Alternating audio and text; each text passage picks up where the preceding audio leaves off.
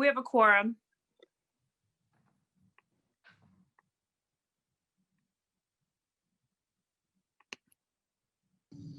Okay, we'll get started in just a minute.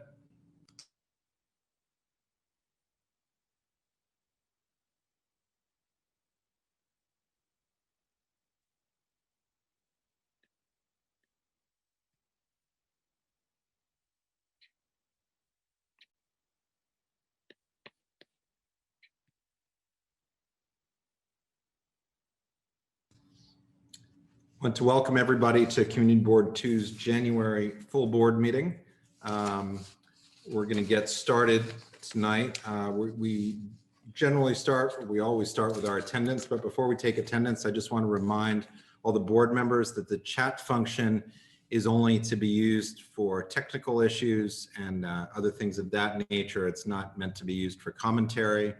And so any commentary should be spoken just as we would at a regular full board meeting. I noticed that we have a few elected officials in attendance. We will not start our elected official reports till we complete our public session from testimony, which we will get started as soon as we conclude with the attendance, and Dan Miller will run that section. Valerie, do you want to start with the attendance?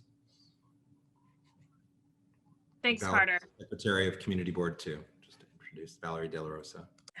Thanks. Susanna Aaron. Here. Akila Asqui. Here.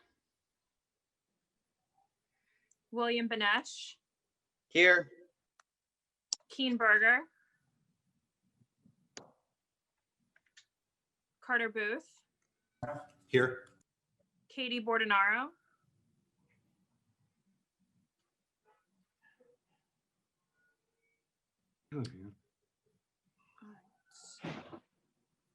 Anita Brandt. Here.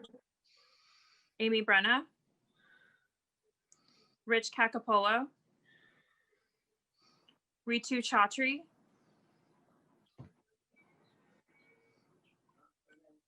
Coral Dawson. Valerie De La Rosa. Thanks, Coral. John Paul DeVerna. Here. Happy New Year, guys. Thanks. Doris Deether. Let's see if she's on the phone. I'm not sure if Doris, we'll check in with her in just a second. Bob Ely. Yes, here. Thanks. Mar Fitzgerald. Here. Great. Cormac Flynn. Here. Thanks. Joseph Gallagher. Here. Susan Gammy. Here. David Gruber. Here. Wayne Kowadler. Here. Susan Kent. Here. Janine Kiley. Here. Betty Kabovi Weiss. Here. Patricia Laria. Here. Michael Levine. Here. Janet Liff. Here. Ed Ma. Matthew Metzger. Here. Daniel Miller. Here. Brian Pape. I'm here. Donna Raftery. Here. Lois Rakoff. I'm here.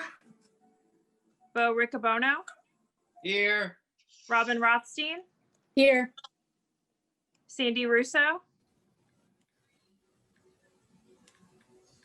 Rocio Sands. Here. Scott Sartiano. Here. Shirley Secunda. Here. Kristen Shea. Frederica Siegel. Here. Georgia Silvera Siemens. Here. Dr. Shirley Smith. Present. Chenault Spence. Here. Eugene Yu. Here. Oops, I skipped over. Kathy Sullivan.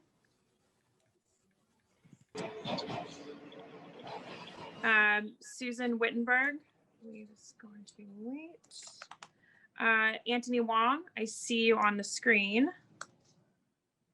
And Adam Zeldin. Here. Thank you And very much. Kristen is here. Kristen Oh. Shea. I just couldn't get my Yeah, Bluetooth to work. Thank you, Hi. Kristen. and this Sure. is Chris Cacapolo. Is this And, Rich? Yeah. Valerie, did you Katie, I hear? see you. Yep. Okay, thank you. Ed Mask here. Thank you, Ed. Thank you. Thank you. Thanks, everyone. Everybody who's present has been called, marked is here. Okay. Just as a reminder again, because a few people had joined late, I just want to remind all the board members that the chat function is for technical issues only, and it's not for general chat amongst board members. Now we're going to turn over for a public session. Dan Miller, first vice chair, is going to run the first or the public session. Dan. Thanks very much, Carter. Today we have 6 speakers and we have a bunch of written testimony. Just a reminder that everyone gets 2 minutes to speak, and Susan Kent, who's our second vice chair, has her timer up. And the very first person is the speaker is going to be Mackenzie Frost, followed by Donald Bernstein, thereafter Zach Weinstein, Ellen Saltpeter, Trish Santini, and finally with Zella Jones. So if you could just get yourself ready in that order. I'm going to go look for, unless Carter, you see Mackenzie Frost. Let's see, let's find her. I had her up, and I'm going to allow you to speak. Here we go. Okay, I just asked you to talk. Mackenzie, the floor is yours. I think Marta got marked. Hold on. I try again, allow to talk. There you go. Nope, you're right. It got skipped. Hi there, can you all hear me? Yes, thank you. Hi there, my name is Mackenzie Frost. I'm a resident of the Manhattan Community Board 2. I'm also a community relations ambassador for a volunteer for the American Red Cross. And I just wanted to share a bit of background and a couple resources we're offering here. So the American Red Cross responds to 6 to 9 local emergencies each day for things like home fires across the greater New York area. And we help out with temporary housing, financial assistance, and additional services that they may need, including mental health support. 2 resources that we're offering here. We are offering a citizen preparedness training, which is available via Zoom. It's a free 45-minute presentation that provides community members with knowledge and tools to prepare for and also respond to emergencies like home fires and hurricanes. We also have a children's emergency preparedness program called the Pillowcase Project, and that covers the same information directed at kids, and it's for kids aged 7 to 12. All that information is available on our website, theredcross.org. And then the last thing here is we also have a Red Cross emergency app, which combines 35 emergency alerts to help keep you safe. And it has some information about what to do in case of fire, flood, hurricanes, and more. And that's available in the App Store. It is available in English and Spanish. And again, more information on our website. Thank you. Does anyone have any questions from the community board for Mackenzie? Yes. Yeah, Edma. Hello. Hi there. Hi. May I ask you? You are the branch of chair of the Red Cross in committee board too? Yes, that is correct. Yes. I wonder, are you playing any kind of role involving in this distribution of the vaccination or distribution problem? You know why? Because now the Como, the distribution according to different kind of supply chain is very chaotic. I wonder whether they have utilized your expertise. You have a traditional distribution medical service. Yeah, that's a great question. Unfortunately, I'm not updated on if we're involved in the vaccine distribution. I apologize, I don't have a more concrete answer for you, but that's definitely a great question, and I will reach out to the people that I work with to get some more information about that, and I can definitely forward it on to the community board as well. Okay, thank you. Of course. Yes, and I just want to answer questions from the chat. Our protocol is that you're supposed to write to Bob Gormley if you would like to speak, and that should happen before 5 p.m. But Amita, I'll put you in after Trish if you are prepared to speak, if that's okay with the chair. Yes, okay. So next person to speak is Donald Bernstein. I've activated you to speak. So thank you. Can you hear me? Yes. Thank you, Dan. Thank you, everybody. My name is Donald Bernstein, proud to be the attorney for Little Island. which is applying for a beer and wine license for outdoor public space. But Little Island is not your typical park. It is self-contained space with limited access, designed to not only enjoy nature, but also the arts, dance, music, and theater, with programming almost daily. The food and beverage component is just one of the amenities that Little Island, which is run by a not-for-profit company, will offer. After 3 committee meetings, we have agreed upon substantial restrictions on the space to ensure the safety, security, and enjoyment of all. I want to talk about what some of those include. We have restrictions on where beer and wine can be consumed, which is not island-wide. Restrictions and limitations on hours of operation of 2 food and beverage points of sale. Restrictions and limitations on when beer and wine can be served during events in the amphitheater. Reducing the off-season hours as requested by the committee. Adding additional licensed security as requested by the committee and having security 24/7 all year. Imposing a final closing time for all events in the amphitheater as requested by the committee. Having visitor experience staff and savory hospitality staff monitor Little Island, all of which will be tips trained and certified, as will security. Restricting how many beverages any patron can buy to only 1 per person. IDing all patrons, not permitting liquor, not permitting BYOB, not permitting removal of beer and wine from Little Island, not permitting third-party book private events at any time, not permitting late-night food and beverage service. It will end by 11 p.m. every night, and ensuring that Little Island is well lit. These are significant agreements on our part. Little Island will be an oasis, as the governor just said, a remarkable place. Especially during the time of COVID, Little Island needs maximum flexibility to allow all of its patrons to take full advantage of all it has to offer in this beautiful outdoor space, whether you want to enjoy a dance performance, sit on the grass, or share a glass of wine at sunset in the amphitheater. We thank Community Board 2 for its support. Thank you. Thank you very much, Don. It looks like we might have a question from Janine Kiley. Is that a question for Mr. Bernstein? Yes, it is. Mr. Bernstein, will people be able to bring outside food and non-alcoholic drink to Little Island? I'm not sure about that. So Trish Santini will be speaking after me sometime, and she can address that. I don't know. Okay, I will ask Trish that question. Thank you. Thank you very much, Mr. Bernstein. Zach Weinstein, you've been allowed to talk. The floor is yours. Thank you. Can you hear me? Yes. Great. Yeah, my name is Zach Weinstein. I'd like to comment briefly on the Little Island application. As Donald said, I think the committee's put a tremendous amount of work into this application and into their resolution. I know there's been a tremendous amount of discussion. There've been 3 public hearings. I'd like to speak strongly in favor of the committee's resolution and the work. No, I think that a lot of good judgment went into it. My understanding is that the primary concern or controversy has to do with whether or not beer and wine alcohol service should be allowed throughout the entire 2.5-acre park. I would strongly argue that the committee was correct to limit beer and wine service and alcohol consumption to the 12,000 square foot plaza and 300 seats in that central plaza, other than during permitted events. I think that's very much in keeping with the primary mission of the space as a public park, and I believe that it gives Little Island the flexibility that it needs by allowing alcohol, beer and wine consumption throughout the space during the time when permitted events are taking place. That allows them all the fundraising that they need. It allows them all the programming and scheduling that they need. It should not interfere with their operations. And yet at the same time, it's an acknowledgement this is a primarily badly needed open park place for the quiet enjoyment of the community. I'm also concerned that allowing alcohol consumption throughout that space could set a troubling precedent for other park spaces in the CB2 area. Also, just very briefly, I would like to reiterate my support for a 10 p.m. closing time during the summer from Sunday to Thursday. Again, I don't believe that that should impose an unreasonable restriction on Little Island's programming.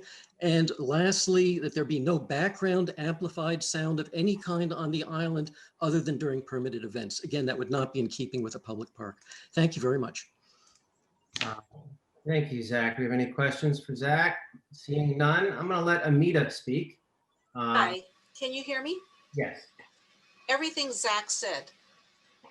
And just to reiterate, I and several members of my community at 61 Jane Street, who have submitted letters today, really ask that the hours be curtailed, because after all, if I buy a drink at 11, I'll be there possibly till midnight.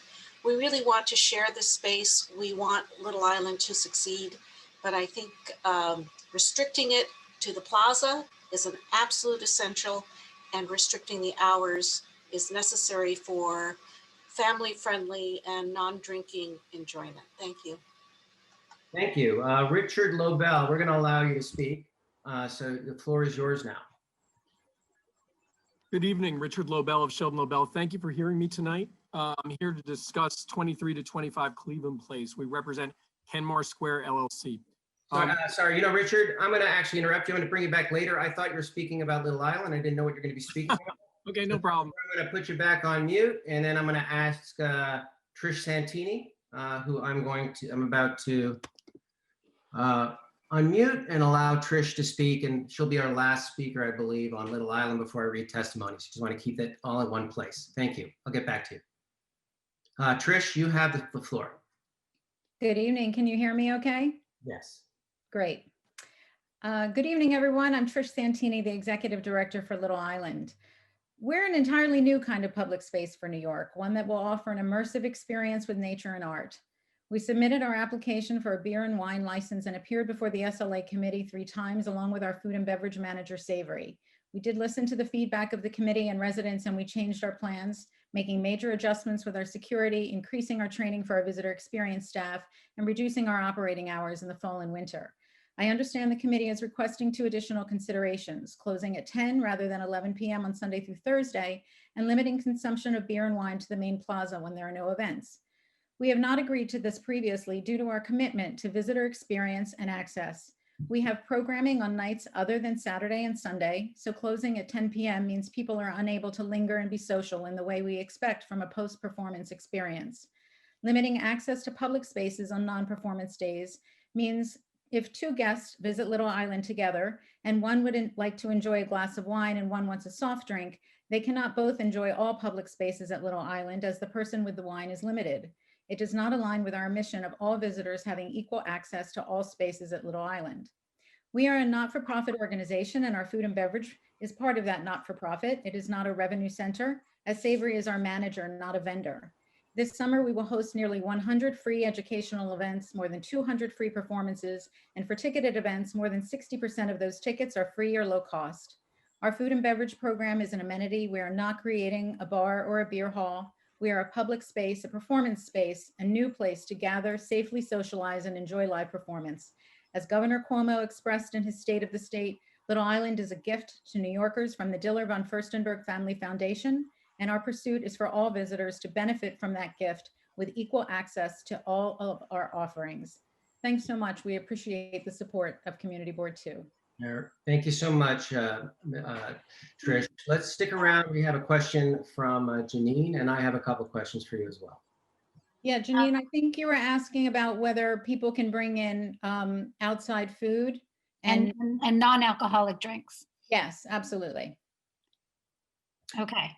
And so there'll be, you can, no one else. So if anybody can't afford the offerings, they can purchase what they need there. Absolutely. I mean, they can bring their own stuff. Okay. Yes. The only outside things you can't bring in would be beer and wine or alcohol. Okay. And the only thing that we're pursuing is beer and wine, not a full license. Thank you. Sure. Looks like Coral Dawson has a question. Yeah, Trish, I just would like to know the food that you're going to be offering to pair with the alcoholic beverages. Is there a full menu? Is it sort of like a more of like a bar menu, or is it something like City Wineries dining options? Pretty substantial. There will be cold offerings and hot offerings, but more substantive. So for example, if you wanted to come early and have a bite to eat before a performance, you would be able to have an actual meal. It wouldn't just be like light fare and snacks. So someone could, like, for example, make a reservation for dinner before, or like if they're going to the opera, where you make a reservation and you can sit down and no reservations. It's an open space. So it's more of a first come, first serve kind of thing. It's much more casual. Okay. Thank you. Yeah, but just so you know, if you, whether you bring your food in or you purchase food from our food stalls, you would be welcome to enjoy that anywhere in the park. Thank you. Matthew Metzger. Hey, so I'm sorry to ask this in full board and not in the committee. I guess I plan on being a really big supporter and a client of yours, and nonetheless, I still feel like the resolution is not overly arduous. Is there a business case that you guys have to have this in order for it to work? You mean as a financial model? Yeah. No, this is part of our operating organization as a not-for-profit, so it really is an amenity. There's, at this point, the projected expectation for beer and wine sales is only 13%. It isn't about the business operation, it's really about the experience and the amenity. So because of the performances and the varied schedule of performances, that was why we chose 11 p.m. We were also really interested in having consistent hours on a daily basis, just because it makes it easier for visitors to plan. They don't have to try to track what our hours are on a Monday versus a Saturday. And our performance schedule is varied from week to week. So other than Tuesday, which we consider our dark day, there is the potential for evening performances on all other days of the week, whether in the amphitheater or what we call the Glade, which is a much smaller performance space, a more intimate space. Does that answer your question, Matthew? It did. Thank you very much. Thank you. Rich Cacapola. Can you just clarify? The closing time of the pier will be the same as the park, which is 1 a.m., right? Correct.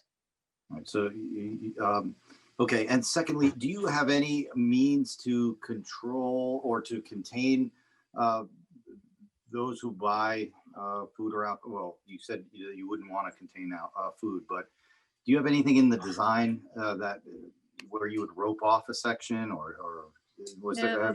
Not really. You know, for those that have been out there, it's probably clearer. So I'm happy to tour anybody else from the community board at any time. The design is really intended to be interconnected. So for example, there's pathways and stairways, and pretty much every space in the park is accessible in at least 2 different ways. The reason that we felt more confident about utilizing our bridges is because there's only 2 ways in and it's the same ways out. So it's a place that's a very manageable place from a security and safety standpoint, and it allows us to really contain everyone on the island itself as opposed to drifting out onto the bridges. We also are not allowing access on the pathway that takes you to the highest point in the park. Or on that overlook itself. It's 62 feet above the water. So there is a point in that pathway where we would divert people to other spaces as opposed to allow them up on that highest overlook. Rich, does that answer your question? Yeah. Yeah. So you're saying, I think, what's the, I don't have the resolution in front of me. The main area, the main market, what's that called? The main plaza, the big main plaza, yeah. where people come in. Yeah. Right, I don't have it. There's no, you don't have anything in the design for how your security team would constrain people in the main plaza. Correct. If alcohol was limited just to that. It's all pretty fluid and porous. For example, there's a hardscape for the main plaza, and it goes straight to grass. So there's not even like a simple barrier, like a low curb that you sometimes see between a hardscape and a lawn. That was really intentional in the design because our landscape architect, Signe Nielsen, was really interested in it feeling like it was all one open and connected space. I think it was Mr. Diller actually that said in one meeting that he was concerned that a curb would be a visual cue to people to stay off the lawn, and he wanted people to feel the exact opposite. So it's intentionally designed to be open and accessible, and also give ease and access to the pathways and the staircases that take you to the overlooks and to the amphitheater. Okay, thank you, Rich. Michael Levine. Hi, I have a question for Trish. When do you expect to begin operation? You mentioned summer programming. Are you planning for this summer? And if so, Yes. or even if for next fall, how do you plan to observe whatever COVID restrictions we will have at that time? And we're not sure where we will be during the summer in terms of social distance and wearing masks. When you're drinking, you have to remove a mask. What provisions will you be taking to maintain whatever COVID restrictions are in place at that time during the summer? I'd be happy to talk about that. So at this point, our hope is to be open in May. We've been saying spring, but in my mind, that means right now that means May. So yes, there'll be programming this summer and it'll start in June. That's the intention right now. There are a few different things that are in the works for us, and needless to say, we're tracking closely with the governor's office and with our friends at the city to make sure we're in alignment with what the expectations will be. But some of the things that we are prepared to do, should that be required, are the way that we will count attendance, the level of communication that we'll engage in with people about where we are with our capacity. We've been talking quite a bit actually about how we're all used to walking up to a store and seeing a little sign that tells you how many people are allowed in or how many people are in there, so you know when you can come in.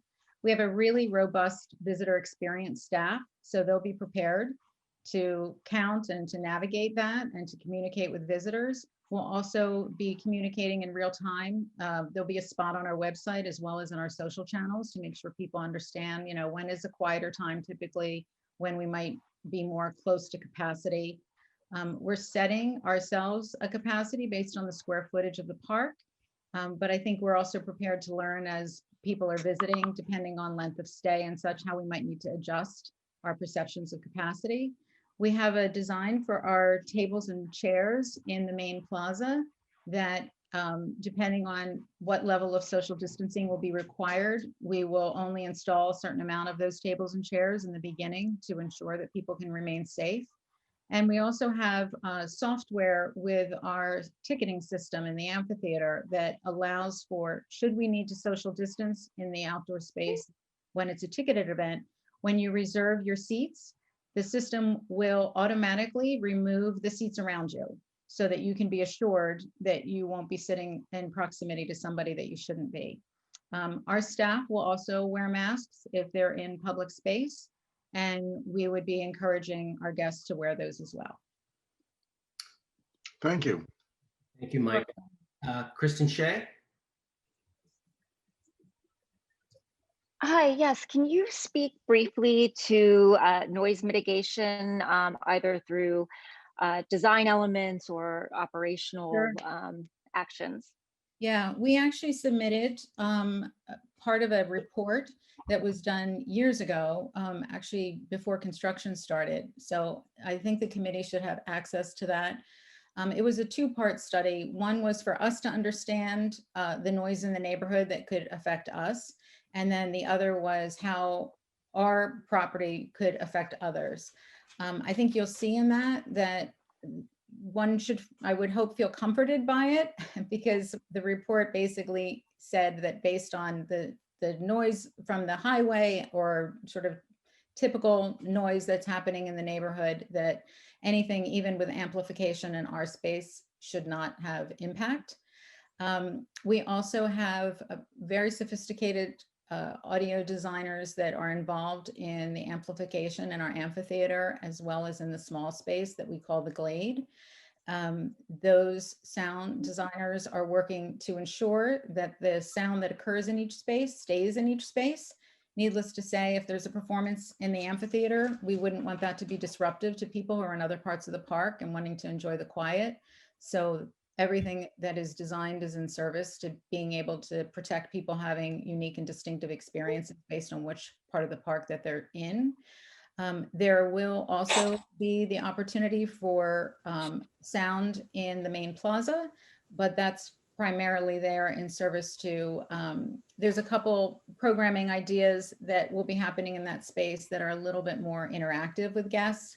So there might be an instance where like a single person needs a little bit of amplification just so that the guests can hear more properly.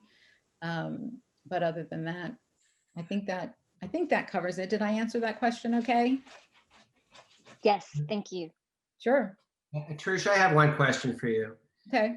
Are there any limitations in the Hudson River Park Trust lease with Little Island that prohibit you from serving or drinking alcohol anywhere on Little Island? No. Thank you.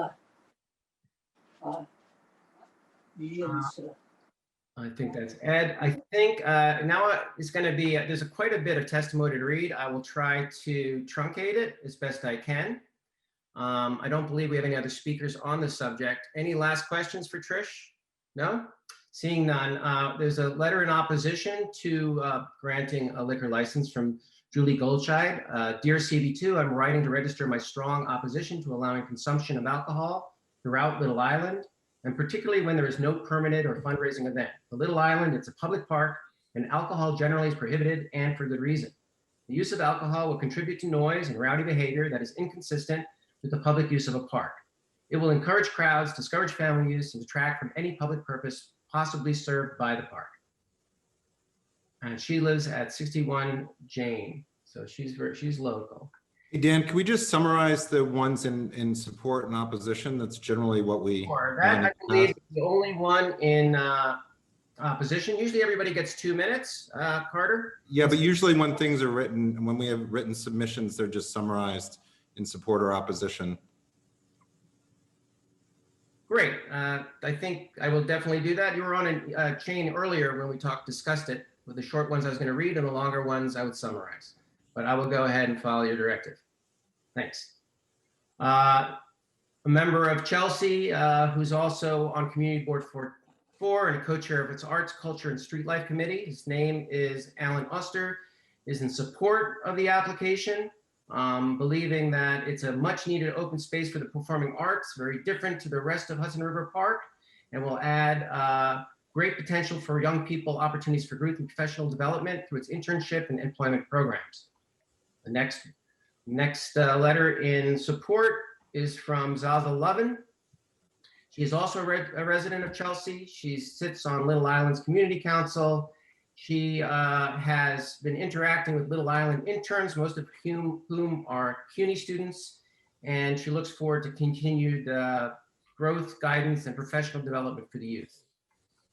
There is a letter from Mark DePiro with Fisher Brothers Management. He has worked with Convene at Convene, where Savory was the food and beverage provider, and gives it 5 stars in its operations. There is a letter from the president and CEO of Westbeth, a neighboring large affordable housing development for artists. She's in strong support. There's already been interaction and programming that Little Island has worked with Westbeth. It's a trusted community partner. She's confident that Little Island will run the food and beverage program responsibly and professionally. And she has the support from the Westbeth residents and believes it a valuable community resource. There's a letter from the director of community building from Hudson Guild that pretty much mentions the same thing, speaking directly about Michael Wiggins and what an impact he's had on Latin dance classes for older adults, naming 3 or 4 other programs and how important it is to the development at Hudson Guild. There's a letter from Jane Carey at the Whitney Museum, who looks at their neighbor, Little Island, as a crucial performance program that only builds upon what our neighborhood is becoming, a central arts center. One other thing that she says differently from everyone else is that the COVID-19 crisis has had a devastating impact on the city of New York. The economic challenges communities facing are staggering, and brings about that Little Island opening this spring and its experience will offer will be enhanced by beverage services and will be a welcome addition to the meatpacking district and assist in its recovery. There's a letter from the American Ballet Theater, David Lansky, the general manager, in support of the application, of the application, just so that Little Island can see its vision. As well as a note from the Director of Access and Community Programs from the Whitney Museum, and also from Michael McElroy from the Little Island, he's the Little Island Artist in Residence. once again, kind of saying the same thing, where this will give New Yorkers a place to step out of quarantine and act as a Little Island act as an oasis. Ayodela Cassell is a tap dancer, same message and support. And Sandy Smith is a music event curator. The concept of having one place where my family, from the elders to my grandchildren, can join together to be entertained and inspired is delightful. One stop to settle in and safely enjoy sun and flowers, art and culture, food and drink, and most importantly, each other. And there are a bunch of others, but they're not submitted properly. So I'm going to go ahead and end it there. But Bob Gormley has the rest of the testimony from everyone else. Now we'd like to move on, and I'm going to call on Zella Jones. I'm going to activate you, and you should be allowed to talk.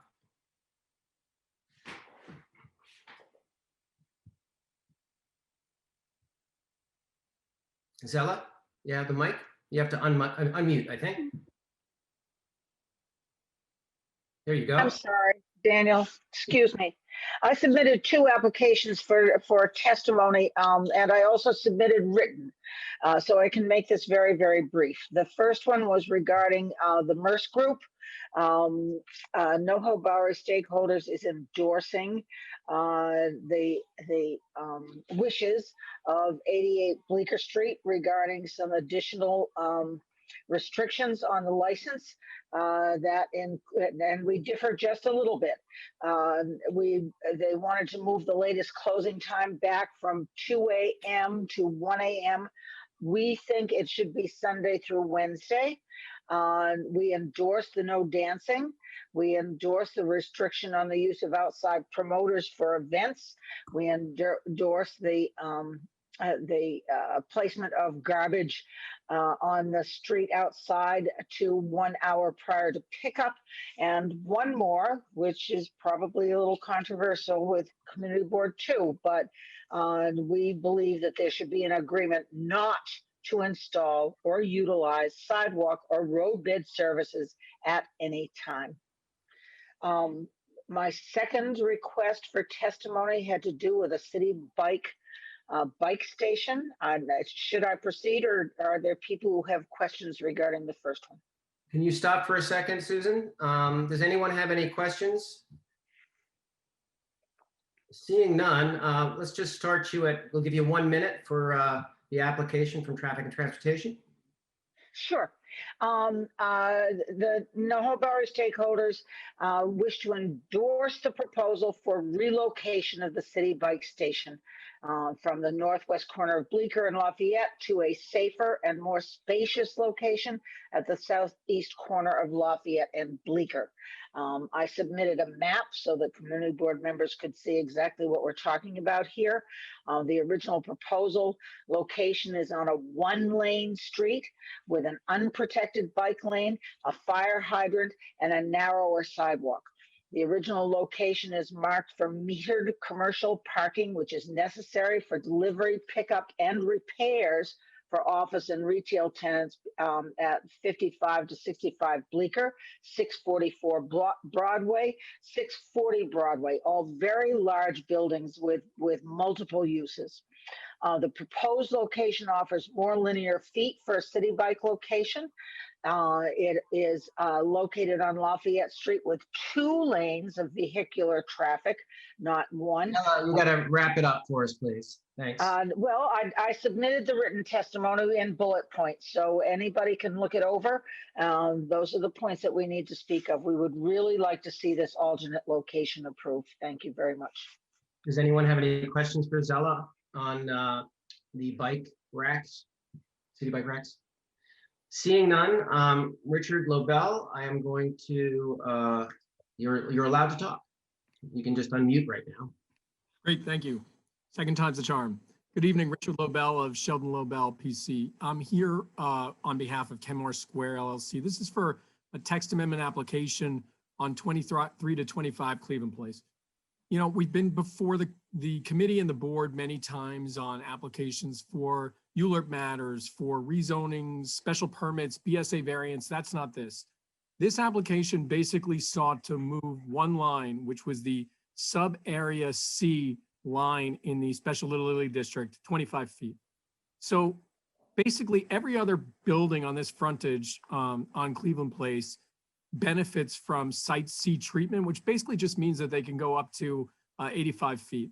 This is the one building that does not benefit from that. It's literally the only building in a line of these 6 buildings fronting on Petrosino Square that can only go up to 75 feet. So the application, which we felt was very reasonable, was to allow them to get this Area C treatment and to just allow them to even out this building. We went to the committee. We've worked on this for years. We went to the committee. The committee had some requests, had some recommended changes. We went back, we redesigned the facade. We saved a tree at the rear. We made other representations regarding giving money to the park, and we were still rejected by the committee. So, friends, the only thing I wanted to say is that it saddens me in this climate that we weren't able to reach an agreement with the committee. We had 20 people speak in favor at the community board, and in the resolutions, it notes that these were friends of the owners. And it's true, many of them live in the area and are friends of the owners. I don't know when that became a bad thing. So in any event, a building will end up being built here. We wanted to give the community board and the committee a say in what comes there and try to reach agreement as we have so many times with CB2. I'm hopeful in the event that this does not go forward tonight, that we're still able to come to that understanding. And I am happy to answer any questions. Does anyone have any questions for Mr. LaBelle? Seeing none, that concludes our public session. Thank you very much. Back to Chair Carter Booth. Thanks, Dan. Now we're going to move on to adoption of the agenda. I'm actually going to, I forgot to put this in the chat before. Let me quickly put in a direct link to tonight's agenda and the committee reports for the general public. So is there a motion to adopt the agenda? So moved. Is there a second? Second. Okay, Second. Second, great. Thanks, everybody. And now we're going to move on to reports from the public, and we'll start with elected official reports. At the moment, I see that we have 2 elected officials with us. We're going to start with Assembly Member Glick. Thanks so much.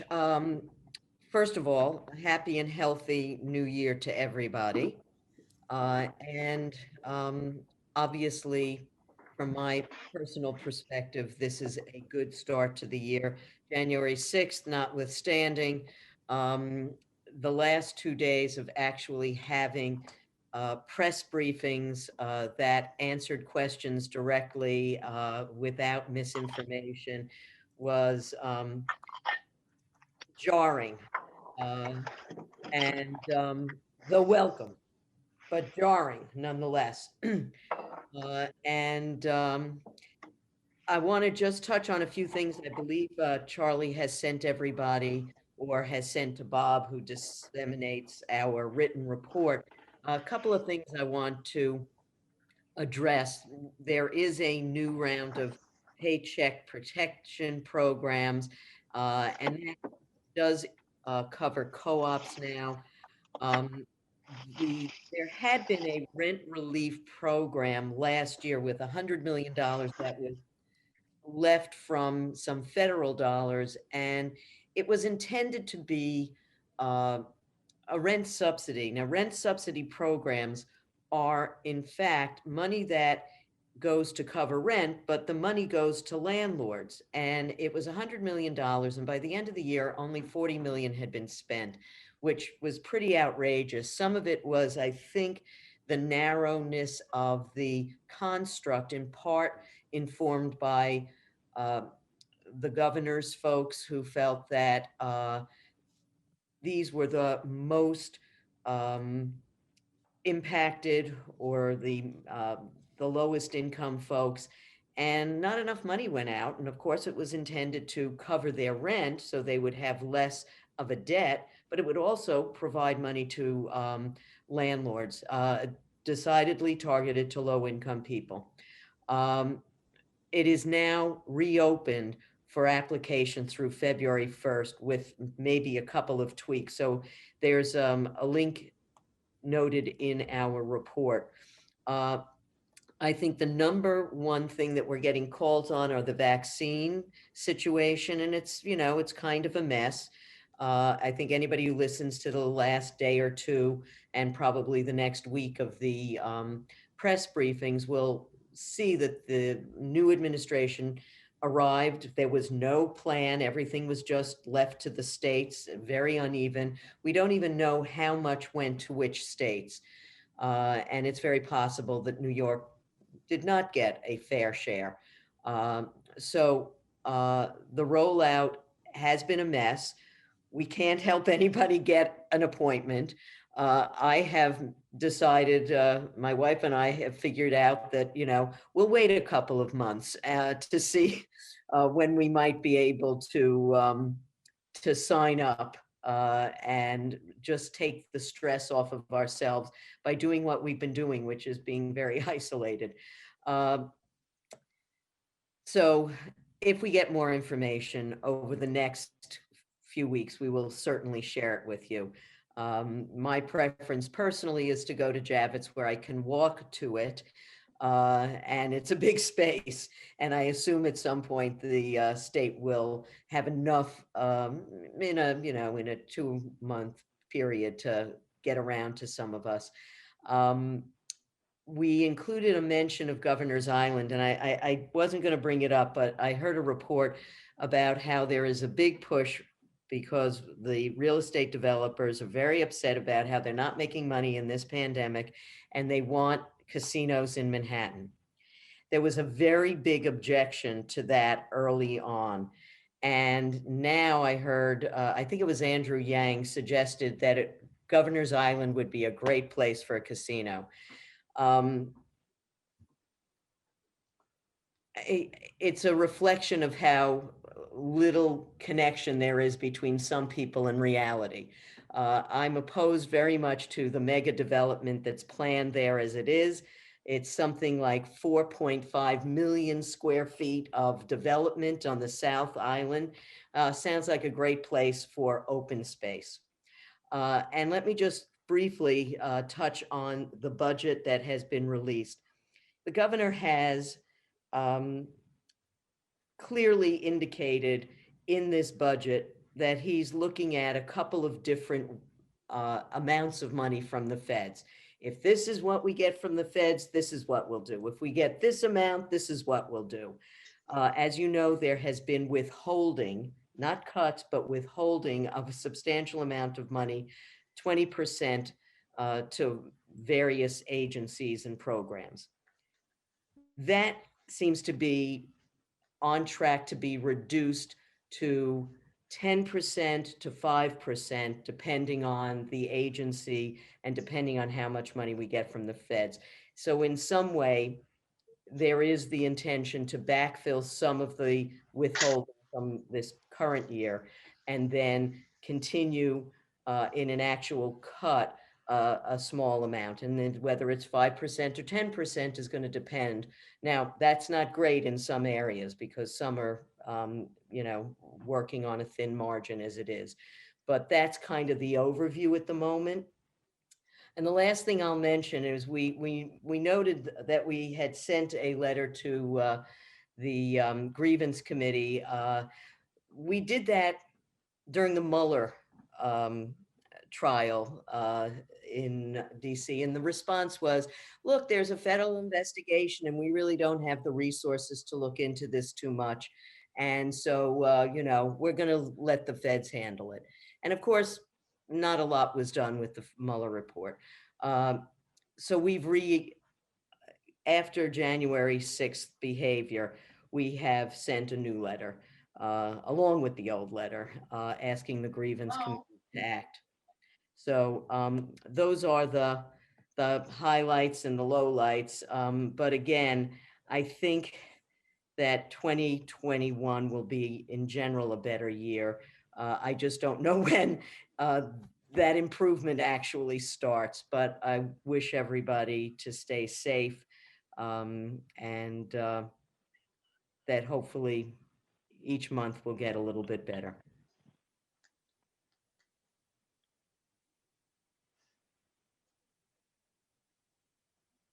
Okay.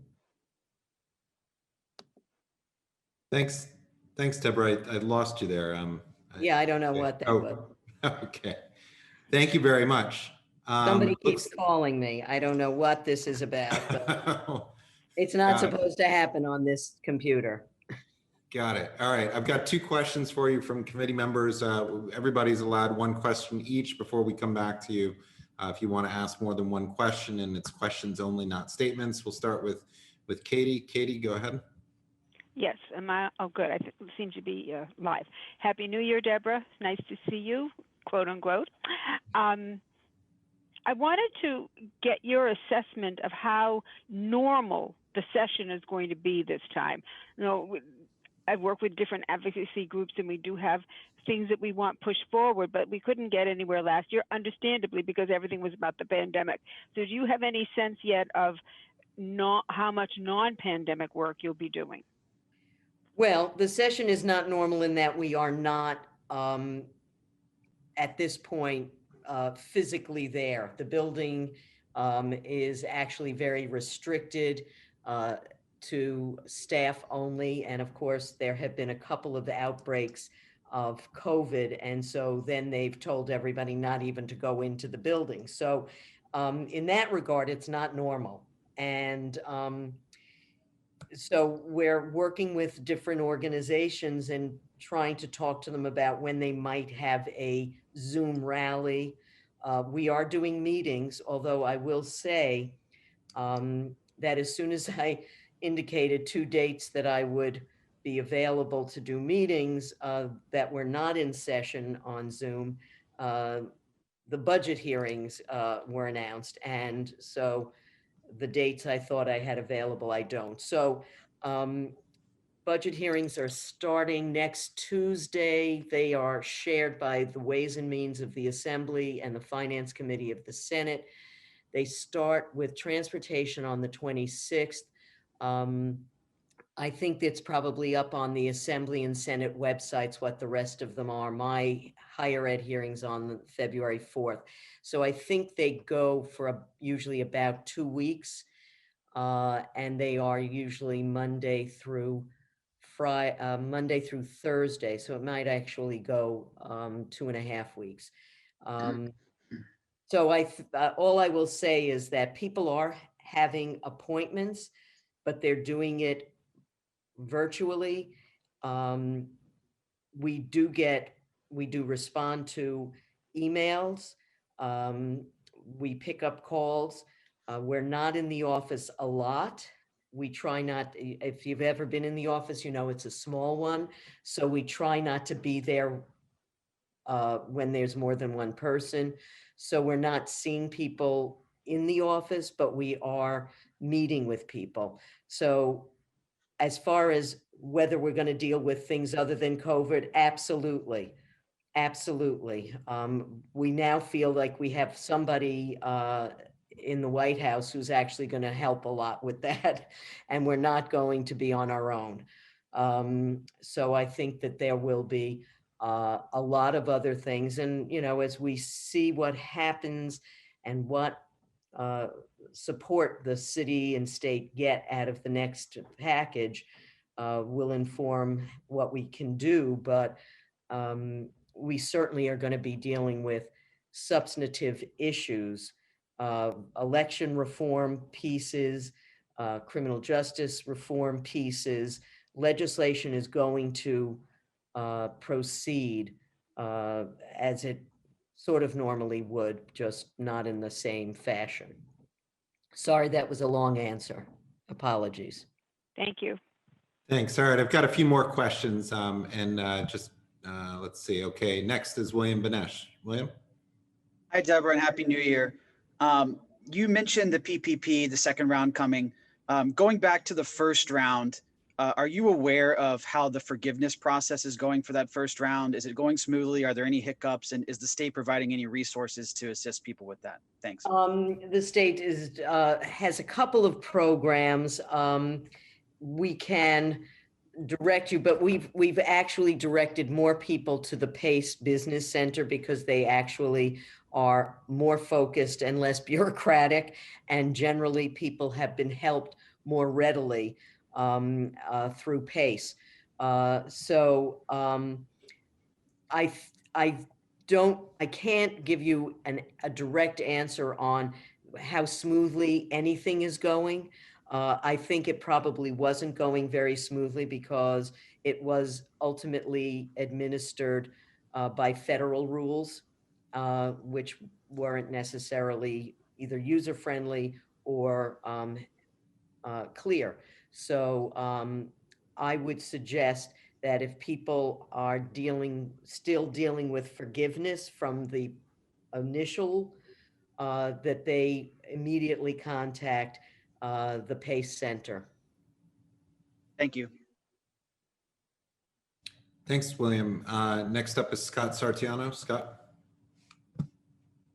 Hi, thanks so much for your time. Yeah, my question is pretty simple. Someone whose life has been decimated by the closures of small businesses, and as you know, whenever you go to Albany for the assembly, you can eat anywhere. My question is, do you support indoor dining in New York City so that we can get our lives back and people can afford to put food on the table? Well, you know, there are two pieces to that. One,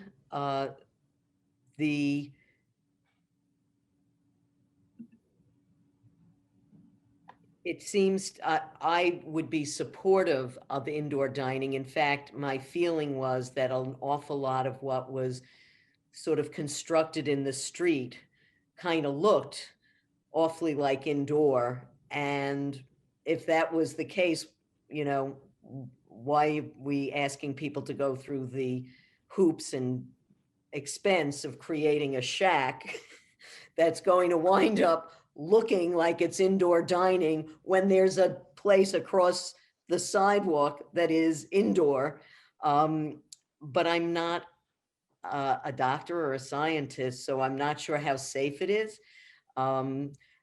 Personally, I haven't embraced that. Love the dog. But I do like to eat, and so I do take out all the time. And so if people want and feel safe for any number of reasons, that should be their decision. I think we might have to limit how many people are in a space, but I just think that I find the shacks on the street so depressing. I would rather have indoor dining. Can I just ask one follow-up, just because no one seems to know? Do you have any color on? Do you have any color on why the entire state was actually put up to 50%, even though their data is worse than New York City, and we're still at 0? Is there anything you could share with the thinking? You know, if I could look into the minds of the staff that, you know, the governor has, I would probably be making more money somewhere else. I don't know. And it's been a little bit all over the place. And so I am a fan of being outside whenever it's possible. And I look forward to being able to sit down and have somebody serve me, because I really don't like to have to clean up all the stuff in the kitchen from takeout. So I can't answer why. It makes no sense to me why, you know, other places that I think it's just a density issue and a concern about density. But I just think it's wrong to have no indoor dining when a lot of what's outdoor dining is indoor dining. Thank you, I appreciate it. Thanks, Scott. Joe? Joe Thanks so Gallagher? much. Hi, thank you, Assemblymember Glick. I'm just wondering what the chances are of moving more revenue raising legislation this year through the state. Even before the pandemic, there was talk of a millionaire's tax. And now, since the pandemic, income inequality has only grown greater. Just wondering if the people who have the most might be called upon to start giving more money, and wondering what the chances are in the legislature. Well, the governor's budget doesn't include, I haven't read all of it, so I don't want to be absolutely definitive, but it definitely is an over $5 million income. There is a tick up. Obviously, I have my pied-à-terre tax with Senator Hoylman, and there is a desire on the part of many members for some sort of realignment. I have in the past written in my newsletter about the what the tax rates were in earlier periods and what we were able to do with that in terms of supporting, you know, if you're wealthy enough to send your kids to private school, God bless, but we still need public schools. And so you should be funding that in the same way that if you can afford to ride in a limousine, God bless, but you should be able to contribute and support mass transit. So I think that the race to the bottom on taxes has been driven, you know, there are books written about this. So I'm not saying anything new, but working and middle class people have not seen a real increase in their incomes in the last 40 years. The Rand Corporation did a recent report. And so people, you know, work like crazy and are just treading water. Obviously, the pandemic washed over people. So we definitely have a structural deficit that we have to address by reorganizing the tax code in New York. Now, we've been hurt even more by some of the changes that the feds did, and we're hopeful that some of that will be redressed in Washington. But there is a taste for it among the legislature, not so much among the governor, though his budget does envision a high income earner increase.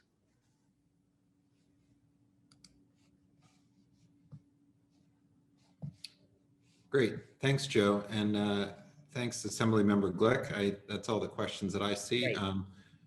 Moving on next to Councilmember Rivera. Hello, good evening, everyone. Welcome. Thanks. Nice to see everyone. Happy New Year, of course. So I guess I'll try to be as quick as possible.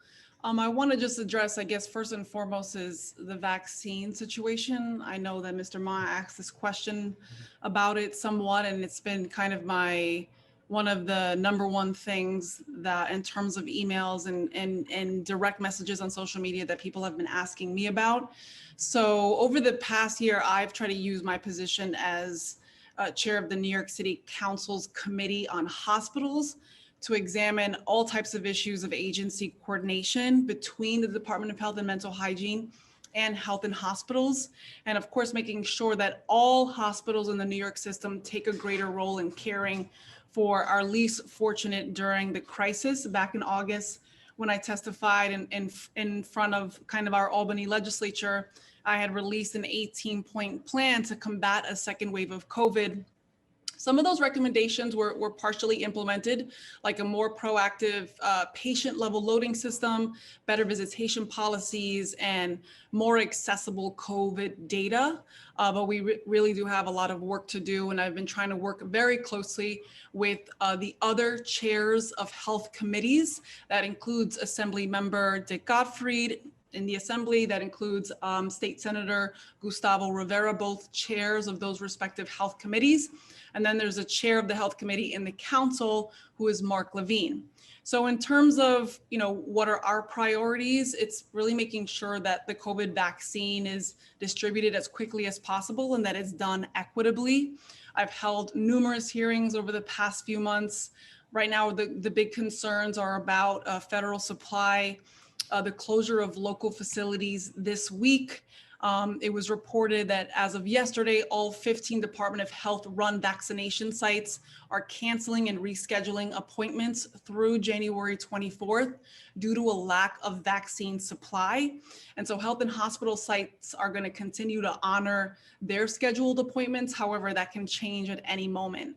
And, vaccine supplies are pretty much going to continue to be limited until the Biden administration, who I believe today signed really to ramp up the Defense Production Act and improve logistics. So, the feds also, I think, should probably examine if intellectual property rights, those changes could speed up production.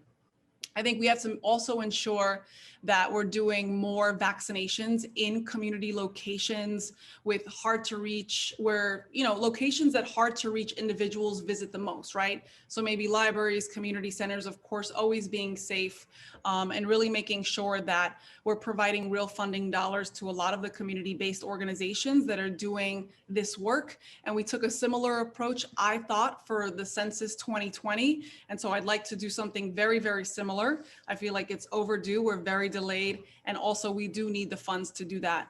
Other things, of course, I'm working on is making sure that we're working with the state to make sure we keep Medicaid dollars flowing, hopefully past the New York Health Act, and really just empowering more patient advocacy and around issues like language access and birth justice. So I mentioned some of the hearings that we've had over the past few months. That includes contact tracing, vaccine rollout, and I will be doing a hearing next month for our hospital system, specifically language and cultural humility. I guess something very locally, because we are talking about how to be the safest. I know small businesses came up, and I'm looking forward to answering any questions about that. But on December 22nd, my team, we joined the Village Alliance, the Manhattan Chamber of Commerce, making sure we were delivering PPE, hand sanitizer, all types of resources for business in that kind of catchment area where I represent.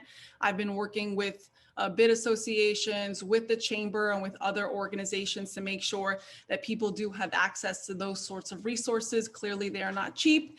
And as we know, the PPP program does not cover every expense. On a personal note, my husband is a minor partner in a cafe. And so we've kind of been through it all, applying for the PPP, navigating kind of the bureaucracy, putting up the outside structure for outdoor dining, and then the constant regulations that seem to somewhat keep changing, but also the city and the state not really working as lockstep as I think we all would like. Well, that's good. I'm always trying to get a laugh. That's great.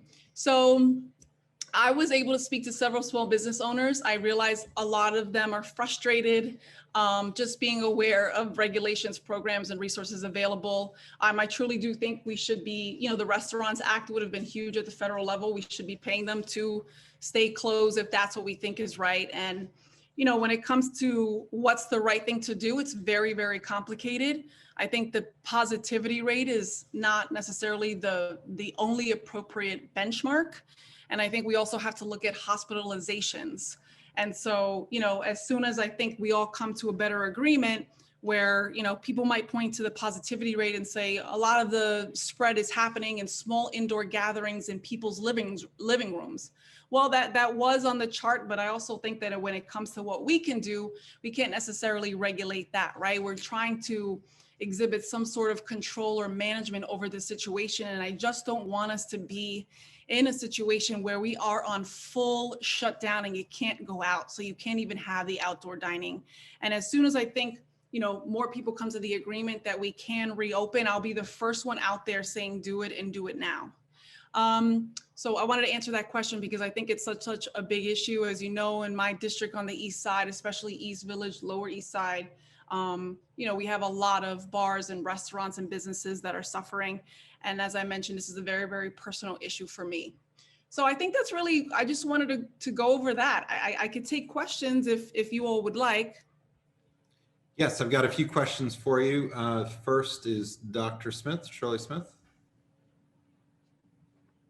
Hello, Council Member Rivera. How are you? Very good, thank you. Good. I'm good too, thanks. I have a quick question. As you were making your announcements to us and sharing information. Can you speak a little more about birth justice? That piqued my interest. Oh, thank you so much for asking. So by the way, one of the hearings that I've had over the past few months was on maternal morbidity and mortality. And so, just to mention, unfortunately, some of the things that I have been thinking about, specifically, over the past few months, we've actually heard of certain instances where the tragic stories of Sha'Asia Washington and Amber Rose. This happened within the last year or so. These are women who actually, one of them actually tweeted before she gave birth that she didn't feel respected and felt like she wasn't receiving proper treatment while she was pregnant. She would go on to die in the hospital. And so, whether it's making sure that the needs of Black and Brown people specifically, because that is who has the highest rates, Black women is unfortunately has the highest rates. Making sure that we are really trying to do something to look into why this is happening besides the decades and centuries of systemic racism in our healthcare system. So one of the things, I tried to do during the pandemic was fighting for better visitation policies for families of pregnant persons. And that was something that was very unknown, and people were giving birth alone. So making sure that we had that familial support, that policy was clear as day to families who were going through this very trying and sensitive time. And then also fighting for not just the better visitation policies, but knowing how instrumental midwives and doulas can be. We were actually successful this month in ensuring that midwives and doulas were considered health workers and now eligible for the vaccine. So believe it or not, they were not categorized as that. So that was a big win. And I'll continue. I've had multiple hearings on this issue. I will continue to do so. And I think it's certainly a crisis that we don't speak enough about. Thank you so much for that. And if I can help in way, keep me posted. I'd love to help with this. Thank you. I put a little information in the chat box. Irak Shahansky, who is usually here, barring extreme circumstance, he's in the room, in the Zoom right now. So he dropped some information in the chat box. Thank you so much. Keep up the great work. Thank you. Great, thanks, Shirley. Next question is from Susanna Aaron. Susanna? Hi, thank you for coming to our meeting. I have a question. Before COVID happened, LHGV, which is our standalone emergency department, one of the difficulties that patients had there is when they needed to be transferred to hospitals, there were not many hospitals that allowed an expedited admission. So that if you were transferred from LHGV to another hospital, you often had to start from scratch in their emergency room. Now, I think that COVID has created a lot of efficiencies because in the emergency, and the people at LHGV tell us that that's no longer a problem, but I'm only going on their information. I wonder if you know anything about that, if the barriers between hospital admissions have gone down, or if there's work being done on that. Thanks. Thank you so much for that question. So I think at the very beginning, we saw, when we were all glued to the TV with the Cuomo show, and there was a lot of talk about the city and everyone operating as one system. I will tell you that was more in theory than in practice. There were no seamless transfers. A lot of what you said, there was no sort of expedited admissions. It was actually quite messy. I think over time it has gotten a lot better. I still don't quite see, it's gotten a lot better. I think, there's always room for improvement.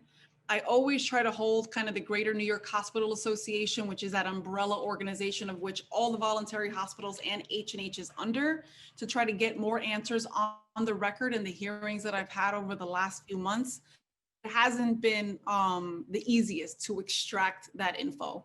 So I think it has gotten better. Certainly health and hospitals is a different story because they're all on that one electronic medical record system called Epic.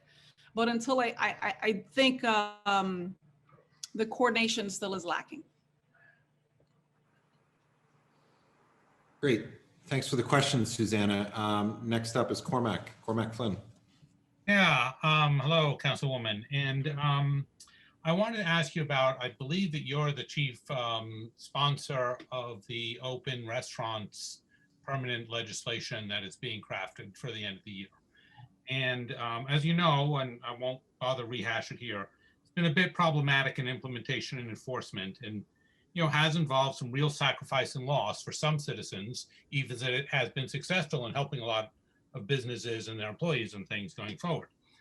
My question to you is, as a progressive, as you're thinking about this legislation, this big benefit for this one industry,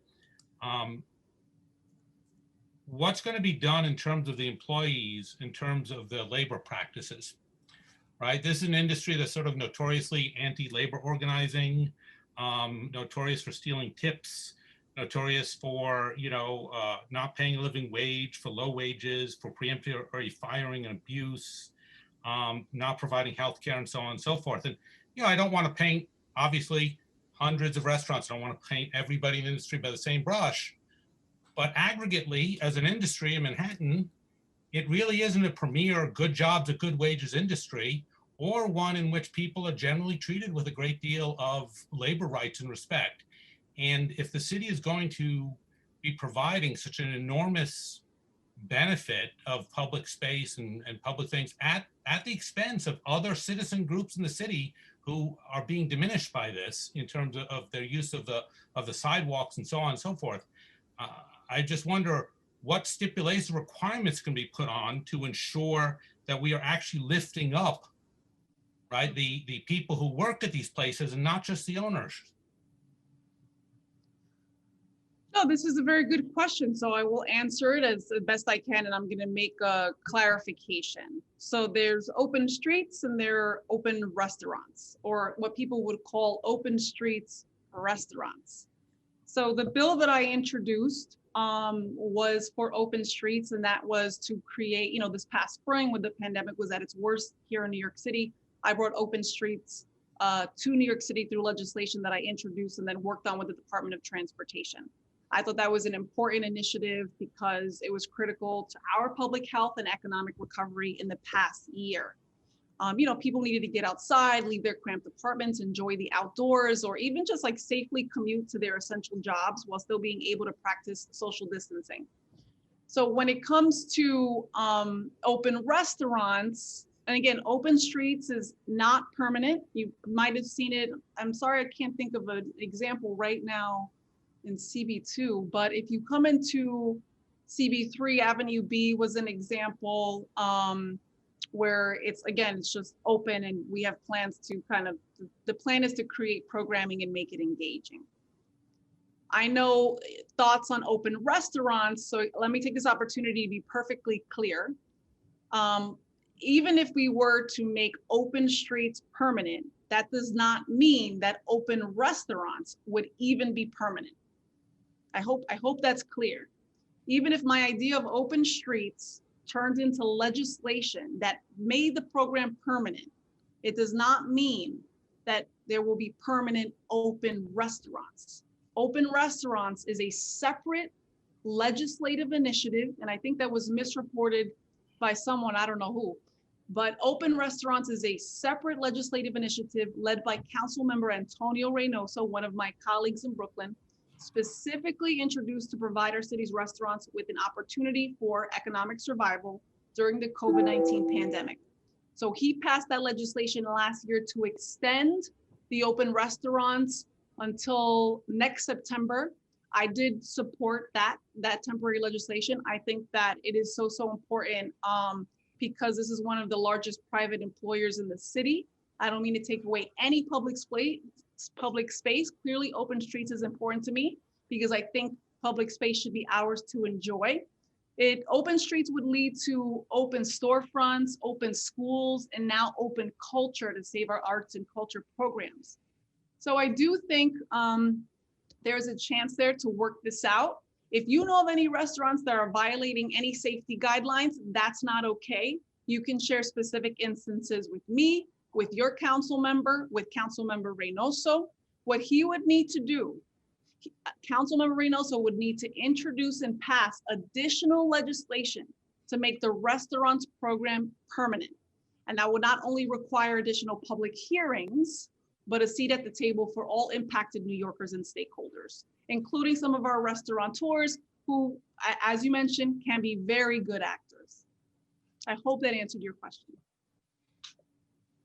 Thanks, Cormac. And one of the examples is Thompson between Washington Square South and West 3rd. And there are a couple others as well. Moving on, next question is from Coral Dawson. Coral? Hi, Carlina. Thank you for joining us. I was very happy to hear you say that you're interested in having the vaccine distributed to more community health centers. And the reason I want to talk about this is because my understanding, and this is 2-week-old information, was that the vaccine to date has been distributed in very large batches. So it's really only going to hospitals or even actually the central areas of hospitals, not even their auxiliary locations, because whoever's taking it has to be willing to receive a very large batch. So that needs to change clearly if we need to get into more local locations. And that seems like a bureaucracy issue that needs to be evaluated. So I just want to call that to your attention. Yes. And then I'm also very happy to hear you talk about the mortality and maternal issues in the hospitals, and having, 2 children kind of in the last decade in New York City, and definitely not being afraid to speak up for myself. I will say it is almost impossible. And I did succeed in not having emergency C-sections, but I would ask you to evaluate the amount of emergency C-sections in New York City versus anywhere in the world. And the economic reason for that is what's happening. It's not a health issue. And in fact, it has a lot of negative consequences for almost any mother you will talk to. So I'm happy to work with you later on this, but it's something that's an outrage. It's an outrage to anyone that gives birth in New York City. And then my last point is just, I am very grateful for the state leadership that has directed the balkanized hospitals that were not working together as a team and has made them now work together. So although it's very true that they were not, I thank Cuomo for making everyone do it. And I do think it's his leadership that allowed us all to see that this is a dysfunctional system that needs. Coral, do you have a question? We've got a long night, so this isn't for statements. That's it. I just want to clarify that because there was an implication that it was because, and it's not. In fact, it's being resolved because of Cuomo. So that's all. I see what you're saying. I think your question is like whether, well, I'm going to turn it into a question just so I can address it. I think, in the very beginning, the one system was not working. I stand by that statement because I was having daily calls with H&H. I do think it's come a long way.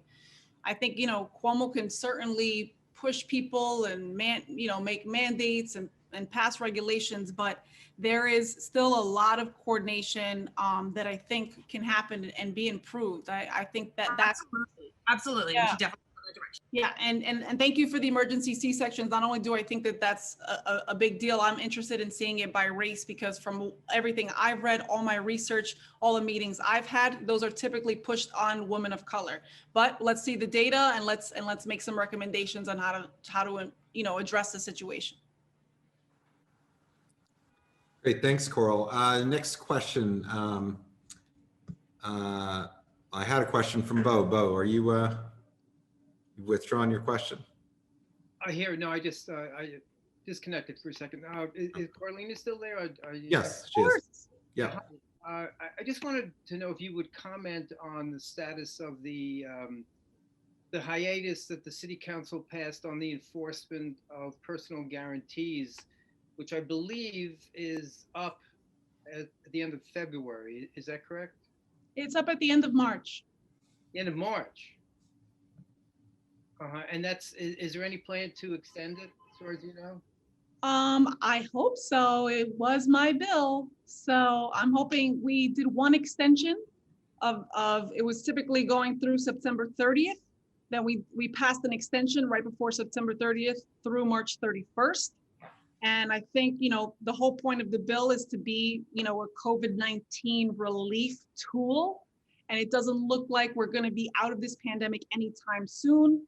I did take all of the kind of, feelings and concerns from some small to medium to large sized landlords who thought this might be used in some sort of, way to get over. But I truly do think, based on the feedback that I've received, is that it has been overwhelmingly positive and a lifesaver, considering that not only were people going to, be losing some of their hopes, their dreams, and a lot of money, that hopefully they wouldn't also lose their life savings. So the short answer is, I do hope we extend it if we find it appropriate given the circumstances, and especially if we can't have the vaccine rollout be improved, right? That's really going to be the tell as to how we can get back to our new normal. I don't think anything's ever going to be the same, but I think that'll be a big tell.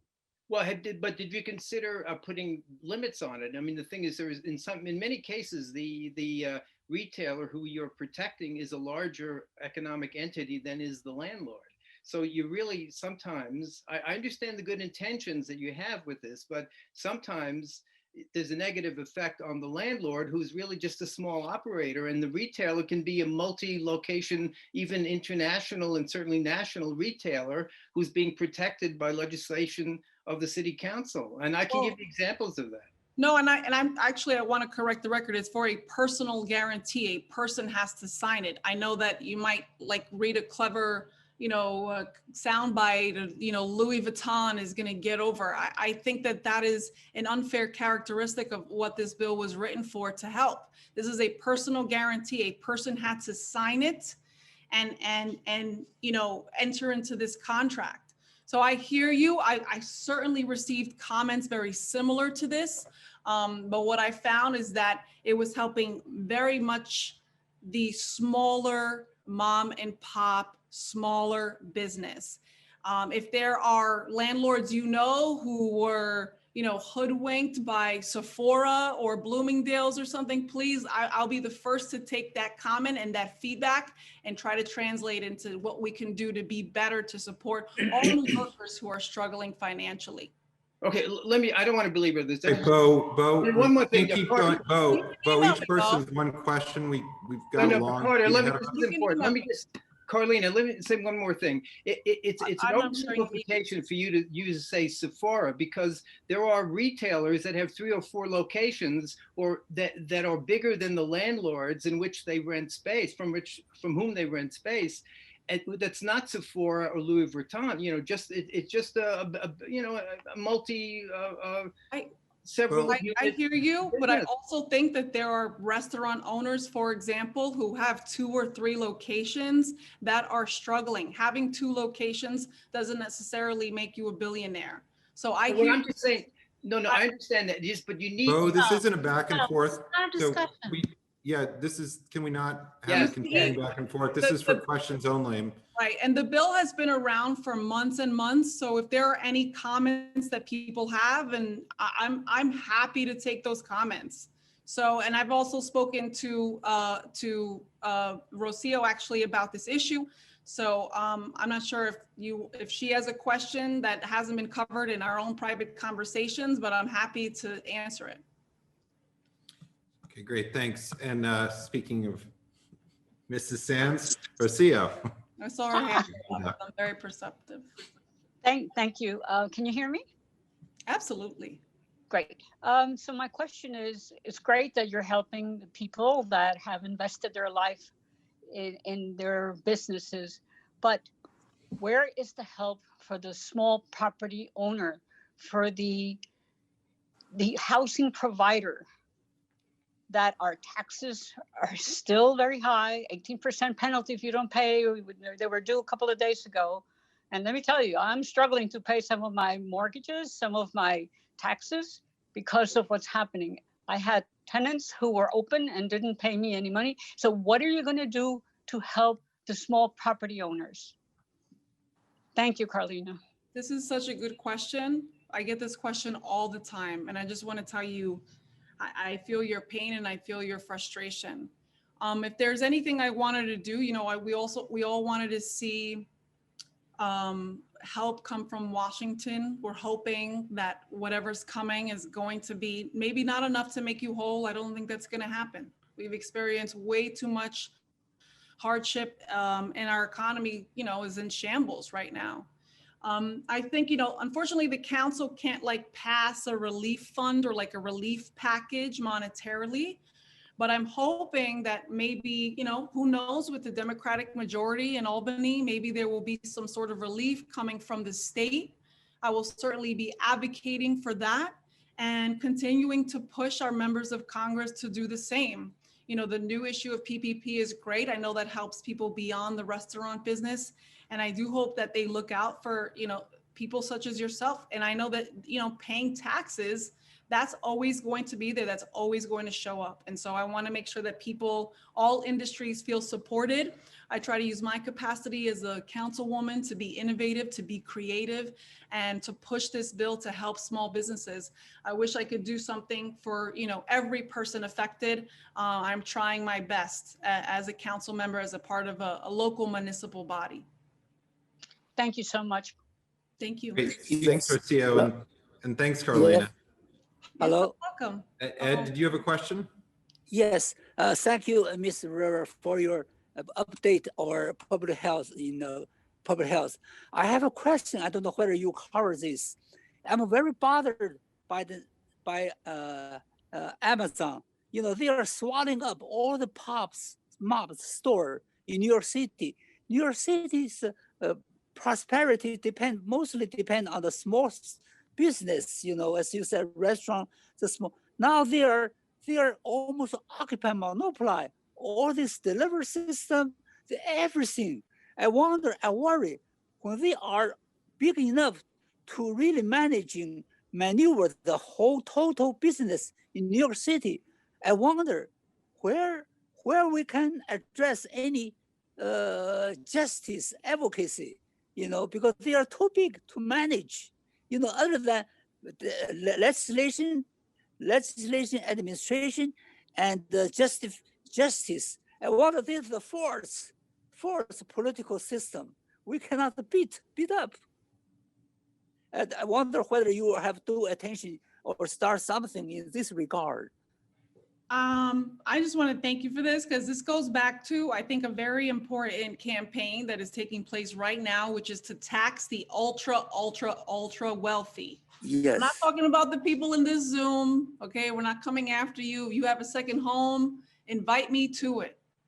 But we're talking about the billionaires that live here who are not paying their fair share. And I don't know if you've seen that, what Bezos is living in, but he is doing very, very, very well. And yes, Amazon is a large corporation that has hurt a lot of our businesses. I try to shop local. I am one woman. It is going to take all of us, but it is hard to beat those prices. That's what my constituents tell me. So we have to find a way to regulate them. We have to find really a way to coexist, but also make sure that the small businesses are feeling supported. So that is something that I've been very intentional about as a councilwoman, whether it's creating, a loan program with the lowest interest rates in all of my district. I did that with Renaissance EDC through a partnership, trying to think creatively on legislation, or even funding something like the Commercial Lease Assistance Program, which is the only city-funded legal assistance program that predominantly helps minority and women-owned businesses and entrepreneurs, which the mayor tried to cut from the last budget. He's trying to cut it in this budget, and we will not let that happen. So it's things like that and helping small businesses that I think are going to be important, because it's really hard to take on such a giant like Amazon. But I appreciate your passion, and I agree with you. Hopefully we'll get that, billionaire tax, but you just never know what's going to happen. So you have to keep fighting on the local level. At least that's what I'm going to do. Thank you. Thank you very much. Thank you.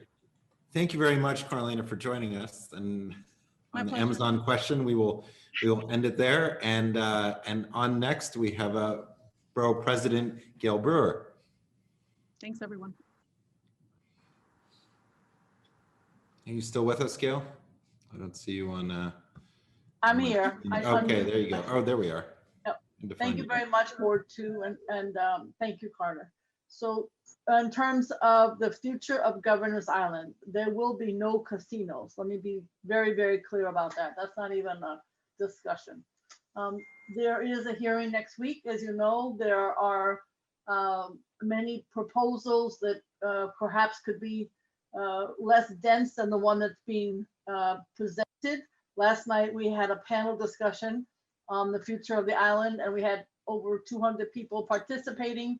And I just want to thank everybody who did participate, but more importantly, just the ideas that people have. It is the most beloved open space imaginable, and we have to make sure it stays like that. So we're trying to be responsive, but at the same time, holding people at the trust accountable. And I have to say they have been responsive also. So hopefully we'll come to a meeting of the minds. Hudson River Park, as you might know, we're obviously dealing with Pier 76, which is in Board 4, and obviously dealing with the fact that Madeline Wills has resigned as executive director. So I hope that there is a coming together of the mayor, the community board, the governor on who the new person is. And it's somebody that everybody can agree makes the most sense. So I am trying to put that on everybody's agenda. In terms of the arts, which isn't a specific issue, but something that we all care desperately about, we put our newsletter out today as we do Monday and Thursday. And I think everyone gets it. It's an incredible newsletter. There is federal money, Save the Stages, that'll be available April 1st, but there's a lot of paperwork involved. So we put in the newsletter how to access that so you can be ready.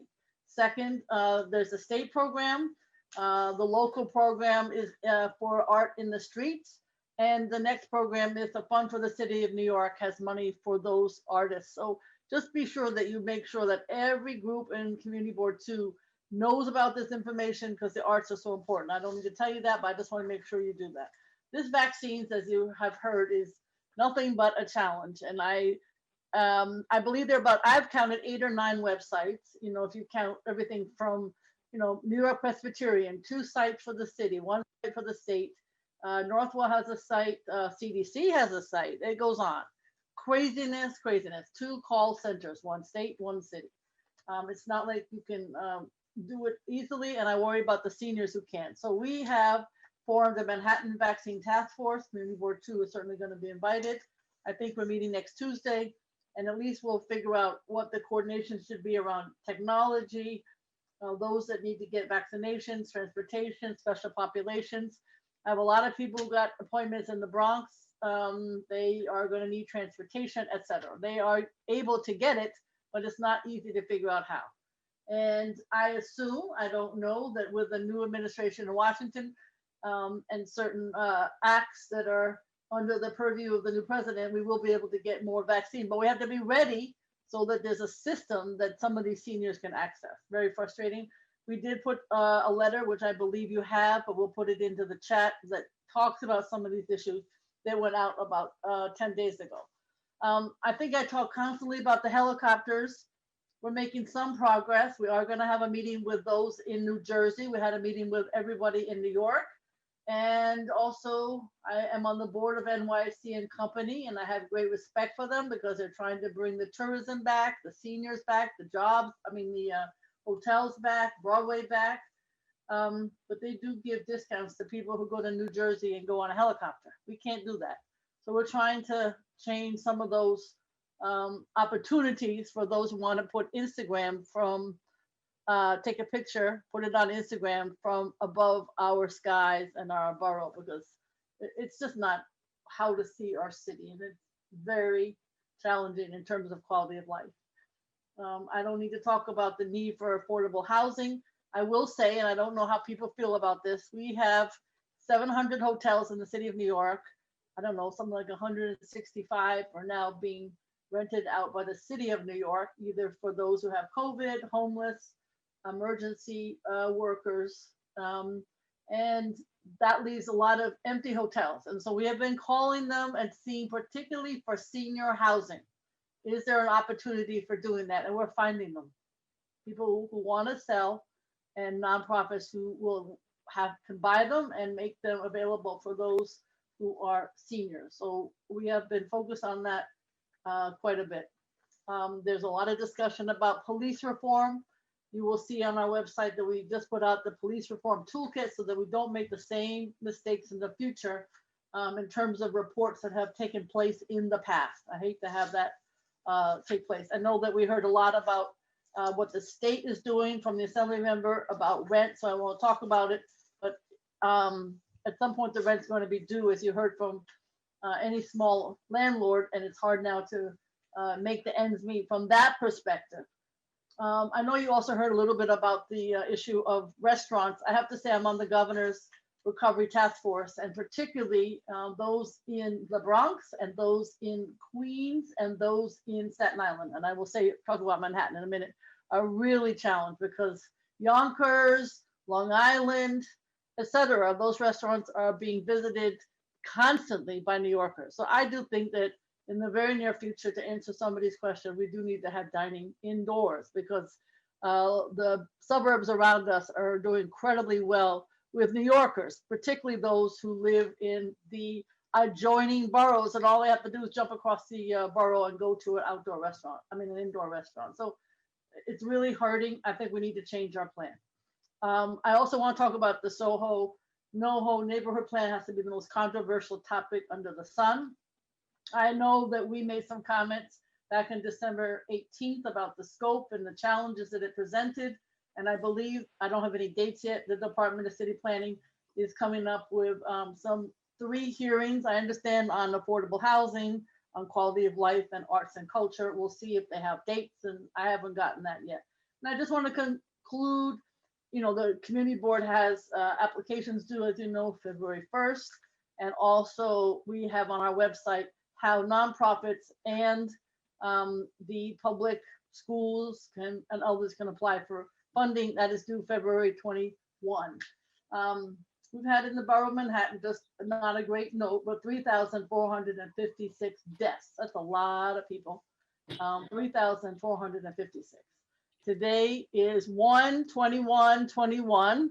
So that's the palindrome, as you may or may not know. It's kind of a special time because you switch the numbers around, you get the same ones.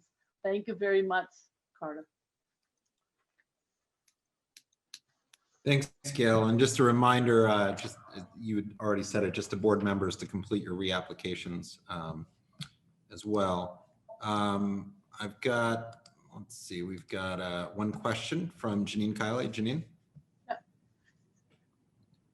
Good evening. You mentioned that there will likely be 3 hearings on housing, quality of life, and arts and culture. Yep. And absent from that is any, I guess the first one obviously is a zoning issue. The second are slightly less so. Will there be a discussion of density as well as I'll call it retail commercial uses? I'm sure these are not my hearings. These are done by the Department of City Planning. Okay. So I assume, what I do is when I talk about whatever I want to talk about and make it fit whether they like it or not. So I'm sure the answer to your question is yes, but this is just not part of the ULURP specifically. I just learned about this today, so I just want to be sure you know, but obviously those are real issues. Yep. And we'll get the dates out as soon as we hear about them. As well. Okay, I don't see any other questions. Okay, thank you. Thank you very much, Gail, and thanks for waiting. And now we're going to move on to the elected officials representatives reports. So if I could have all the representatives are still here, if you guys could raise your hands, and we'll call on you one by one, and we have a 2-minute limit. I'm going to start with Jacob Priley. And Jacob, congratulations on your new position from Senator Brad Hoylman's office. Jacob. Thank you. Hi, my name is Jacob Priley from State Senator Brad Hoylman's office. I will unfortunately be moving on to his chief of staff, and we are in the process of finding a CB2 liaison to replace me. So a new friend for you all coming soon. But I can't believe it's been a month since we last met. So much has happened. I hope everyone had a restful holiday and also a wonderful inauguration day yesterday. Just very quickly, the Merchants House, we were very glad to join testimony with Assemblymember Glick's office opposing the current building in the historic district. There hasn't been a vote scheduled yet, but we will keep you apprised. Legislation session is up and running. Our first piece of legislation that was passed included the drop boxes for mail-in ballots. So that will be implemented hopefully in the primary beginning in June. And then some news that hasn't yet broke. Our Walking While Trans bill will be passed either this week or next. So that has been a years-long fight to get passed, and we're extremely appreciative of our city council counterparts for their resolution in the council. And then also top of mind, vaccines. We don't need to quantify how bad the rollout has been, but we have tried. 43% of respondents were unable to get an appointment. 24% said that their appointment was canceled, and almost 40% said that it took 4 hours to schedule an appointment. So long story short, the system needs to be simplified, and we're doing everything we can to do that. So thank you.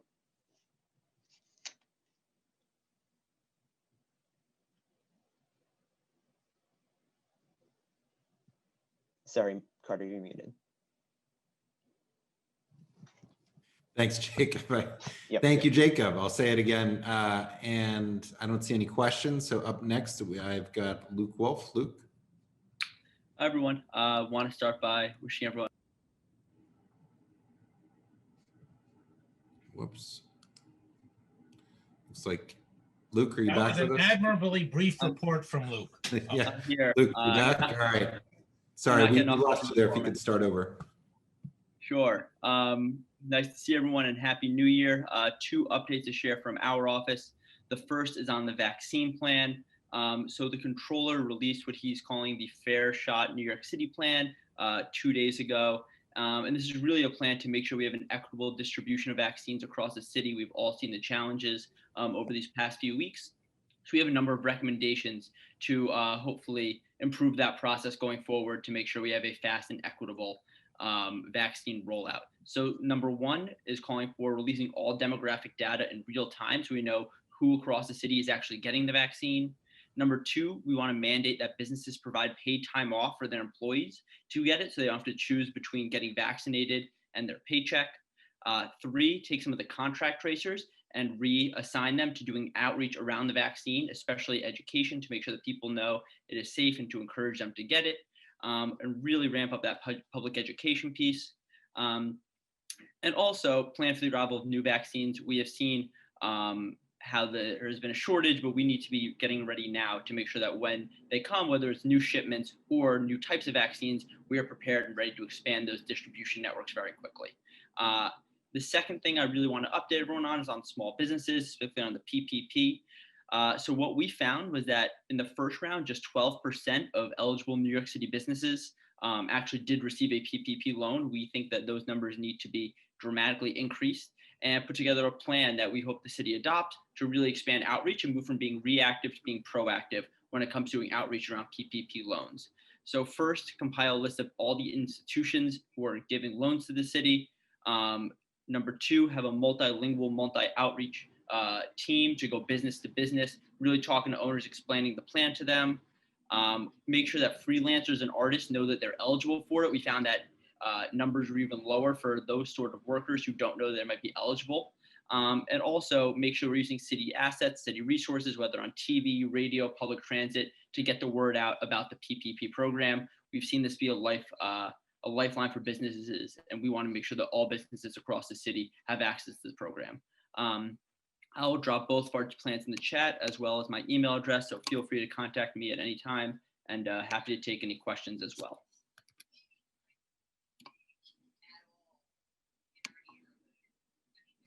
Thanks, Luke. I don't see any questions, or actually I do see one question from Coral. Coral, go ahead. Yeah, mine's very quick, Luke. I just am still waiting for the breakdown of the revenue by neighborhood. Oh, I'm sorry. I thought I shared that Bob last month, but I'll make sure to pass it along again and get it to you directly. Okay, thank you so much. I appreciate that. Great. Thanks, Coral. Thanks, Luke. Next up, let's see, I've got Anthony Drummond. Anthony from Councilmember Chin's office.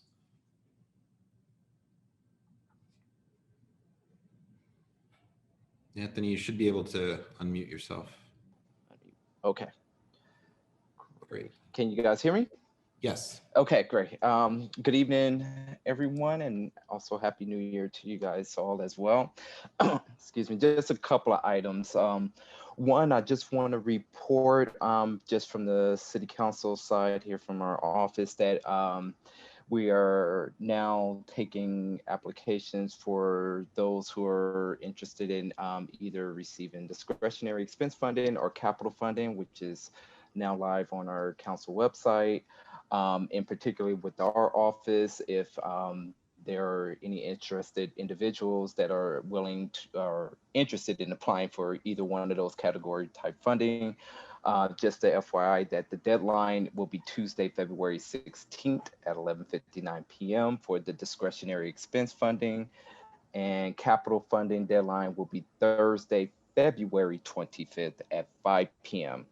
I will actually put in the chat box once I'm finished of specific individuals within our office that are handling the discretionary and capital funding if anybody or individuals have specific questions along with that.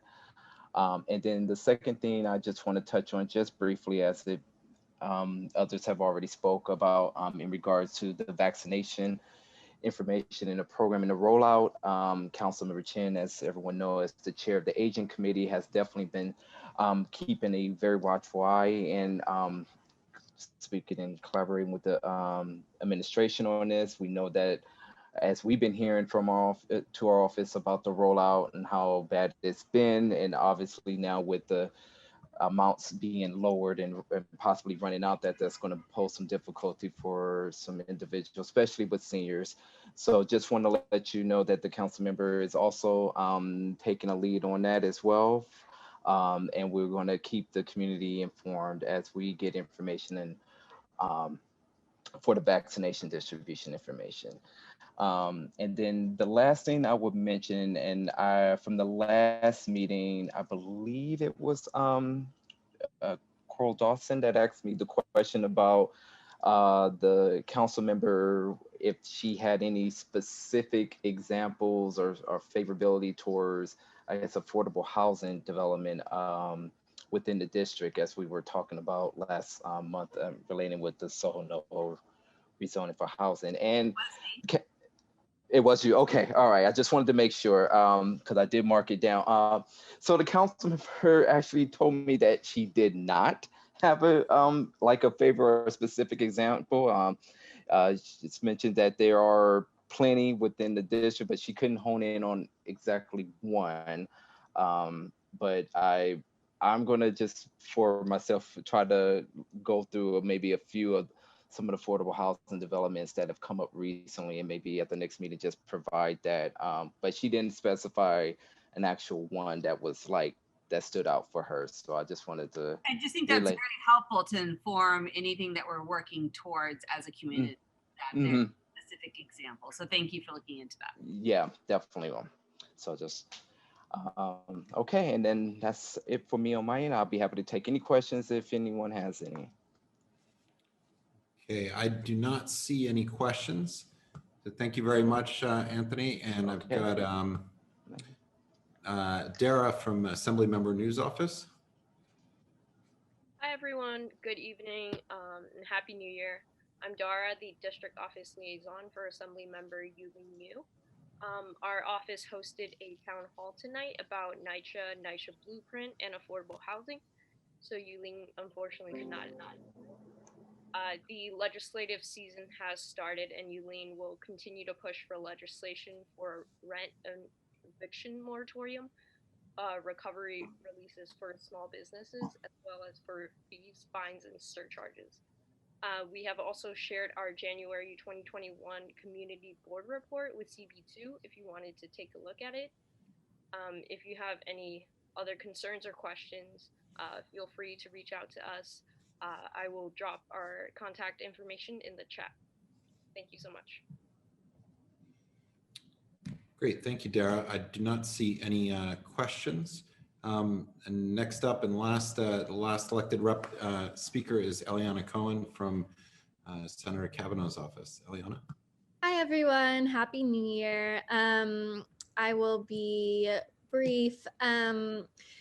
In December, an emergency session took place so that the eviction moratorium could be extended. A bill that Senator Kavanaugh introduced was signed by the governor on December 28th, and the law places a 60-day moratorium on nearly all evictions. It also creates a standardized hardship declaration form, which is basically a form that tenants can submit to their landlord or to a court to prevent or halt an eviction if they have a financial hardship related to COVID, or if they are at increased risk of severe illness due to COVID. And those forms can be found in a number of places, including on our website. As everyone has been talking about, the vaccine rollout has been chaotic, but we're working hard on that. Deborah Glick mentioned that the ERA deadline was extended, so the rent relief program that the senator introduced in May, the deadline to apply is now February 1st, and the application for that is on the DHCR website. And separately, we were pleased to see that the MTA announced that it will delay a fare hike, and that's all I will say for now. Great, thanks, Eliana. I don't see any other, oh wait, got one question from Rocio. Rocio? Hi, thank you so much, Eliana. So my question is basically regarding the legislature to prevent eviction or to stop evictions by simply filling out a form. My question is, how can a landlord or the court be sure that the tenant is not gaming the system, that the tenant has been consistently employed, making a living, doing well, and decides they don't want to pay rent?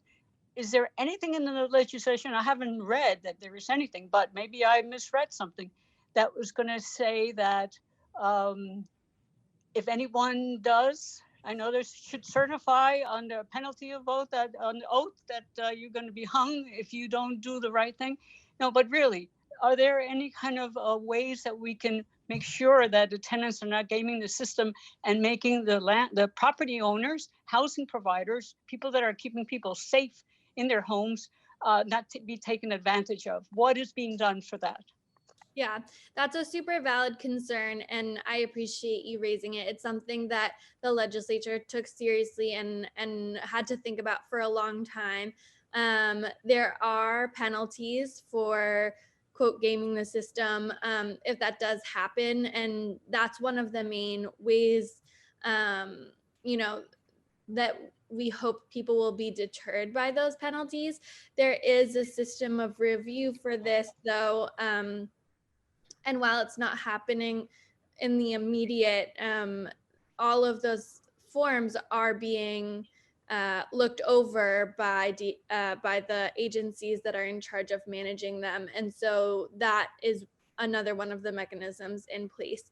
They are continuing to think about additions they can put into the legislation to ensure that instances of fraud don't happen.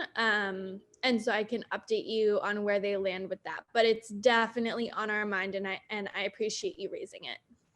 Thank you so much. Yeah, absolutely. Thank you, Rocio, and thank you, Eliana. I've got one more question for you from Dr. Smith. Shirley?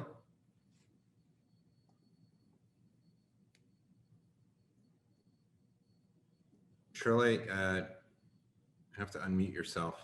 Carter, I'm so Yeah, sorry. I can hear you now. Yep. I forgot to lower my hand. I don't have a question. Thanks. Okay, great. Thanks. Huh? Thanks, Eliana. All right, and now we're moving on to the chair's report. I'm going to keep it very brief as most information has been covered. I just want to remind all the board members to just quickly review the email on conflict of interest regarding elections, general elections that the Borough President's Office had sent out last, I think it was on Saturday. We celebrated, a number of us went over and wished Doris a happy 92nd birthday outside of Village Care where she is now. I know that Doris is on the phone with us tonight. I'm sure she would appreciate any phone calls or anybody saying hello. So just wanted to mention that. And just a reminder for reapplication for board members that everybody who's up for reappointment needs to resubmit an application. Anybody who's interested in joining the board can submit a new application to join the board. The link is on the Borough President's website. And let's see, is there anything else? I think that about covers it. I'm going to go on to Bob for the district manager's report. Bob? Okay, thank you, Carter. First, I just want to remind everyone that CB2's budget register, which contains our budget requests, as well as the agency responses to our budget requests for fiscal year 22, is on our website. If you want to take a look at that, you go to About. Bob, I'm having a little trouble hearing you. Oh, that's better. Is it better? Okay. Yeah. Okay, I'll just repeat everything. I was going to remind everyone that if they want to take a look at our budget requests for fiscal year 22 and the agency responses to our budget requests, you can look at the budget register on our website. You go to About CB2 and then click on the district profile link and you'll find them there. Secondly, just let our board members and others know that we received an email a couple of weeks ago from the Office of Management and Budget telling us that all community boards in the city have had their budgets cut in this fiscal year 21, by $3,000+ and they're proposing cutting our budgets by more than $8,000 next year. We'll be okay this year. We do have some extra money that they can't touch that we got from some council members. Next year might be a different story. I will be reaching out to council members. In the past, we usually get a stipend from Councilmember Chin. For this fiscal year, we also got a smaller stipend from, surprisingly, maybe, Councilmember Ben Kalos. But I've already spoken to Councilmember Rivera's budget director, and I'll be reaching out to Corey Johnson's office. Councilmember Rivera's budget director said that although money will be tight for next fiscal year, there's still a possibility that there might be some money they could allocate to the community boards to at least partially offset any budget cuts that come down to our regular budget. Also want to mention that my district service cabinet meeting, the fire department mentioned that there are some streets that they still have trouble navigating because of some of the structures that have been built on the streets. And they asked specifically at my meeting, who would they have to go to, or who would one go to if there was a restaurant that had the bad fortune to go out of business and left a structure on the street or sidewalk. Well, DOT has said they're that agency, and they sent me an email yesterday asking me to identify locations in our district where the business is gone, but there's a structure. So I'm going to toss this out to all the board members and anyone else who's on this at this meeting. If you know of such a location, you can email it to me, and I'm going to put up a list and send it to DOT probably sometime early next week. And I have a couple more things, but nothing. I think we're running late, so I'll end it there, unless there are any questions. Okay, I don't see any questions. So we're going to move on next to, we're not going to begin our business session. It's noted on the full board agenda as number 5. It's the approval of the December minutes. They were not distributed and they're not ready quite yet. Bob informed me that those are going to be placed on the website and marked as draft, and we will review and vote on those in next month. The next item on the agenda is the announcement of the opening of self-nominations for board officers. Just reading from the bylaws, at the January regular meeting of the board, which is this month, the chair shall announce the opening of nominations for board officers for 3 weeks following the January meeting, and that's till close of business on February 11th. Any member of the board may nominate him or herself for election to one office. All such nominations shall be submitted in writing to the district manager, to Bob, via email. At the February meeting, Bob will announce the nominations received to date. And then at the February meeting, the chair will open the floor for additional nominations, at which time any member, upon recognition by the chair, may nominate any member who is present at the meeting, including him or herself, for any position, just as we did a couple of months ago. So that process is beginning this month. In the next 3 weeks, if anybody wants to self-nominate, they can do so by submitting an email to Bob, and the information regarding that is also available on our website and under the bylaws. Bob, are you going to send out a reminder email? Yes. You will. Okay, great. And now without objection, we're going to utilize the omnibus voting, whereas unless somebody has an issue and would like to vote on any of the proposed resolutions separately, we'll just continue moving the resolutions into a larger omnibus vote for the conclusion of the standing committee reports and other business. Does anybody have any objection to doing that? Okay, I don't see anybody. And if anybody'd like to call out any items as we go along, certainly feel free to do so. However, since we are doing that, and we generally use the first vote to take attendance, we're going to do a separate roll call vote for attendance. So Valerie, whenever you're ready, if you could conduct a roll call attendance, that would be great. It's just 1 second. God, sorry. Did you have something, Susanna? No, I was telling people in the house to shut, but I am here. Well, great, perfect. Susanna Aaron, got you. Akila Asqui.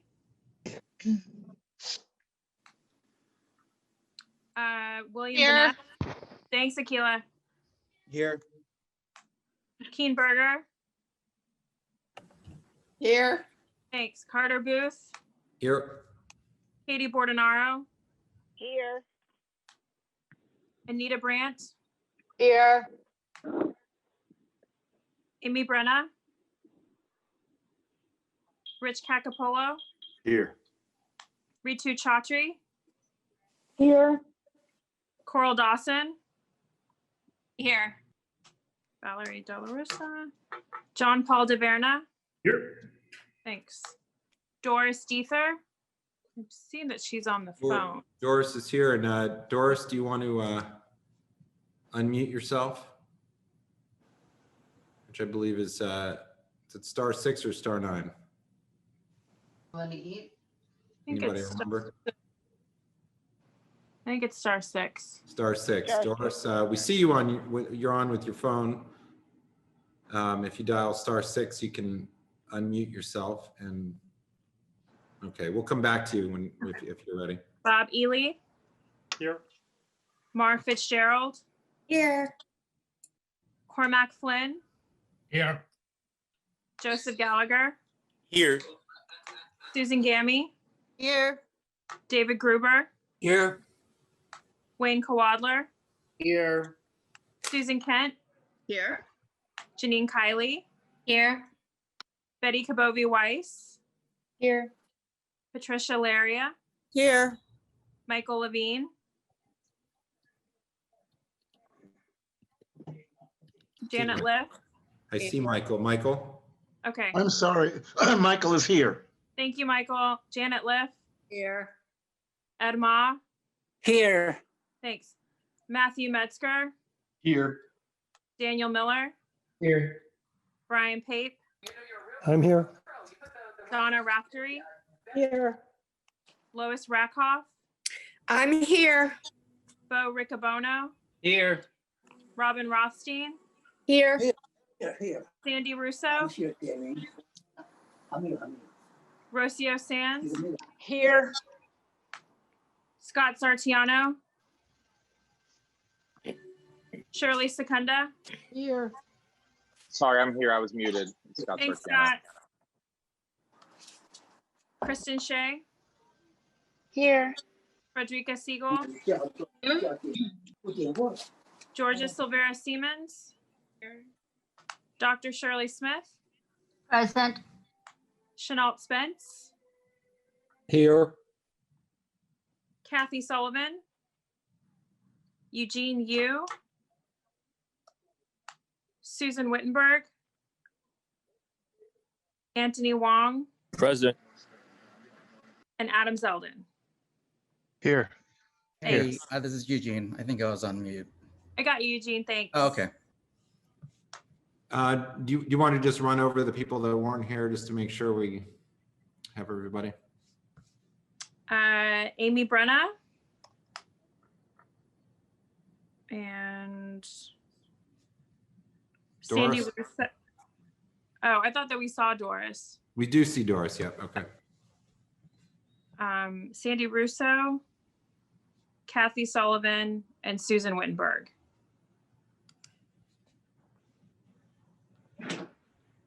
Okay, great. So we're going to move forward then. We can begin our standing committee reports, and the first committee is land use. Frederica Siegel. Hi, everybody. This application is for 2325 Cleveland Place, a private application for a text amendment to include 2325 Cleveland Place in Subdistrict C of the Special Little Italy District. Therefore, CB2 does not believe that a zoning text amendment would be in the best interests of the community, and we recommend denial of this application. I do respect the applicant's land use attorney who spoke earlier in the public session, but there was nothing new in his message. And again, the committee voted unanimously to recommend denial of this application. Okay, is there any discussion?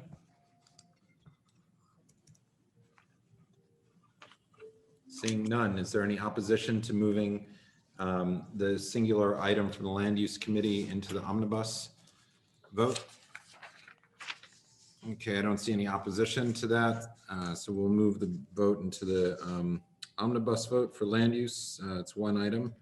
And moving on to the next standing committee is the first SLA meeting. Donna?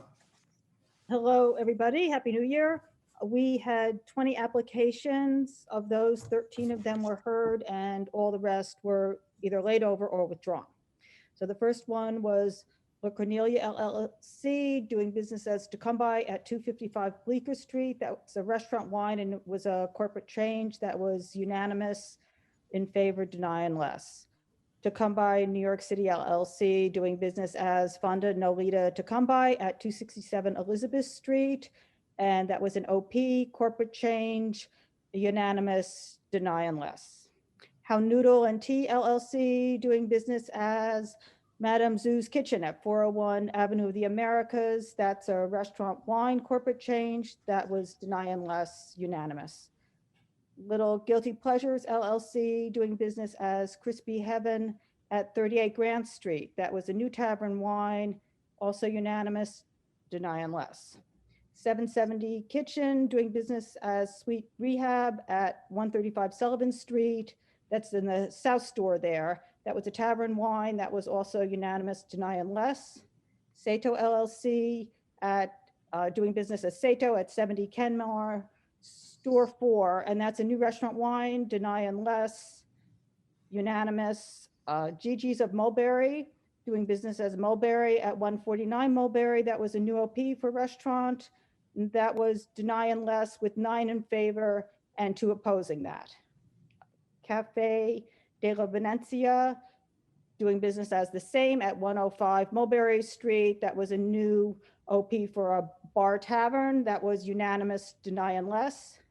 Rehan Alam and David James, doing business as Saloon Singer at 169 Bleecker Street. That was a new OP for Tapas Wine Bar with live music. That was a unanimous, deny unless. 275 Mulberry Street at the same address. That was a new OP for a restaurant. That was also unanimous, deny unless.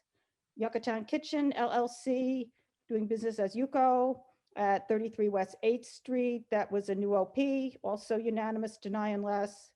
Infinite Hospitality, doing business as Gia at 334 Bowery. That was a new OP for a restaurant, and that was also unanimous deny unless. And number 13 was Merce Group, doing business as The Palms at 643 Broadway, also known as 75 Bleecker Street. That's a new OP for a lounge.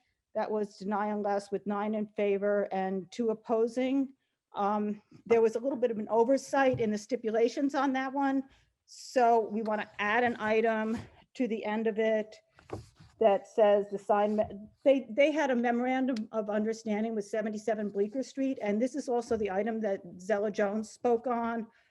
The hours were reduced since they made the presentation at our meeting. So the hours were reduced to 12 o'clock on Sunday, 1 o'clock Monday to Wednesday.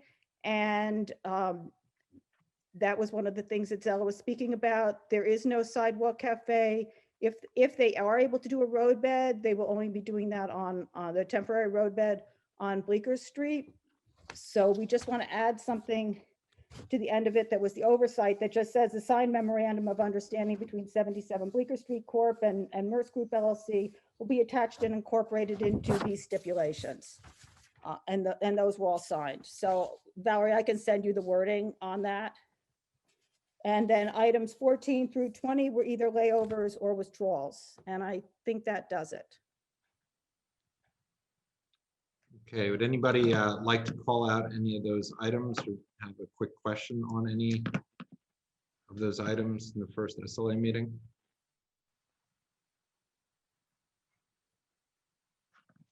I'm looking and I don't see anybody waving their hands, and I don't see any hands. Oh wait, I see one hand raised. Eugene. Eugene? Yeah, I guess I just had a question on number 7, GG's of Mulberry. You know, Bob or Cormac. I guess what were the reasons for voting for opposing? Yeah, sure.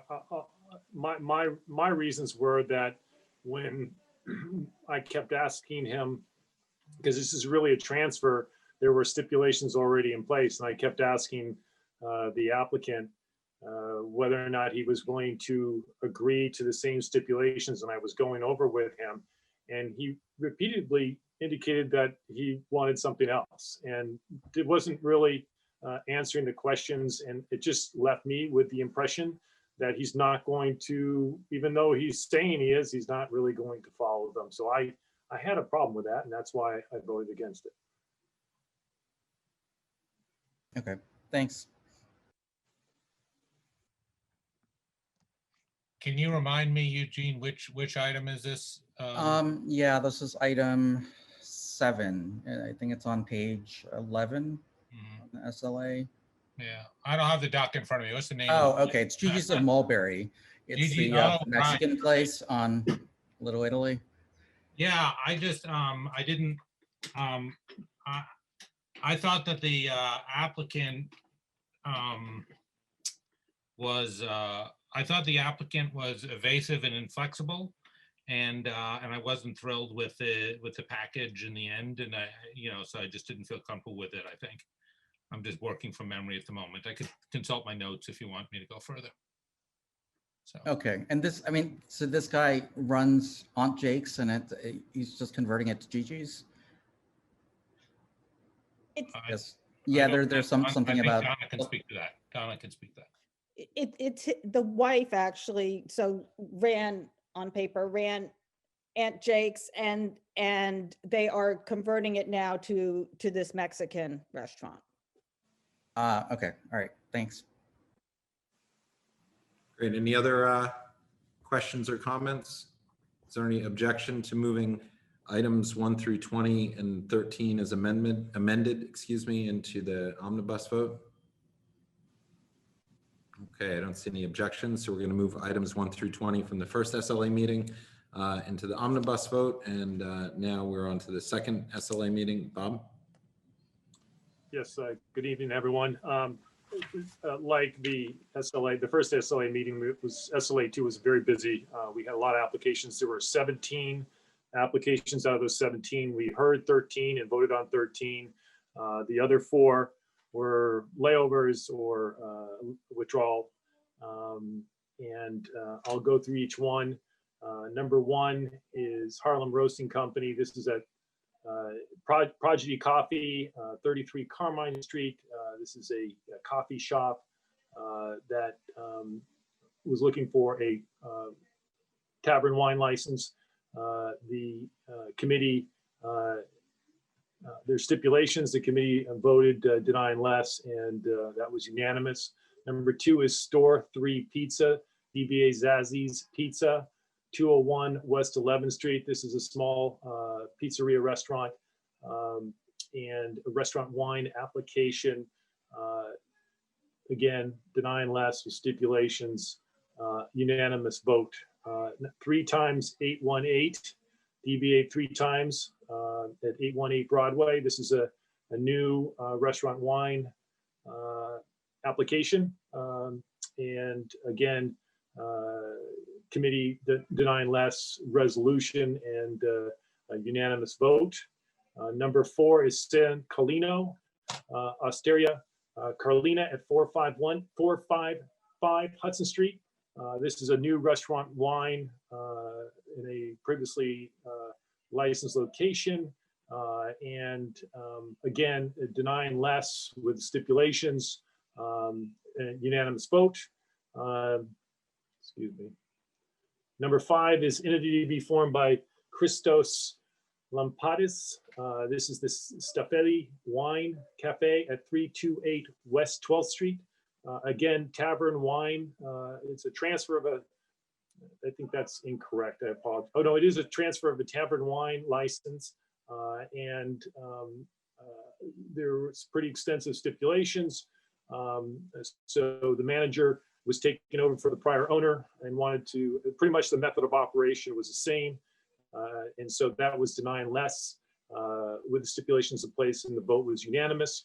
Number 6 is Big Hand Benny Corp, a DBA to be announced, 448 and 450 Hudson Street. This was a new restaurant wine license. There were issues with regards to this application, which are pretty well detailed in the resolution. The recommendation was to deny the application, and that was unanimous as well. Number 7 is Sogno 85, Sogno Toscana at 17 Perry Street. This is a new tavern wine license. This is, again, denying less with stipulations, and the vote was unanimous. Lil Santino, DBA to be announced at 561 Hudson Street, a new restaurant wine license. This also, the recommendation is to deny. The reasons are fairly well detailed in the resolution, and the vote was unanimous in that regard. Number 9 is Sababoon, or I can't pronounce it right, but it's DBA. Number 8, DBA Pinto Garden, 117 West 10th Street. This is a transfer and an upgrade. So multiple applications. It was a transfer because one of the managers was taking over, and an upgrade because it was restaurant wine and it's going to on-premise. This is basically the same method of operation at the same location. And there were stipulations pretty extensive in place at this location, and the community had met with the applicant, and those stipulations are pretty similar to what exists before, denying less and unanimous. Number 10 is Torno, DBA Rolex, 33 9th Avenue. This is a bottle club application to run a watch retail store. Essentially, it's an unusual application. We don't hear these often, but they wanted to serve beer and wine to their customers. It's a rather high-end watch store, and that is denying less with the stipulations in place, and that's a unanimous vote. Number 11, Hudson Corner LLC, DBA Bartusi and La Artusi Via Porta, 522 Hudson Street. This is a new on-premise liquor license with the Sidewalk Cafe, and these are restaurateurs down the block looking to open up on Hudson Street, and stipulations in place fairly similar to what was there before. It was a previously licensed location, and that's denying less, unanimous vote 12-0. Number 12, the TMSI use LX, that's intersect by Lexus at 412 West 14th Street.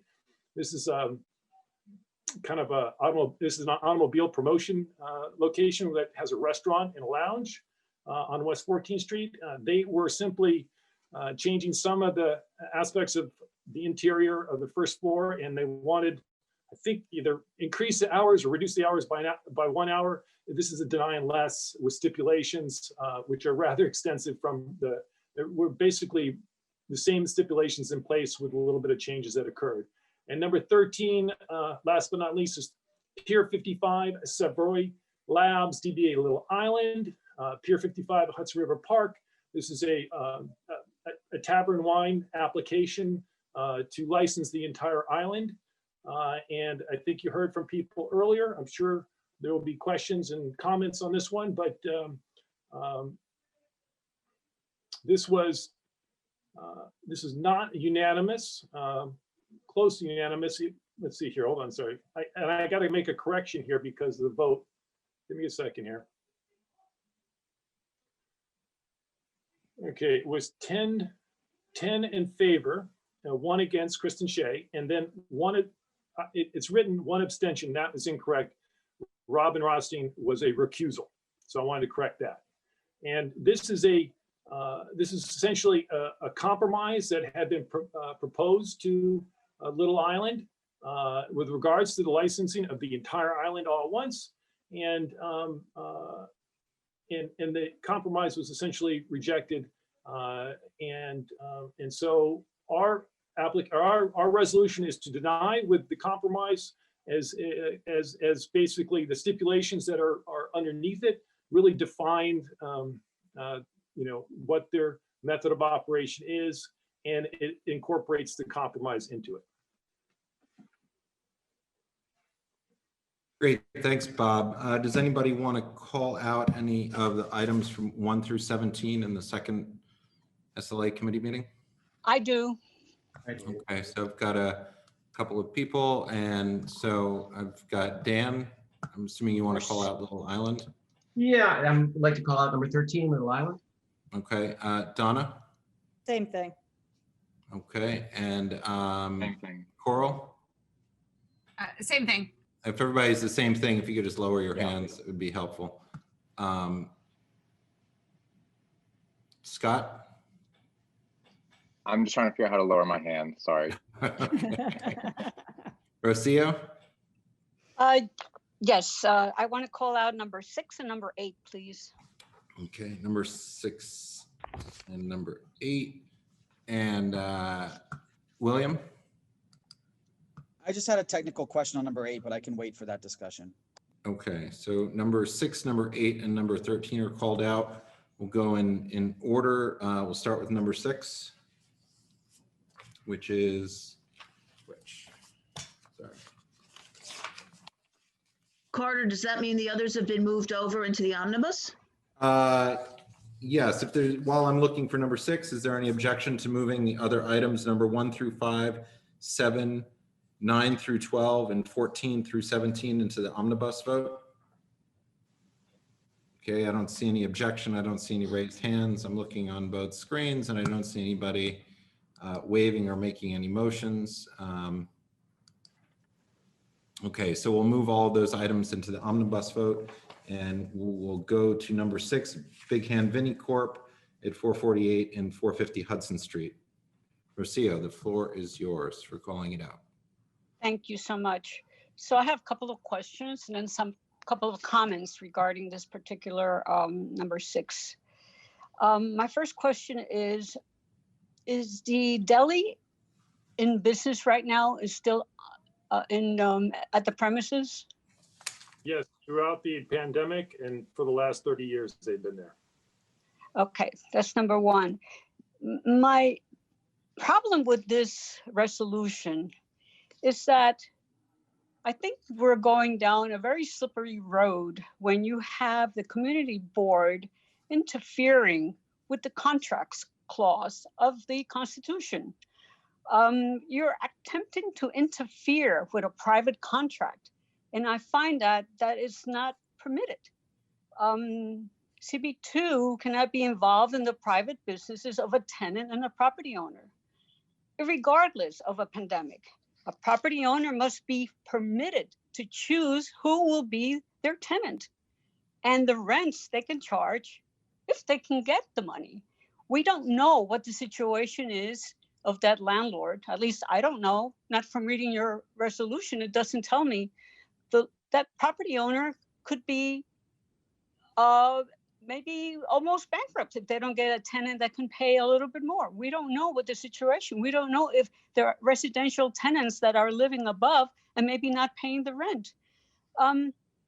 So I think it's really very dangerous for us to be mandating this kind of situation.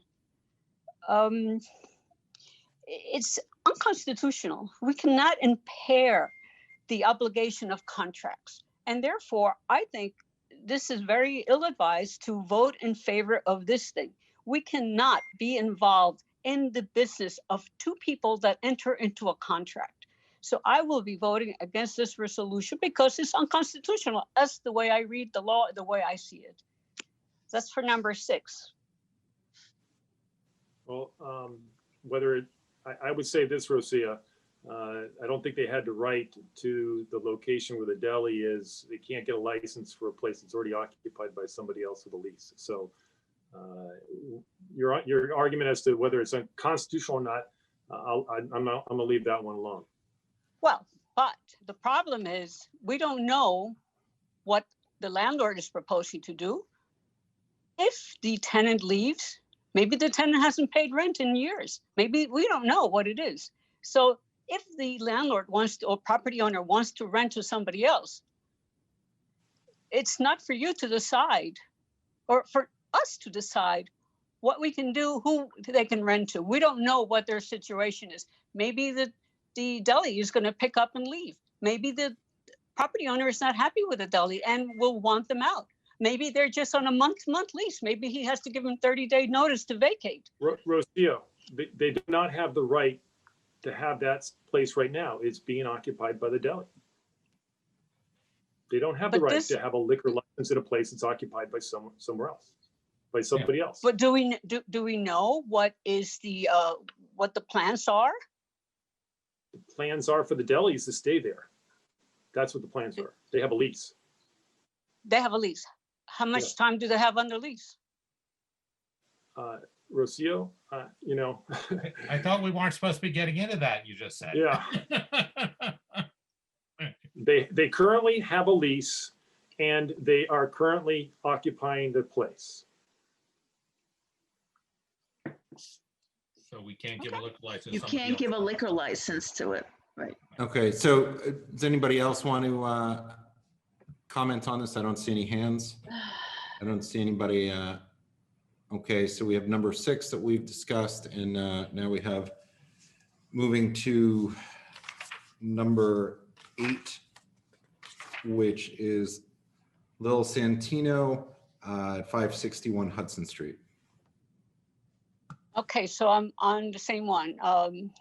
Similar objections to this one also. Okay. When I read this one, I was really disturbed because this is like a double jeopardy. I see that, and it's, again, in my eyes, it's unconstitutional. The applicant is being penalized, the way I read this resolution that you wrote, by the actions of the property owner. Now, we all know, because we read the papers, that the property owner did some very bad things to his tenants, and that has nothing to do. He actually went to jail for this. He paid huge fines. And are we going to prosecute him again because we shouldn't allow him to rent to somebody else? Now, what is the damage being done to the applicant for this application? Is he also guilty by association? Now, the reason I'm speaking I have no respect for Croman. I know what he did, and I just abhor everything that he's done.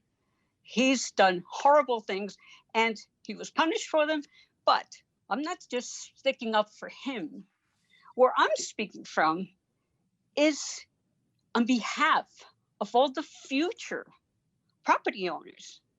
Are we going to penalize everyone? Are we going to try them again for whatever acts they committed? So it's not right. It's not fair. And it's unconstitutional. You can't have double jeopardy. That's why it's in the law. It's in the Constitution. It says you can't be tried. So why are you punishing this applicant for the actions of his landlord? Doesn't make any sense. Can you explain this to me? I don't believe that we were penalizing anyone unfairly. If that's your question, that's my answer. Well, so well, can I ask you? It's not necessarily all about the landlord. It is about the application. It's about the location, and the location was significant. So my question is, why do you have that paragraph about the horrible landlord that did all these things? Because it involves the location that where the license is being applied for. That's why. Well, I think that this paragraph should be removed from this stipulation because it just is double jeopardy and it shouldn't be included at all. Well, Rosia, double jeopardy is when you prosecute someone for the same Twice. crime. Yes, I know. Twice. I know This exactly is not prosecuting what it means. the same person for a crime. Yes, you are preventing All right. Well, the I disagree applicant. with you. Well, you're preventing the applicant from having this place for one of the reasons. One of the reasons is because it's owned by this particular property owner. And if it wasn't so, you wouldn't put it there, but you did. I do not think that. Okay, I've got, sorry, Cormac, I've got a couple of hands raised and I just want to keep things orderly here. William. Yeah, I just wanted, technical point I wanted to make. I think Croman's misspelled in there. I think it should be Croman. And then my question, just another question bouncing off Rocio's was, you know, is the applicant, is he associated in any way with this property owner? And would the decision have been any different if it had been a different property owner? It sounds like you're saying no, but just phrasing it a different way. Well, it's hard for me to make that answer for everybody on the committee, but in generally speaking, the location does matter. The fact that the landlord, the type of location, where the location, the landlord, and what's been there before does matter. There are multiple things that go into the equation, and I thought I looked up how you spell Croman, but I'll check that again. I think William's correct on the spelling. That's I got it. I'm sorry if I didn't answer your question. I completely. I might have missed it something there. No, it's okay. I was just wondering, did the applicant have any association with the landlord at all previously, or no? No, the only association that we're familiar with was him entering into some sort of agreement to lease the location. great. Thanks, Bob. Mar? I'd like to say that for me, it wasn't about anything about the property owner. So there was no punishment or penalization. The fact is, our job is to consider the entire community and the impact of these places on the entire community, and the best intentions, you know, for the entire community. And the fact is that that block is dangerously oversaturated and wrought with issues because of licensed places. And the space is previously unlicensed. It was our beloved, you know, postal stationery store for so many years. And the neighborhood needs more retail. And there are plenty of spaces, even right there across the street on the corner, that are previously licensed and desperately in need of tenants. So that's what we were looking at. Nobody's being penalized or unfair or unconstitutional. Thanks, Mar. Cormac. Yeah, I won't belabor it. I agree with everything Mar just said. And, you know, to the point, it's like, so the context, when we make judgments about community interest, obviously location is and the context is a key factor. And in fact, we are instructed for it to be a key factor by the SLA and by the state liquor law and by long-term practice here.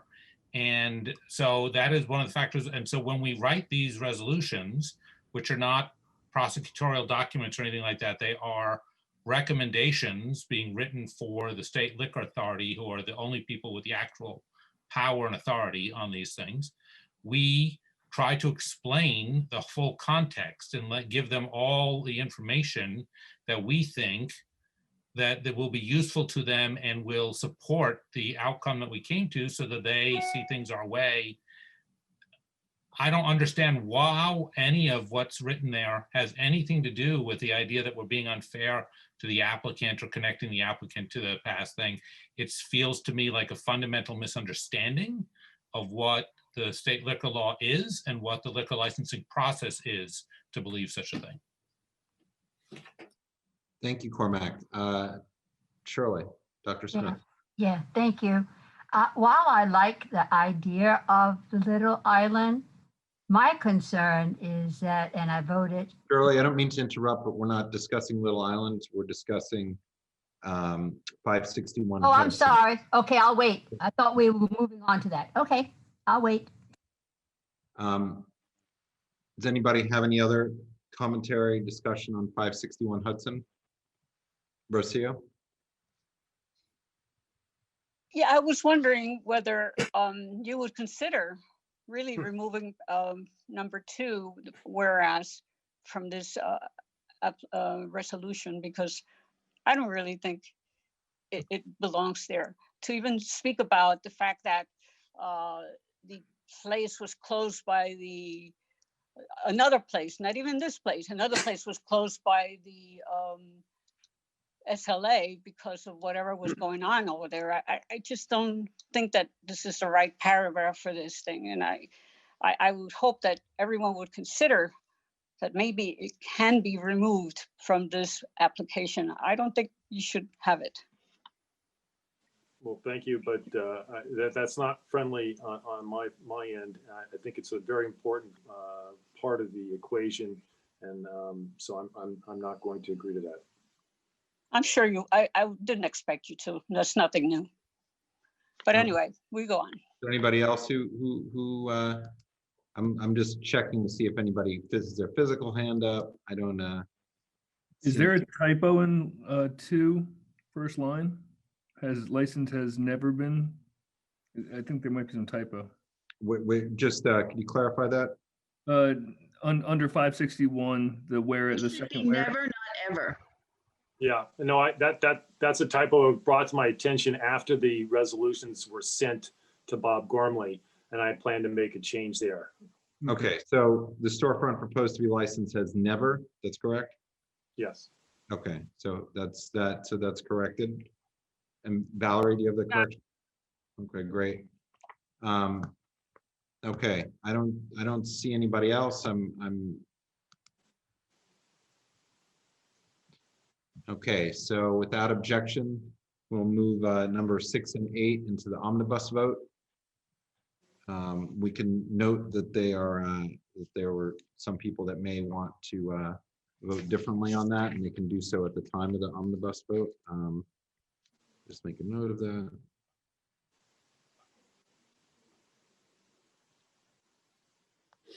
Okay, and now moving on to number 13 for Pier 55.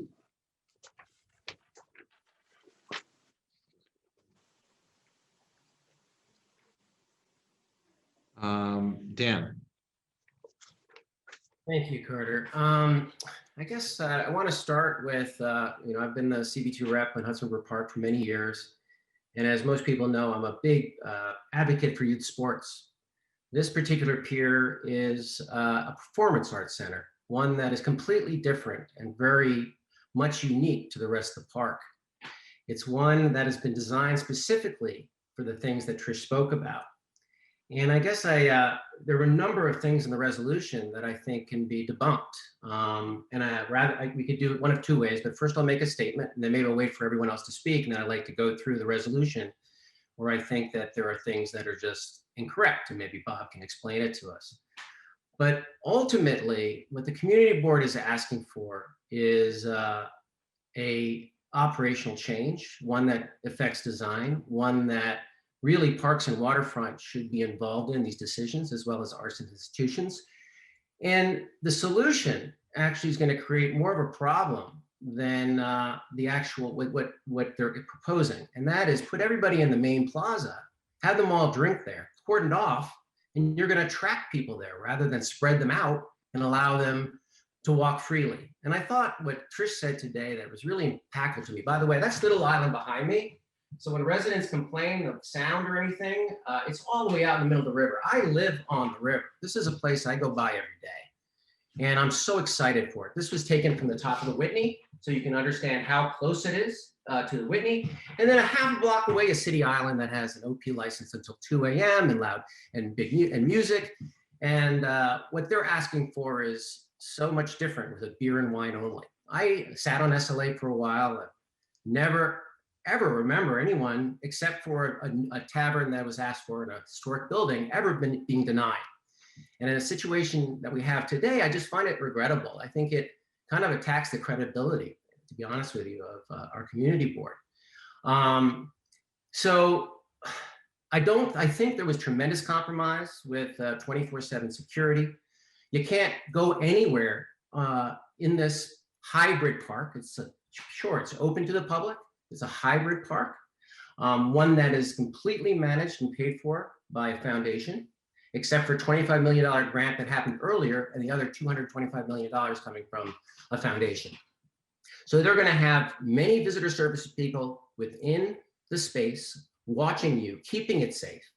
And unlike Hornblower Cruises, for instance, who we granted an OP license to 1 a.m. for the sole purpose for Hornblower Cruises to get on that boat, get drunk, and everyone's from out of the neighborhood. This is actually built for our neighborhood with educational programs where kids are going to be able to perform, where they're young interns. And as you could hear from a large residential affordable housing unit, West Beth, how important it is, and from the Whitney and all these different arts and institutions, why Little Island being able to attain its vision. We're saying you can't do that. You have to fall within our parameters. Well, I respect that, and I respect the hard work that the SLA committee does. And I don't think I've ever voted against the committee resolution. I really haven't. But this one struck a chord with me because I think we're not fully thinking about what this is bringing to our neighborhood during the era of COVID. I think that we're being a little short-sighted. And I really would eventually I'd like to go through the resolution and point out what I think are inconsistencies and facts that are not correct.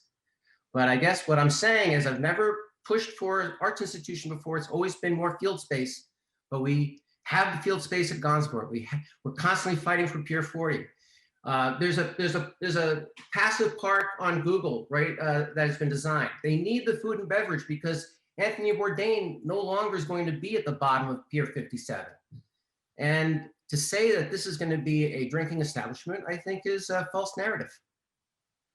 And that's what I'd like to start with. Okay, thanks, Dan. Susanna? Hi there. First I have a question, which is it's not clear to me the distinction between the stipulations, Bob, that you have in the reso and what the Pier 55 agreed to. Can you just identify which of the clauses that you wrote are ones that they have not agreed to? Yeah, sure. Number 2 and 3 define the compromise. They agreed to. Yeah. No. That's the compromise being proposed. And number 4 and 5 basically just model. Let's see. Hold on. Sorry. No, it's 5 and 6. Just basically model what is in the lease itself, and the rest are pretty much the method of operation that they have agreed to. So the clauses that are up for dispute are essentially clauses 1 and 2. Is that correct? No. Definitely 2 and 3. Okay, I'm sorry, 2 and 3. I beg your pardon. Yeah. Okay. So I'll make my comment, which is I think that Little Island is going to be a fantastic space. I think it would be very lovely to have a glass of champagne walking around the plaza. I think that sadly for Little Island, the city has norms about how public parks are to be used, and they don't include the sanction of alcohol sales, except for in concessions. So I love personally the idea of being able to have a drink and walk around the park, but I can't do that in any other park. I can walk around with a soda anywhere in any other park, but I can't do that with a glass of wine. And so it seems to me to make sense that in this park as well, that alcohol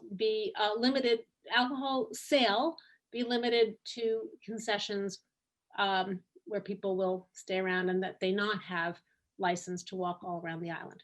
That said, of your stipulations that you wrote, number 7 to me, no, not number 7, the one that seems a little unnecessary to me is the one, I think it's number 17, that says, no, 19, that you're not allowed to buy more than 1 beer or glass of wine at a time. That seems a little priggish to me. If you go to a theater, you can buy a glass of wine for your friend and pick them up and bring them back. So I don't like that clause. I would like to vote to drop that clause, but otherwise I support this.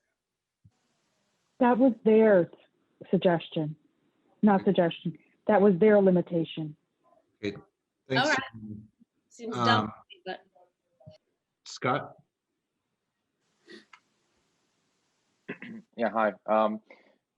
Obviously, I want to talk about this, but I would like to make one comment of something that was said earlier in the meeting that as an owner or operator of many restaurants, I took a little bit of offense at, and I don't like to be confrontational, but about the comment by Flynn, Correct Flynn to Colleen Rivera, generalizing and stereotyping the restaurant industry and employees as it being almost an awful job where they're treated horribly by owners. I thought that was an unfair stereotype. I personally took offense, and I think that the 400,000 employees in New York that love going to their jobs in the hospitality industry would disagree, and I would just like to say that. As far as the Little Island, I think that first of all, it seems like an amazing place. It has tremendous support. I think from the ballet, the Whitney, there was far more, it seemed, support here tonight that I heard in it as against it. And a lot of things I heard against it are about it's not like other parks and there's noise and outdoor issues. Number one, if you look at the picture behind Dan, this isn't like any other park. And I think we have to be a little less historical and maybe be a little visionary. It looks incredible. It's totally isolated. There's no way that noise is going to affect people. And I think that we as a board need to kind of realize a few things. Number one, probably half the liquor licenses in our district are not going to reopen anytime soon.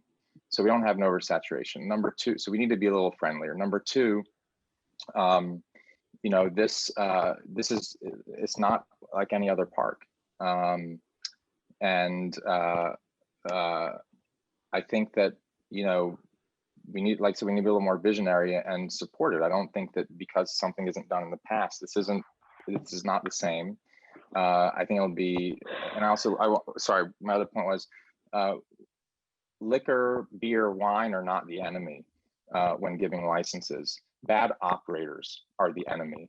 And when you look at issues with places, it's not because people put wine in their cup versus orange juice. It's usually operators in the way that they operate, and they usually historically have a bad pattern. This is a public park. It's extremely controlled environment. I mean, about as controlled as you can get in New York City.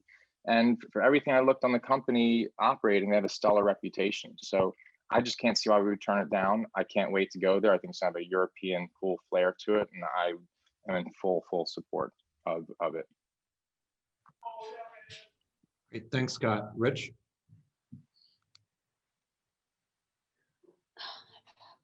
Yeah, I wanted to just point out, really just comment on those 2 points that Susanna highlighted and that Bob reiterated. I spoke to Trish this afternoon, and those were the 2 she's concerned about. The first one, the 11 p.m., the request to shut at 10 p.m. as opposed to 11 p.m. She explained to me she wanted the ability for people to be able to have a beer or a glass of wine after a performance and to discuss the performance.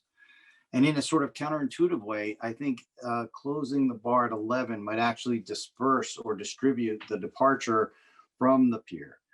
Instead of it being a last call or the end of a performance and a big crowd crossing traffic at 10 o'clock and perhaps going to the meatpacking, some people will stay further into the night and leave in a more distributed manner. I think it's actually safer to go to 11. Still gives them 2 hours to clean it before it closes at 1. The second issue she raised that was raised was this comment on people being able to move around without limitations if they're having a beer or wine. I think that one, they honestly don't know how people are going to move. They really don't have a sense of where they're going to hang out. But this concept that those with a soft drink could go to the west side or the south side and see the sunset, but somebody with a beer or wine couldn't, just goes against everything that we were so adamant about when we wrote this resolution. And by the way, I looked up this resolution. This was passed, the resolution that this board passed in support of this project was written by our Parks and Waterfront Committee 6 years ago this month. In it, when you read through it, what we were asking for was assurance of public access, the broadest public access, fair and democratic access to the park, all visitors having equal access to public spaces. And this just seems to limit that. And I go to Scott's point.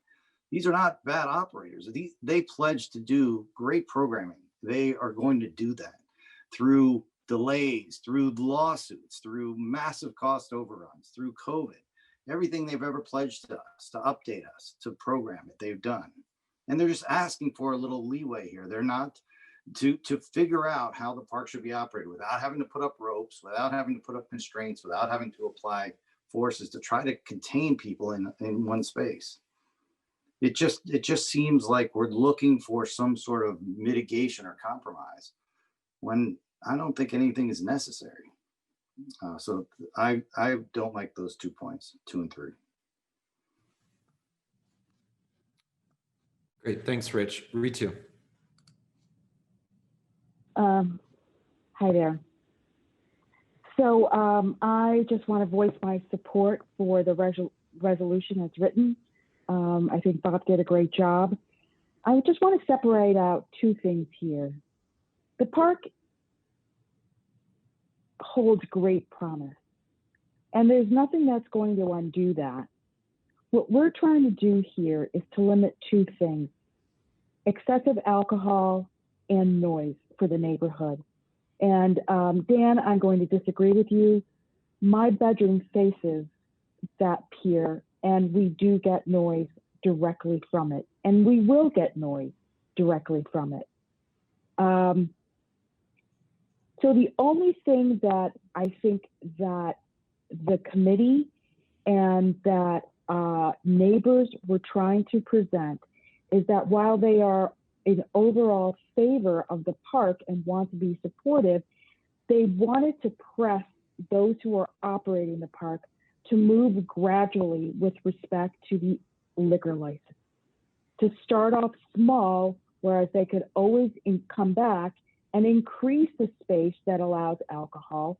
But once they license the entire pier, it would be impossible to return to a smaller area. So that was the basis on which some of these stipulations were written, was to just ask them as good neighbors, can you please go slowly? And although we're in COVID right now, the great hope is that by the end of the year, we will be returning to normal. So that some of these measures right now that we're trying to promote may not be relevant, but they will continue to dog the residents of this area for another 19, 20 years, however long the lease is. So I just want to reiterate, what we are asking for is to get a compromise from the operators and to ask them to move slowly, bit by bit, in expanding their footprint for alcohol. Nothing more. Thanks. Thank you, Ritu. Katie?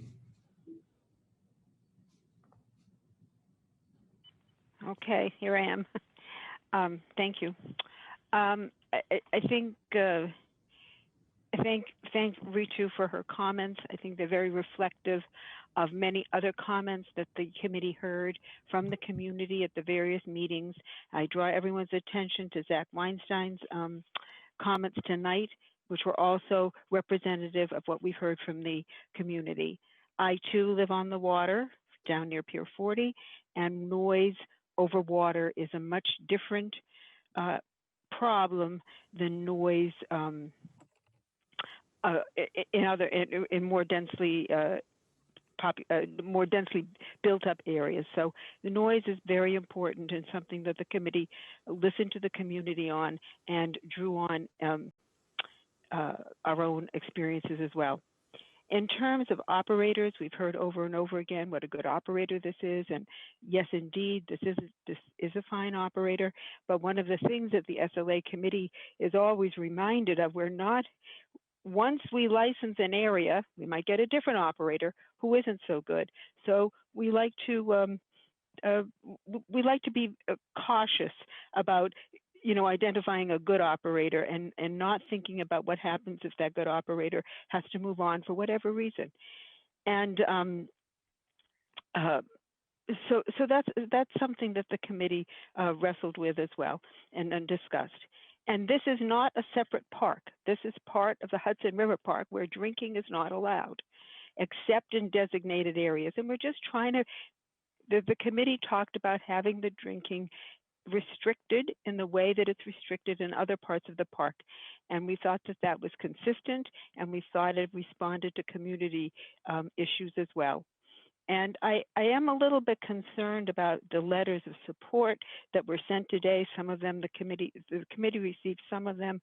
Dan read a few other ones that I hadn't seen before, but they were not from members of our residents of our community. And in particular, the letter from West Beth was not from the residents, it was from the corporation, which is a little bit different. It didn't come from the Residents Council, which is headed by George Kaminsky. And so many of those letters were from Chelsea, which are our neighbors, and we respect them, but we want letters from our community more. And the committee did not hear that kind of support from our community members. So those are some of the things that we considered. And as I think Ritu said it very well, we're not saying no, we're saying, could you go more slowly and see how it works? And then we can all come back together. And if you want more, you can come to the committee and we'll consider it seriously. And that's something that we say to many operators when they come before us. So that's it. Thank you, Carter. Thanks, Katie. Coral? Thanks, Carter. So I have a few questions. First, I really respect what Ritu was saying earlier in terms of needing possibly a phased introduction. And I'd like to introduce the idea of possibly having that somehow incorporated into the resolution, because I think many could get on board with a phased programming here, because we do want to believe this is a great operator and this is going to be an unusual arts space for our community. And we'd like to have it, we'd like to believe it's going to work well in the way they say it will, but maybe we need to have sort of planned out trajectory so that they meet the goals, because it is a little scary to change the way we normally approach, particularly alcohol in public parks, particularly for such a long time period. And I even myself am very reserved in thinking like whether or not this is a good idea or not to allow it to be across the entire space. Separately, I do feel like particular resolutions that were pointed out or stipulations that were put in this resolution, and I understand now from the presentation that actually they were maybe volunteered by the operator, seem a little bit beyond prudish. Like the idea that a date cannot buy their date a drink at the venue seems just like beyond antiquated, and I'm pretty against that. Like, that's crazy. Someone that's like 21 years old that wants to buy their date a drink, to have to ask their date to pay for their drink and to wait in line with them just seems like, what are we doing? This is supposed to be a sophisticated arts place in our community. So I'm against that. And I also, you know, I asked earlier about the menu to make sure that there in fact was a significant food offering. And if there is, I also don't understand why we would want to limit it to be one drink per person with food. So like not having like a good bottle where you can have that at, you know, at any of the venues that they have down the Hudson River Park today, including the vineyard, you know, City Vineyard. Why wouldn't we want to have that there too? I don't really understand that either. And maybe they volunteered that. And Bob, perhaps you can clarify that. And then the private event. I don't really understand why the location, which is pretty amazing, wouldn't be open for private events that could bring in significant revenue. You know, obviously they could be limited, how many a month, how often, et cetera.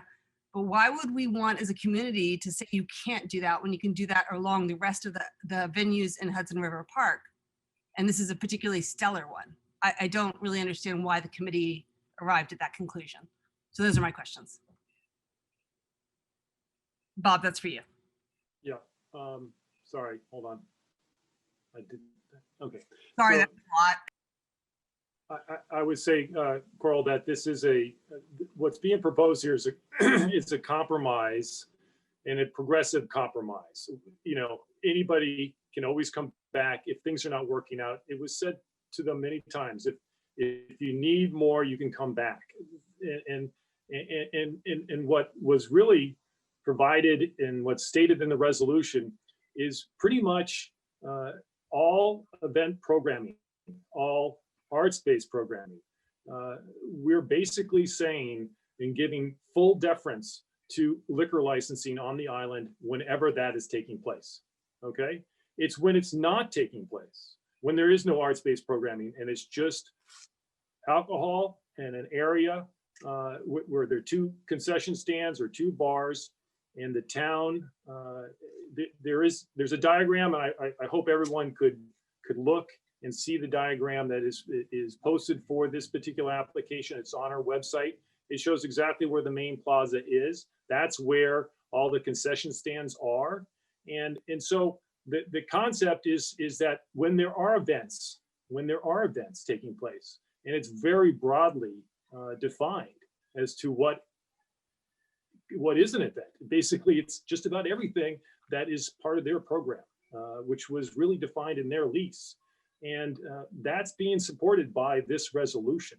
So you could go and buy 2 glasses of champagne before an opening performance, and well, that's no, I'm talking about arts based. I'm talking about their programming. Okay, I think one of your questions. Their programming, yeah, at their programming, you could, like, you're sitting down for a play, and right beforehand, you could buy 2 glasses of champagne. That's right, and so, you know, when we were going back and forth, there was a discussion. Well, if you're going to, really the discussion on the 1 drink per person, that came up when they were insisting that they wanted to have the license at all times throughout the park. So in other words, every little part of the park could be licensed. And that's when it came up, because there were concerns that there might be some sections in the park where people can load up on drinks and hang out. That's where it came up. And this is where I thought we did phase thing, because it's obviously very different than the performance. Well, yes, but I do think that that's because they were asking for people to be able to take their drinks everywhere through the park whenever when they were open. That's when that came up.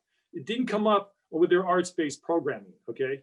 Or the fact that if they had agreed to the area where we are suggesting, the 12,000 square foot area where we are suggesting where all the tables and chairs are, where we are suggesting they go for the drinking, then I agree with you. The 1 drink per person thing is less relevant, okay? And less important, but that's how it came up. And then they sent us that stipulation, and I just added it I just added it to the stipulations because that was one of the things that came up. And just to the private events, correct? They did not check that off on their application, correct? Oh, you mean, I guess I'm mixed up. Private events? No, there's no private events. In other words, the events that are taking place on this island will be their events, will be operated by the nonprofit. There's no private events being brought into the location. Was that the question?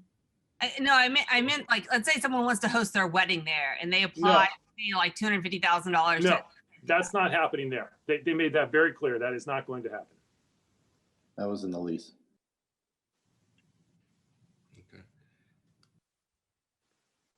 Hopefully I answered everything. Sorry if I didn't. Thanks, Cole. You did. All right, Kristen? Hi, yes, had to get to my computer.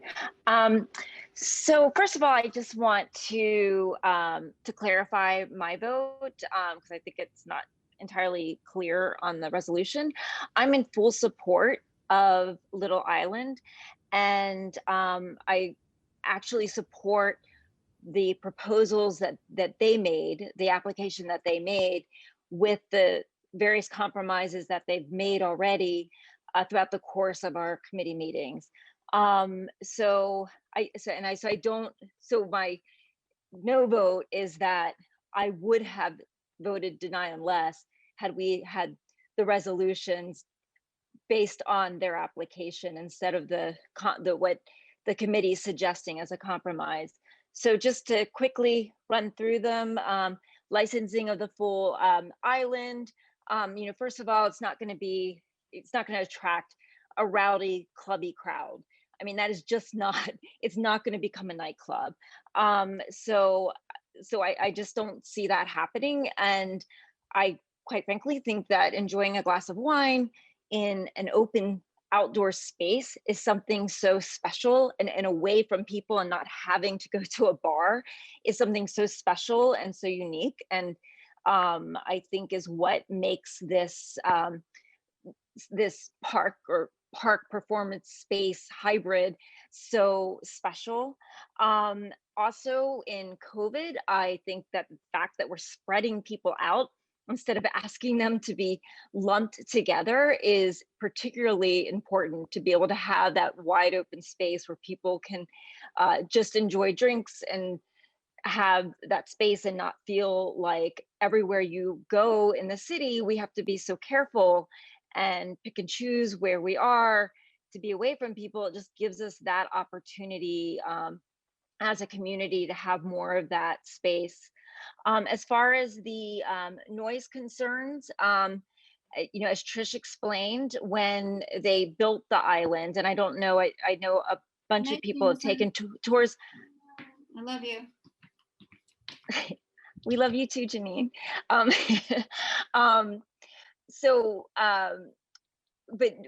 I don't know how many of you all have taken tours of the island, but if you have, or you know, listened to what Trish said, they did take steps to create noise mitigation, which is really important to me because I absolutely appreciate what folks have said about their concerns for noise. And but they built barriers into the island, into the design itself. They used very absorbent materials to absorb the noise. Plus, it's not going to be, you know, I know horn blower was brought up. I got roped into going on that thing one time, and it's like loud rave music. It's horrific. And it's a totally different thing. That's not what they're going to be playing on this island. And it's not going to be that loud. It's not going to be open like horn blower. Not only is it rave music, but it's also wide open. So of course it bounces off the water. So it's just a very different set of circumstances. There was a lot of thought that went into noise mitigation as part of the design of the island. The only other point was the service to 11, and I think that 11 p.m. is very, very reasonable to end service, especially because we have people I mean, I'd rather see people there than under somebody's apartment building. When when we look at hours, we look at how it impacts the folks immediately around, the residents that are immediately around the bars. And so that's why we spend so much time trying to work on hours. But in this case, with 11 p.m. as the closing, they're not under people's residences. So it seems very, very reasonable that that's where they're going to be, instead of in a bar underneath somebody's home. So anyway, those are my points.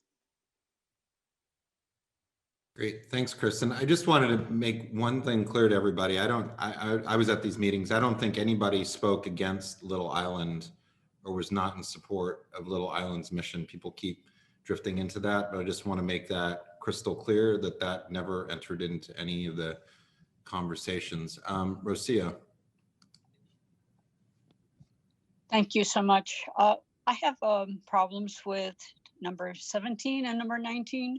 Number 17, no pitchers of beer or wine will be sold or permitted. I don't understand why 2 people or 3 people want to have 1 bottle of wine. Why is that wrong? Why can't they do that? It just doesn't make sense that you would force them to buy each one a glass. And so people may want to enjoy a beautiful bottle of wine that is for sharing. And so I think that should be deleted from this. And the other one, number 19, the same thing. Why can't, like somebody else said, I forget, one of our fellow board members said, why can't the fellow go buy a drink for his date or for his wife or whatever it is? Or the other way around, a girl can go and buy a drink for her significant other, whatever. So I think those 2 should be changed slightly. If you would consider that, I think that would be a better resolution for everyone.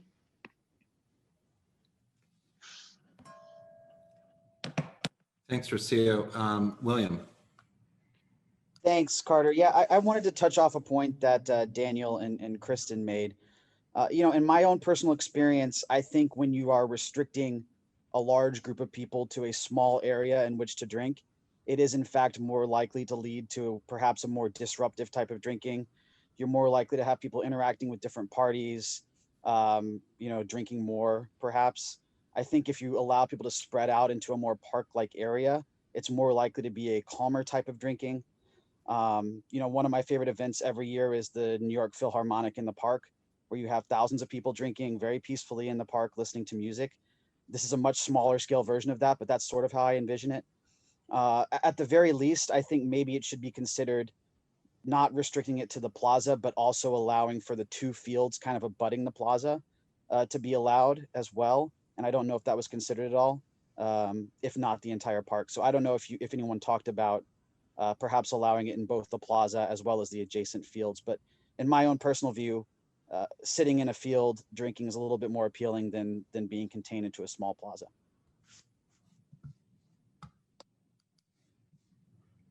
Okay, great. Donna is next. Okay, so the first thing I want to do, actually, Bob, the first thing I wanted to do is propose a friendly amendment to the resolution. And on item number 3, after Saturdays, where it says no later than 11 p.m. on Fridays and Saturdays, let's see. I would say, wait, let me go back. No later than 10 p.m. from Sunday through Thursday. After Thursday, I would say when there are no permitted or fundraising events taking place. So to Tricia's point, if they are having an event on another night of the week, that they can be serving until 11 p.m. Which I sort of thought was our intention in the first place. We weren't trying to restrict anything that they were doing when they were having their permitted and fundraising events there. Which number is that? So that's number 3. So after Saturdays? No, so after Thursday, actually. So because we're restricting it to 10 p.m. Yes. Then I would say through Thursday, when there are no permitted fundraising events, permitted or fundraising events taking place. Yeah, I mean, we could just start the entire number 3 out with that. Right, sit. right. Yeah. Either way, so that if they're doing something, it doesn't end at 10. You know, I do want to point out. Clear, just for clarification on that. So what you're doing is it's a friendly amendment on number 3 to amend it to say that service can continue if there's a performance for some period of time after the performance, if it's later than those hours. Is that? Their hours that they came to us with was 11 p.m. I understand. You had said when they have events. I'm just trying so everybody understands Right. What I'm saying. So when they have events, the closing time is 11 p.m. or some period of time following I'm the just end of saying the when event? they have events, the closing time is the 11 p.m. Okay. That's what they were always okay with. That was my understanding. They didn't want anything like, we never had a conversation about that. What they weren't okay with was the 10 p.m. Yeah, Got so it. I So think if what there are Donna's any saying, Carter, performances in- what Go ahead. Donna is saying is in number 3, we start out with when there are no permanent events. That's Correct. That's what she's saying. Got it. And when there are permanent events, the closing time would be no later than 11? Well, that would be the reverse of what we just said. Yes. That's what they always asked for. Okay. Yes, that's correct.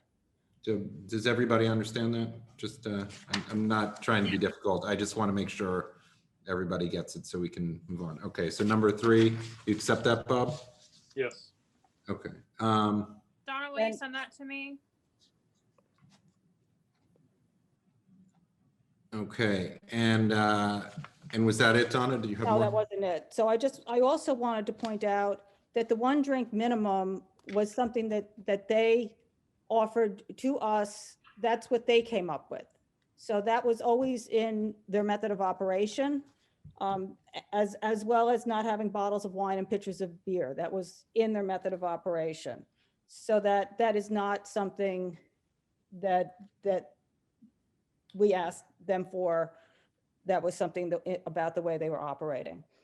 I want to reiterate, there's a tremendous amount of support for them. Everybody from the community looks forward to having them there. It's really when the performances are not happening, when they're not having their arts programming, that we're just trying to, as Susanna said, limit the alcohol consumption to the specific 12,000 square foot, 300 seat area that's clearly defined by the paving when there are no permitted events, just like every place else in Hudson River Park, just like every other park. As much as I might personally want to go sit on a lawn and drink in a park, you're not permitted to do that. So I don't see what's unreasonable about that. And for those people that do want to be in an alcohol-free environment with their families and everything, the only place they can go then on the park is a 62-foot high, 434 square foot southwest overlook. Otherwise, that's it. That's the only place that they're left with for that. Nothing ever prevents anybody from coming back to us. So starting with this, when places aren't programmed, when they aren't having programming, people tend to self-program. It becomes whatever happens when people are there and what they want to do. So I just feel that we should see how it goes and have them be there and do all their programming and have their alcohol around that and act like every other park space and have their alcohol consumption limited to 12,000 square feet of space. I think that pretty much covers it. Okay, great. Thanks, Donna. So we have the friendly amendment to number 3. And then let's see, I'm just going to go down to people who have not called on yet. Valerie? Thanks. I just want to say that I wholeheartedly support Little Island and its mission. I attended 2 of the 3 meetings, SLA meetings, committee meetings that were in regards to this applicant, and I listened to the community testimony, the applicant's testimony, and the business session of the committee. And I fully support the resolution as written.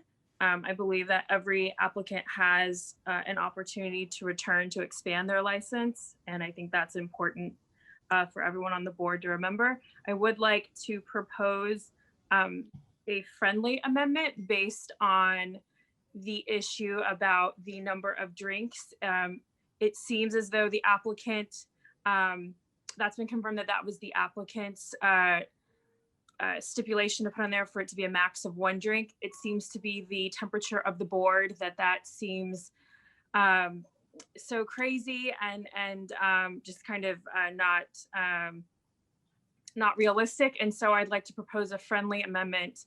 Perhaps there can be some compromise there where we expand that to a maximum of 2 drinks. I'm sorry, I thought I was on mute. No, I would say that that's not the main issue where, if that really makes a difference for folks to allow that kind of leniency, I don't think that is a problem, because the real issue was the licensing of the entire island when there was no, there was no events that were taking place at the island, and that was really the reason behind that. So if indeed the compromise is agreed to by our community board, as it's stated in the resolution dealing with the overall licensing, this one aspect is not that important.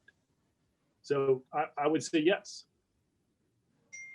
Yes, you do accept it you're good with 2 drinks. So, okay. So that, all right. So we've amended that, which was number 19 is now to 2.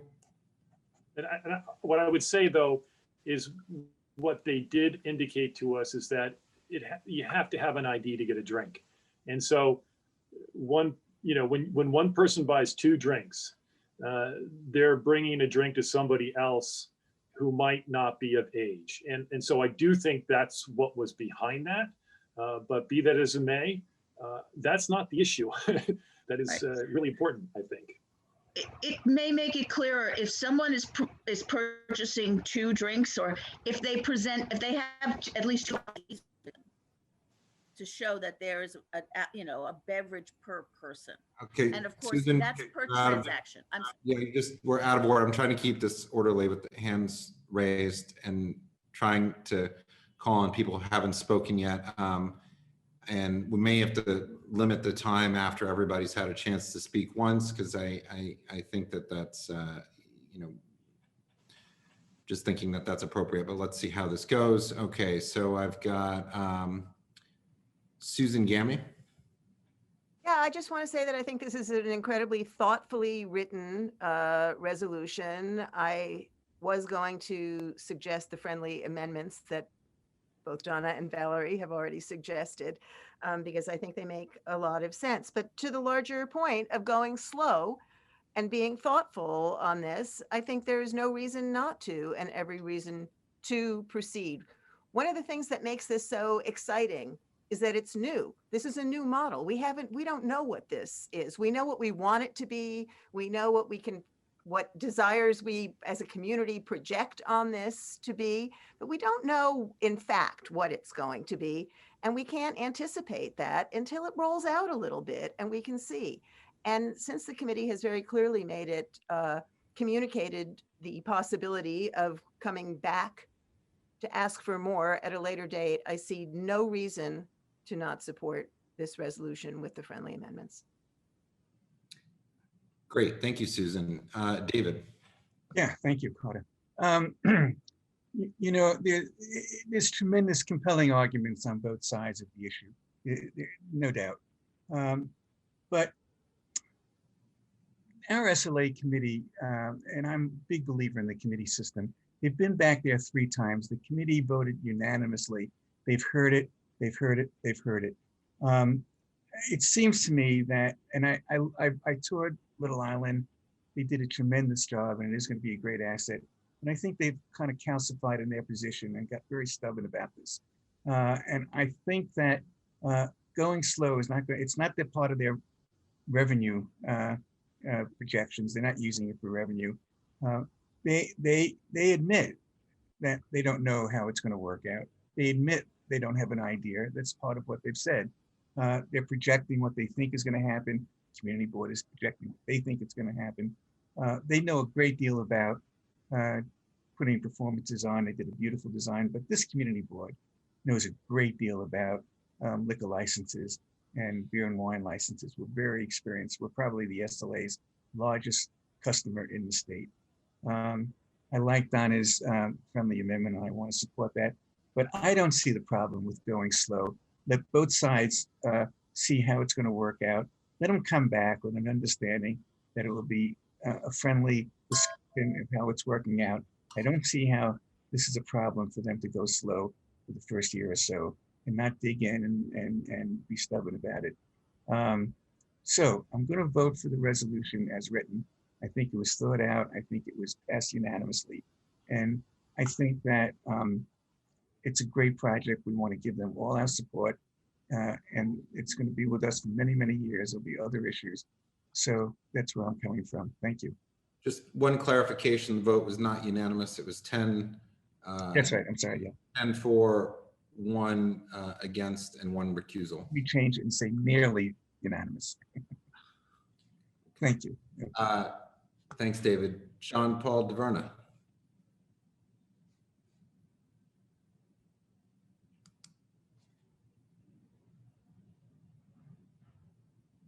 John Paul, you're muted. Have to need to unmute. Thanks. My apologies. I got a work call and got pulled away. I heard the second friendly. Was the can you just remind me? I'm sorry about the first, or explain the first friendly amendment. Yeah, Bob, do you want to do that, or do you want me to? Okay, it has to do with number 3, and all we did was say when there are no permanent events, then the customer bars selling alcoholic beverages on the main plaza will close no later than 10 on Sunday to Thursday and no later than 11 on Fridays and Saturdays. So the only change was in front of that sentence, when no permanent events are occurring. Understood. And okay, thank you for clarifying that. I had a question, I guess for Daniel, who spoke, I think, at the outset of this, and what would he want to see, or what action is he going to take on the resolution in his current iteration? I don't think I can answer that question. Oh, can I ask? Are you asking me, or are you asking Bob? I was asking Dan, who spoke at the outset. Sorry. All right, thanks so much. What I'd like to see is to be able to freely roam. If you keep everybody in the main plaza, well, you're not going to see the sunset. People want to see the sunset. If you want to see sunset without having a drink or anything nearby, that's why we're building Gansevoort. Gansevoort is positioned perfectly for a sunset and non-alcoholic beverages. Here we have a park that's just get a quick answer, because Dan, you still have your hand up, and we'll come back to you. But just I can put it all together here, Carter. You won't have to come back to me if you let me just make my points. Is that okay? Oh, we just have people who haven't spoken yet, but that's fine. Go ahead. Will you come back to me, or should I just finish up? Just go ahead and finish. All right. So the idea, it's part of the mission. The mission is there are no curbs on the grass. So you can freely roam, and to be able to enjoy the best point in Little Island is not in the main plaza. That's the worst point. The best point is in the other corners. They've already roped off one area, but they want everyone else to roam freely. And I think Kristen and Rich, we all talked about why it's more important to do that. Now I'll make the other points. It's known that the park is safer when people are in it. So the later the closing actually helps the park, especially at the security. To Ritu's point, I just want to let you know there was a sound study. Actually, the entire design of Little Island put the amphitheater at the lowest part of the park to contain the noise. Hudson River Park does not operate Little Island. I think someone mentioned that. Katie, George Kaminsky. They have not done a sound check, Dan. They said that in the tour. They have not done the sound check. I don't think we're doing back and forth. That the design of the amphitheater where the events are was based on a sound study, okay? Katie, George Kaminsky actually spoke publicly in favor of granting the park-wide license in the very first meeting of SLA, which I attended, and the second one as well. That's it. I'm sorry. You can enjoy sunsets on Pier 57, on all the other piers, without having anyone near you with a beer or wine, not alcohol. Please remember, this is not, you're not getting a gin and tonic. If you want that, you have to go a half a block away and you go to City Winery. Dan, so I'm sorry, with the current iteration, so if you were opposed to this, you would vote no? I would vote no on this because you're not allowing the mission to succeed. I was just trying to figure out your remedy. Thanks for clarifying. Is there any openness to the author for just having, it sounded like to do an 11 o'clock regardless day of the week? Is that something that you'd be amenable to? No, I'm not. I think there are two main issues, and it has to do when there are no arts-based programming. When there's arts-based programming, it is 11 o'clock. Okay, so if there's arts-based programming on Monday, Tuesday, Wednesday, Thursday, or Friday, or Saturday, or Sunday, it's 11 o'clock. And so what we're saying is that when it's not taking place during the week, Sunday, on the school nights, weeknights, however you want to describe it, that it should close at 10 o'clock. So that's one of the main points. It's not the main point. The main point has to do with the licensing of the entire island throughout, except for that one section up at the high point, and that it should be in the main plaza. You know, Carter, I think it would be helpful at some point to show the diagram of the island from above so people can see exactly what it is. Give me 1 second and let me get that up. All right. Carter, thank you for calling on me. I'm done with my questions, I think. Okay, Bob, let's see. Okay, it's not being.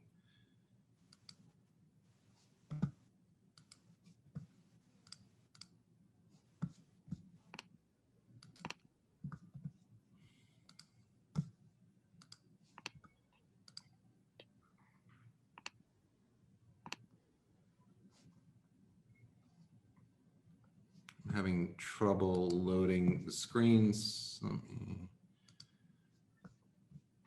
While you're doing that, I just want to say, as a drone pilot, if you're looking overhead, everything's going to look flat. And the purpose of this island is it's all rolling hills and different levels vertically. So I don't think that a drone will actually give you a full appreciation of all the steps and alleyways within the pier in the park.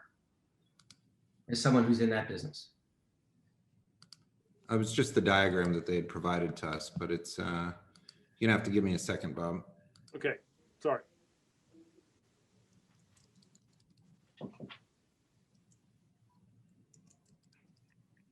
Could we call on other people while you're? Oh, yeah, waiting? sorry. Go to Mar. Okay. Okay. You know, I wasn't even going to talk. I have to say this. I feel really uncomfortable with the push.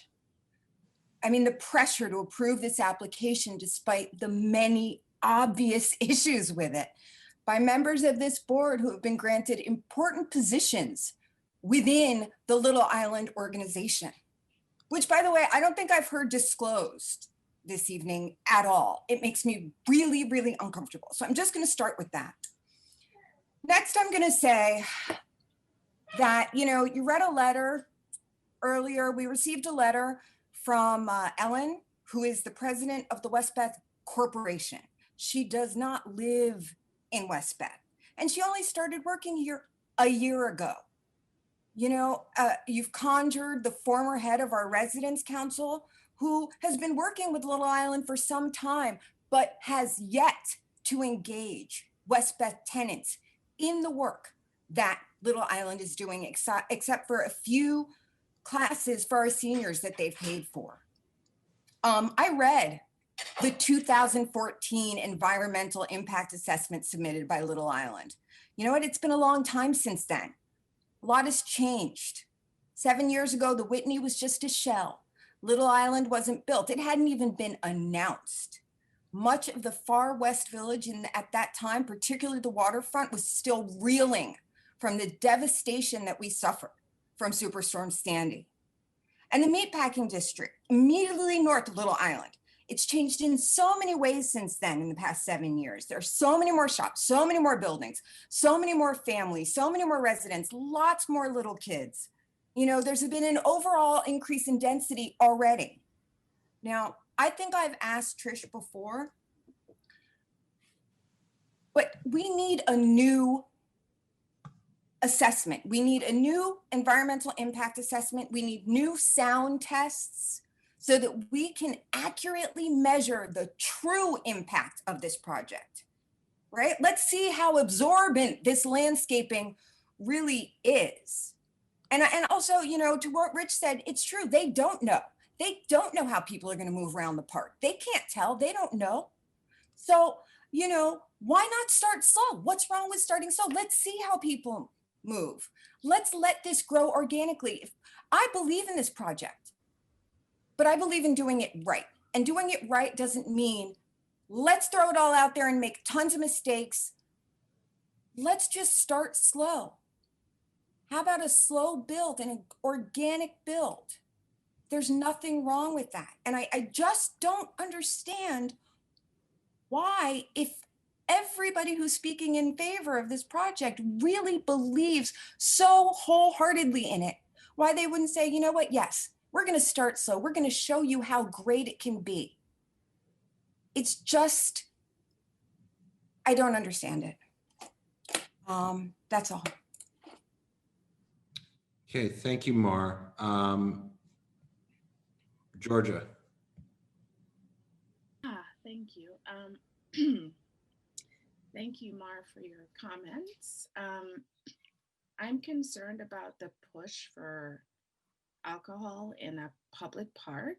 Beer and wine contain alcohol. A bottle of wine, you know, it's like 14 to 17% alcohol, depending on if you're getting like a rosé or a Zinfandel. Beer and wine are alcohol. The park will be used by, if it's prohibiting park-wide alcohol has nothing to do with, you know, public access for all and democracy. This park, if it is a public park, should be treated in the same way as all the other parks along the Hudson River Park, that stretch of land. And finally, I think it's time to call the question. I spoke at our last meeting about the time management of these meetings. It is now 10:15 and we are only on the SLA business. So I would like to call the question. I feel like it's pretty clear where everyone stands on this issue, and I would love for us to move forward. Thank you. I was just going to say, I still have one person who hasn't been called on that wants to speak and hasn't had an opportunity to speak once. Is that something that you want to cut off the rest of the people? Actually, two more people who haven't spoke yet. You know, I don't like this question. It's my prerogative to call the question, and I would like to call the question. Thank you. Okay, so we're going to put the call the question on the floor, and we're going to have to vote on it. Is there any discussion on the call to question? Doesn't it need a second? Oh, yeah, thank you. I second. I saw Shirley. I second. Okay. And a So- 2/3 majority. And it needs a 2/3 majority. Okay, vote to do that. Are we going to do this by roll call, or I guess we're going to have to. So How about if we raise our hands? Would that work? because there are already people who have their hands raised to speak. Well, they can lower them if they don't want to vote. Okay, well then I'll note the two, which is Susan and Shirley. And so I have those two. So if I'll lower their hands and give me 1 second. And okay, so all the hands are lowered. So is there any objection to voting by hand count? Carly, excuse me, Yes, Shirley. not lower my hand. You must have done it. But No, it's- I did lower your hand, but I've taken note that you want to speak. I have that noted. Okay. Okay. We have a motion on the floor. Okay. And is there any objection to voting by hand count? Okay, so all those in favor of calling to question, please raise your hands. I'm sorry, virtual hands or actual hands? Virtual hands. Say it again. Repeat that again, Carter, please. If you would like to call to question, i.e. end the discussion, people need to raise their hands to call to question, and we require a 2/3 vote of those present for as far as the quorum. Point of fact, I think Valerie. you're referring to the to the raise your hand function specifically. Yes, sorry, I'm referring to the raise your hand function. In the essence of time, I'm lowering my hand. Why don't you just, Carter, if I could suggest you just Valerie's reinforce in the where it middle. is. Valerie is in the middle of just, we're in the middle of a vote, so just let her complete the vote. Carter and Valerie, don't forget that Doris is on the phone. Okay, and she's unmuted, so if she'd like to.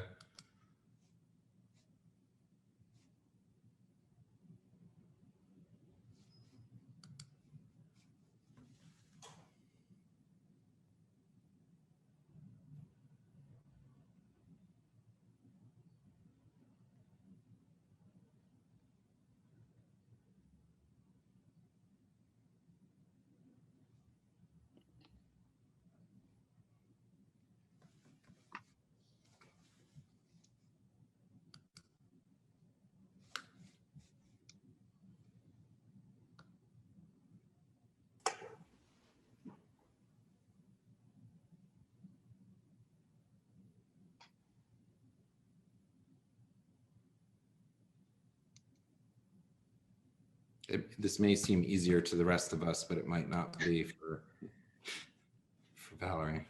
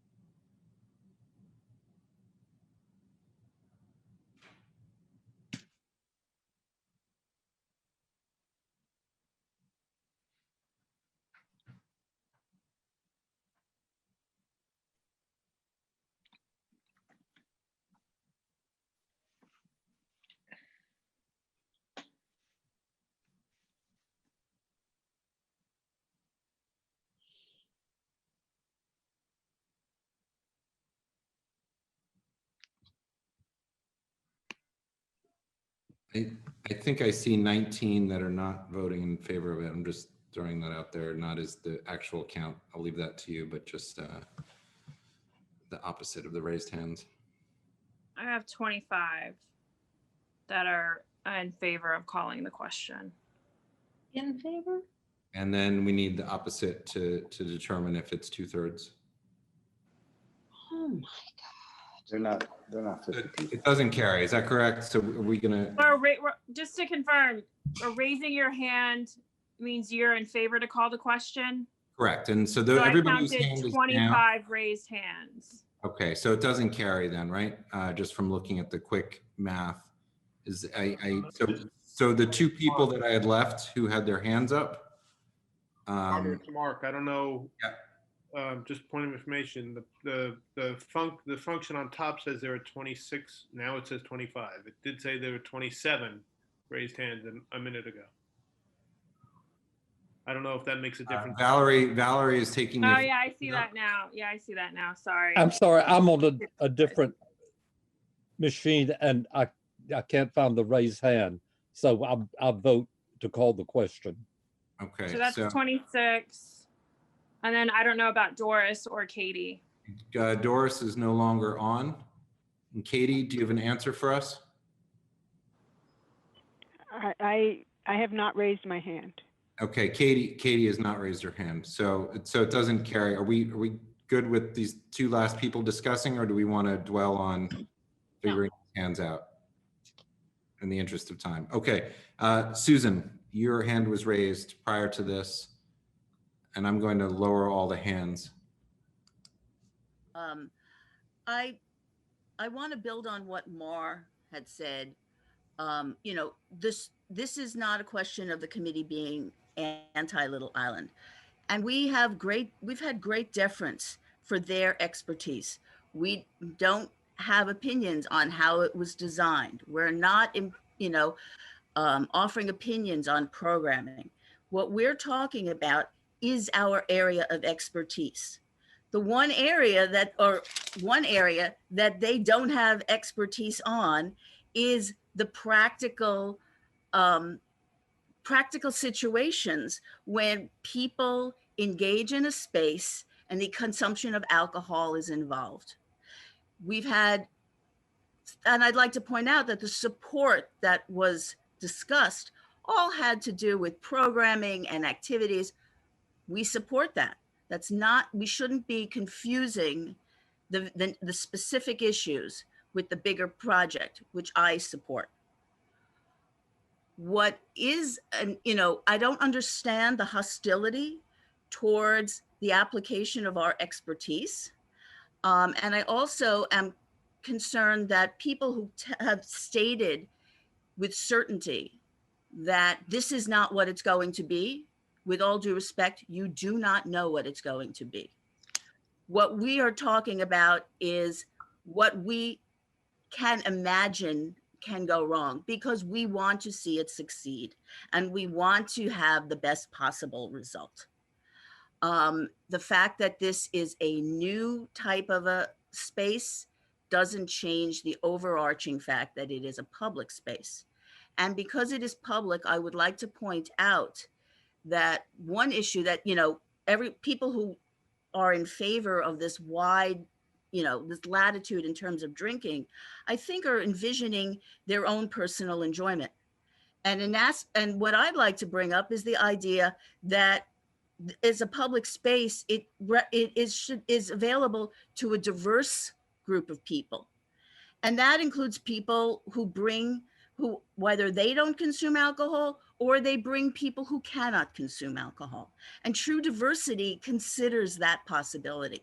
So in moving slowly, what we get is the advantage of living the experience of what this becomes, instead of making proclamations of what we expect it to become. Thank you. Thank you, Susan. And Dr. Smith, Shirley? Yeah, I've, in the essence of time, I just put my hand up to raise as they call the question.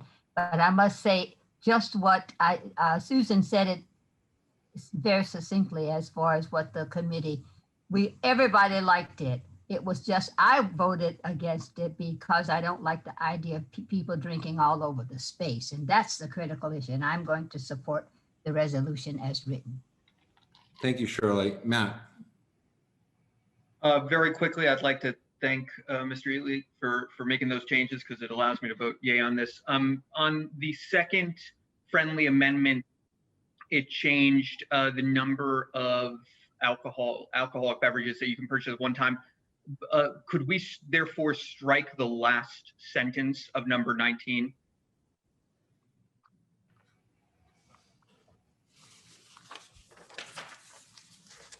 Which, for groups, each person in a party must purchase their own beer or wine?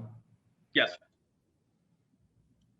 I would keep it consistent with what the friendly amendment was before, and what is, you know, what's permitted, at least with the state liquor authority. That's all in this kind of forum.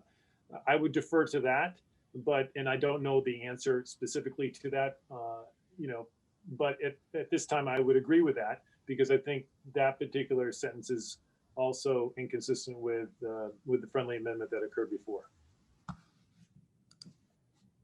But would it prevent somebody ordering multiple drinks, I guess, is my only question.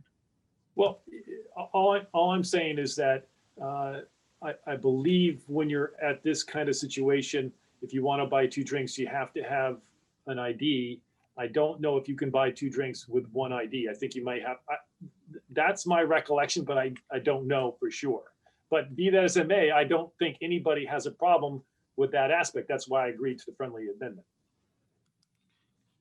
And thanks, Matt. Does that answer? Was that a yes or a no on the striking? That's a yes to the extent that it's inconsistent with the friendly amendment. Very much appreciate it. Okay, I'm gonna try and share my screen just really quickly. Bob, you had asked me to. Maybe I'm not gonna share my screen, I guess. I'm not gonna be sharing my screen. There's some, I think because I'm running this, something's crashing here on the preferences side. In any event, there is a diagram. It is on our website with this application, and it shows exactly what we're talking about when we say the main plaza. That's all. Okay, so for whatever reason, it's not gonna let me. Okay. All right, seeing no other, I've got one more hand up, Mar. Yeah, I still haven't heard the disclosure by the people who enjoy position within the Little Island Corporation or Council, and that it's not sitting right with me. I mean, we've just been sent all of this conflict of interest paperwork as board members, and I'm still not hearing anyone say, hey, I've been working with these people. I have a title within their organization. I sit on their council. I haven't heard that yet. And that makes me really uncomfortable. Yeah, that's about that. I want to hear that. I need to hear that. I need to hear, I'm in favor of this because these are my people. I'm down with them. Well, but Mark, Robin Rothstein did already recuse herself. So Robin hasn't spoken tonight. I know, I understand that, but her vote is already one of recusal, so she has spoken. Yeah, she's going to vote the committee as a board. Okay, I'll back off. I'm sorry. Well, Mar, do you know that there's somebody else on the board that you're describing who is not saying anything? Is that what you're implying? Okay, let's be clear. I don't get anything in return, and I don't post it on my website or anything else than helping interns.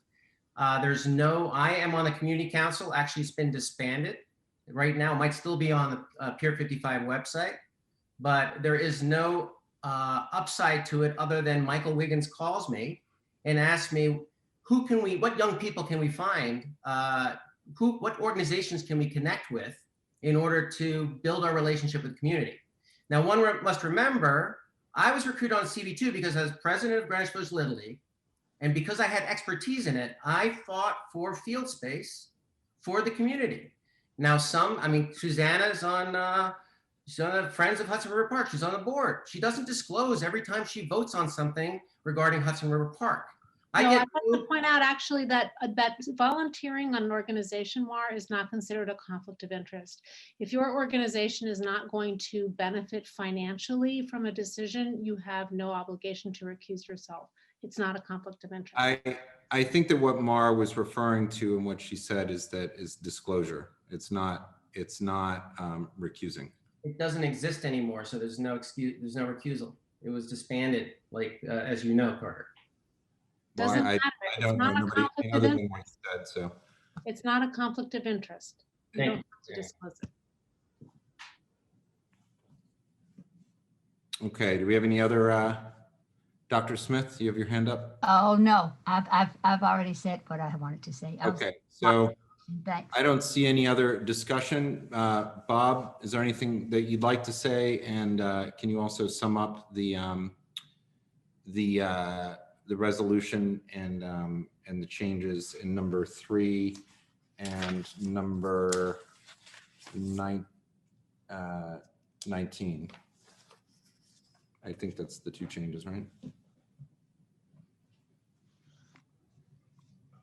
No, I think it's it allows for two drinks per customer on number 19. So number 19 is amended. And Donna, did you have the language you wanted to use?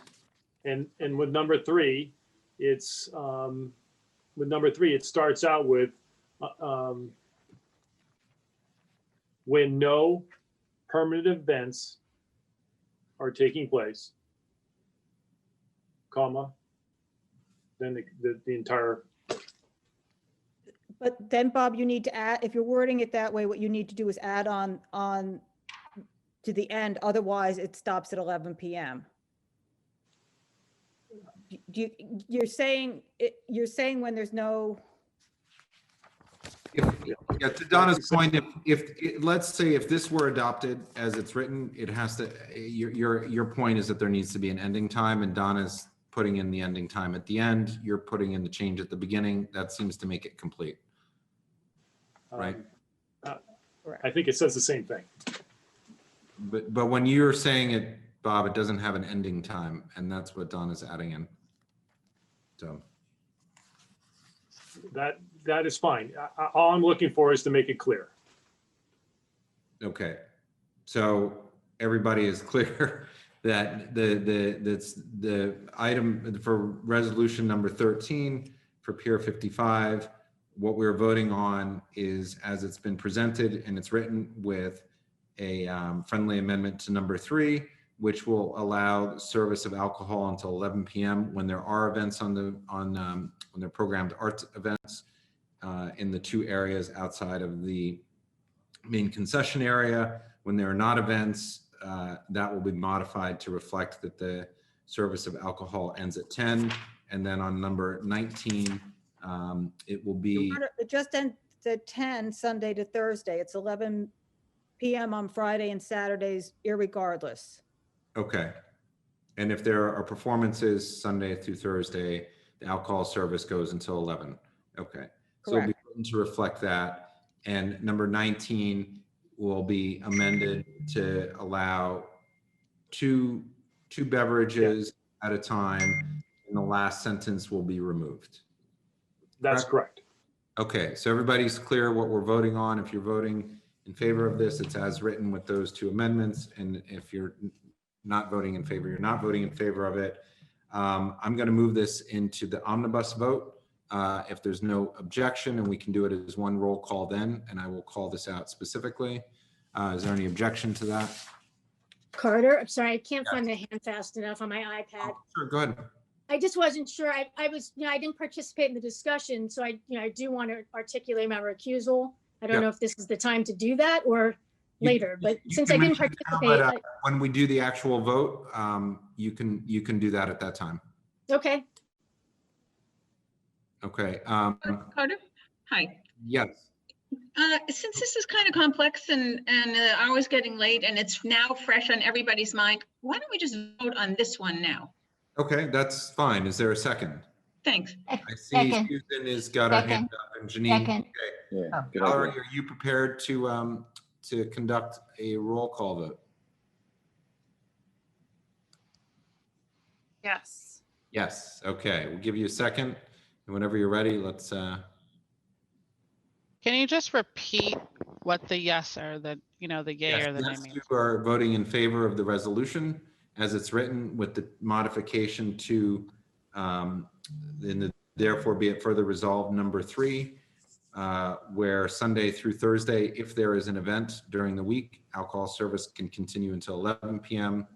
And on number 19, it had previously stated there was a limitation on 1 drink per person at a time, and it has been raised to 2, and it has removed in number 19 any mention about groups and any limitations on who can buy what in a group.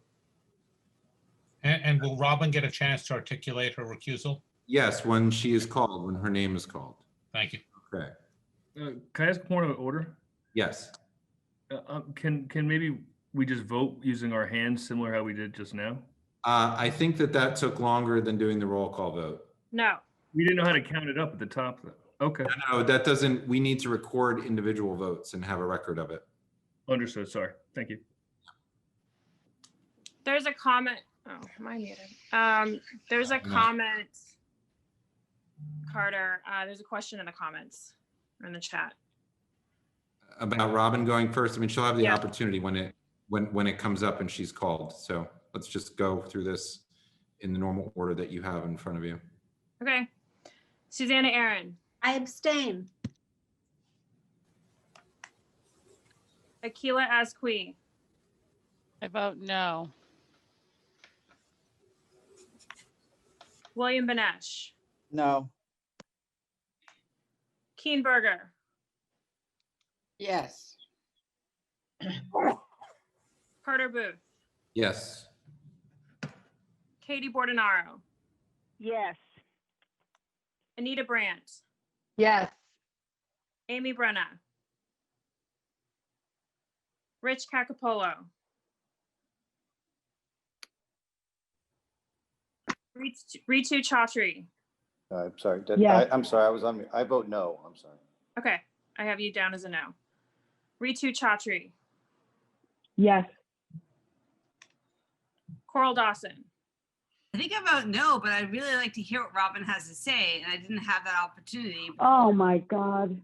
Hold on, guys. Over? Aren't we just voting? Question. Yes, we're just voting. I mean, I guess no, because I didn't get to hear her. Robin had indicated she's going to be recusing, and when she's called, she can give her vote, but she stated that and asked what the right time was, and the right time to give her vote is when she's called. So just Coral, so did you vote? I said no. Sorry. I said no because I didn't get to hear her. Valerie De La Rosa, 4. John Paul DeVerna. No. Doris Diether. Is she still on? No, she's not still on. Okay. Bob Ely. Yes. Mara Fitzgerald. Yes. Cormac Flynn. Yes. Joseph Gallagher. Yes. Susan Gammy. Yes. David Gruber. Yes. Wayne Kawadler. Yes. Susan Kent. Yes. Janine Kiley. Yes. Betty Kabovi Weiss. Yes. Patricia Laria. Yes. Michael Levine. Yes. Janet Liff. Yes. Ed Ma. Matt Metzger. Yes. Sorry. Yes. Yes. Edma, yes. Okay, Ed, yes. And Matt Metzger. Yes. Daniel Miller. No. Brian Pape.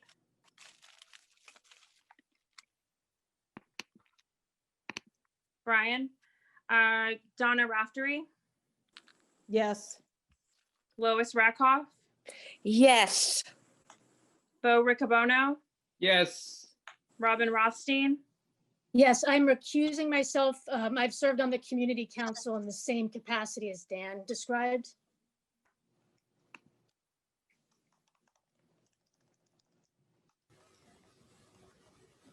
Thank you. Sandy Russo. Rocio Sands.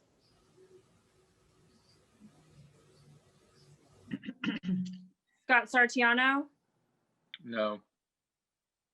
Shirley Secunda. Yes. Kristen Shea. No. Frederica Siegel. Yes. Georgia Silvera Siemens.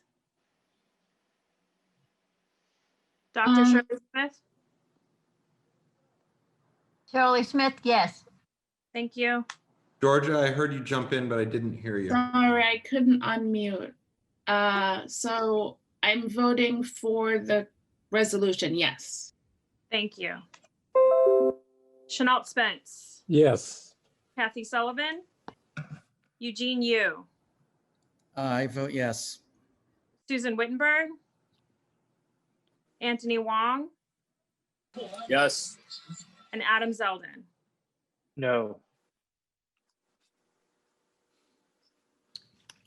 Is there anybody whose vote was not recorded, whose name was called, that didn't get confirmation?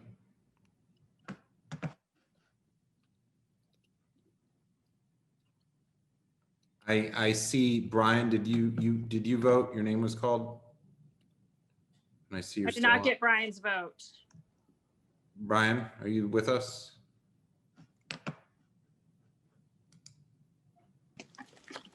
I see you, but I don't hear you. You're voting yes. I see you. You've got your hand up, your fingers up. So you're visually voting yes. Okay. Is there anybody else? So is my mute now? Yes, I can hear you now. Okay, it was a yes. I guess. Okay, thank you, Brian. Was there anybody else? Okay. Is there anybody else, Valerie, whose vote that was not captured? Susan Wittenberg, Kathy Sullivan, Sandy Russo, Rocio Sands, and Rocio, I see you're on Doris. still. And Amy Brenna. Okay, Rocio is the only one I see on. I see her on twice. I'm not. I see you. Okay. If you want it thumbs up or thumbs down, I can see you, but I can't hear you. We can't hear you. Just thumb. I can see you. So down. I You're think it's a voting thumbs against it? down. Okay, so she's voting against it. Okay. So you've captured Rocio's vote? Yep. Okay, we have everybody. All right. Okay. Moving on, next. So that completes the SLA vote. We voted on number 13. All the rest in SLA 1 and 2 have already been moved into the omnibus. Do you want the vote total? Oh, yes, please. Yes, if you have it ready, yes. Yes. So I have 33 for, 10 against, 1 abstention, and 1 recusal. Okay, 33, 10, 1, and 1. Mm-hmm. Okay. Moving on. Janine Kiley, Schools and Education. Okay.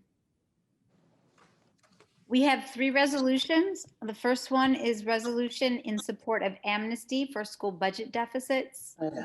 Therefore, be it resolved that Community Board 2 calls on the City of New York, Mayor de Blasio, and New York City School Chancellor Richard Carranza to institute amnesty for school deficits, as well as provide additional funding for students living in poverty and temporary housing, so that our schools can emerge from this pandemic financially sound and best positioned to meet the learning needs of our city students, particularly our most vulnerable students.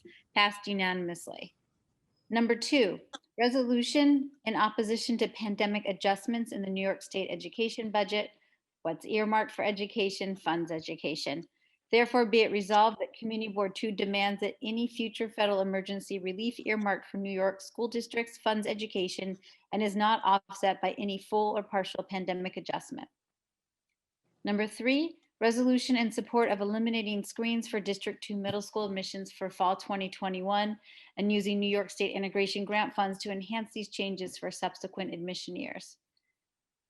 Therefore, be it resolved that Community Board 2, 1, supports the city's decision to unscreen middle schools for the 2021-2022 school year.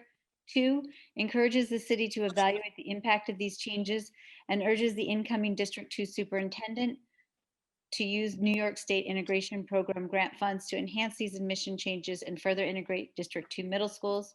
3, urges the Department of Education, incoming District 2 superintendent, and District 2 principals to toss whole language and balanced literacy. Instead, requires elementary schools to employ best practices for all children at the earliest possible age for teaching reading and writing that are science-based, systemic, explicit, and multisensory, and invest in professional development and training to effectively implement these curricula. 4, supports continued funding of the Department of Youth and Community Development Schools Out New York City for middle school after school programs, particularly for working families and our most vulnerable students who rely on free, high quality after school programs, and insists that the New York City School Construction Authority continue to invest in modernizing existing and constructing new school facilities so that all New York City schools have access to high quality gymnasiums, auditoriums, science laboratories, and music and arts facilities. Also passed unanimously. Okay.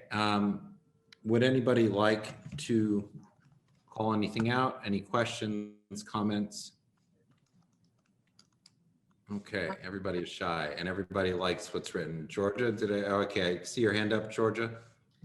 I just wanted to comment, Janine and the committee on a really excellent set of resolutions, in particular, the budget amnesty. It's really sort of ridiculous that schools owe the DOE money. PS3 owes $500,000. And also the middle school screening, eliminating that, I think is fantastic. So thanks for the entire package, Janine. Yes, thank you, Janine, and it was a great meeting as well. Coral.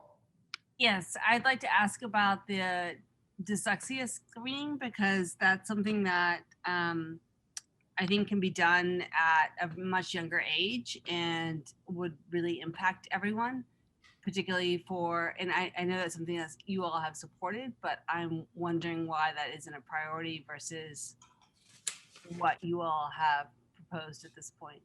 This is item number 3, just so everybody's following along, the third resolution. Well, the third resolution is talking about, I mean, we are talking about getting the curriculum in there right now. And we have a resolution separately in support of dyslexia screening.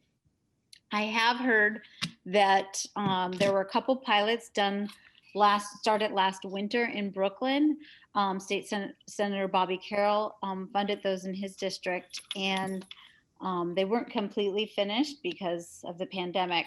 But you know, there's 2 schools, and the preliminary information was that you're screening all these kids, identifying these problems, yet you have no programs to send these kids to. So it's not like an eyeglass screening and then you walk down the hall and you get a pair of glasses. It's a little bit more complicated than that.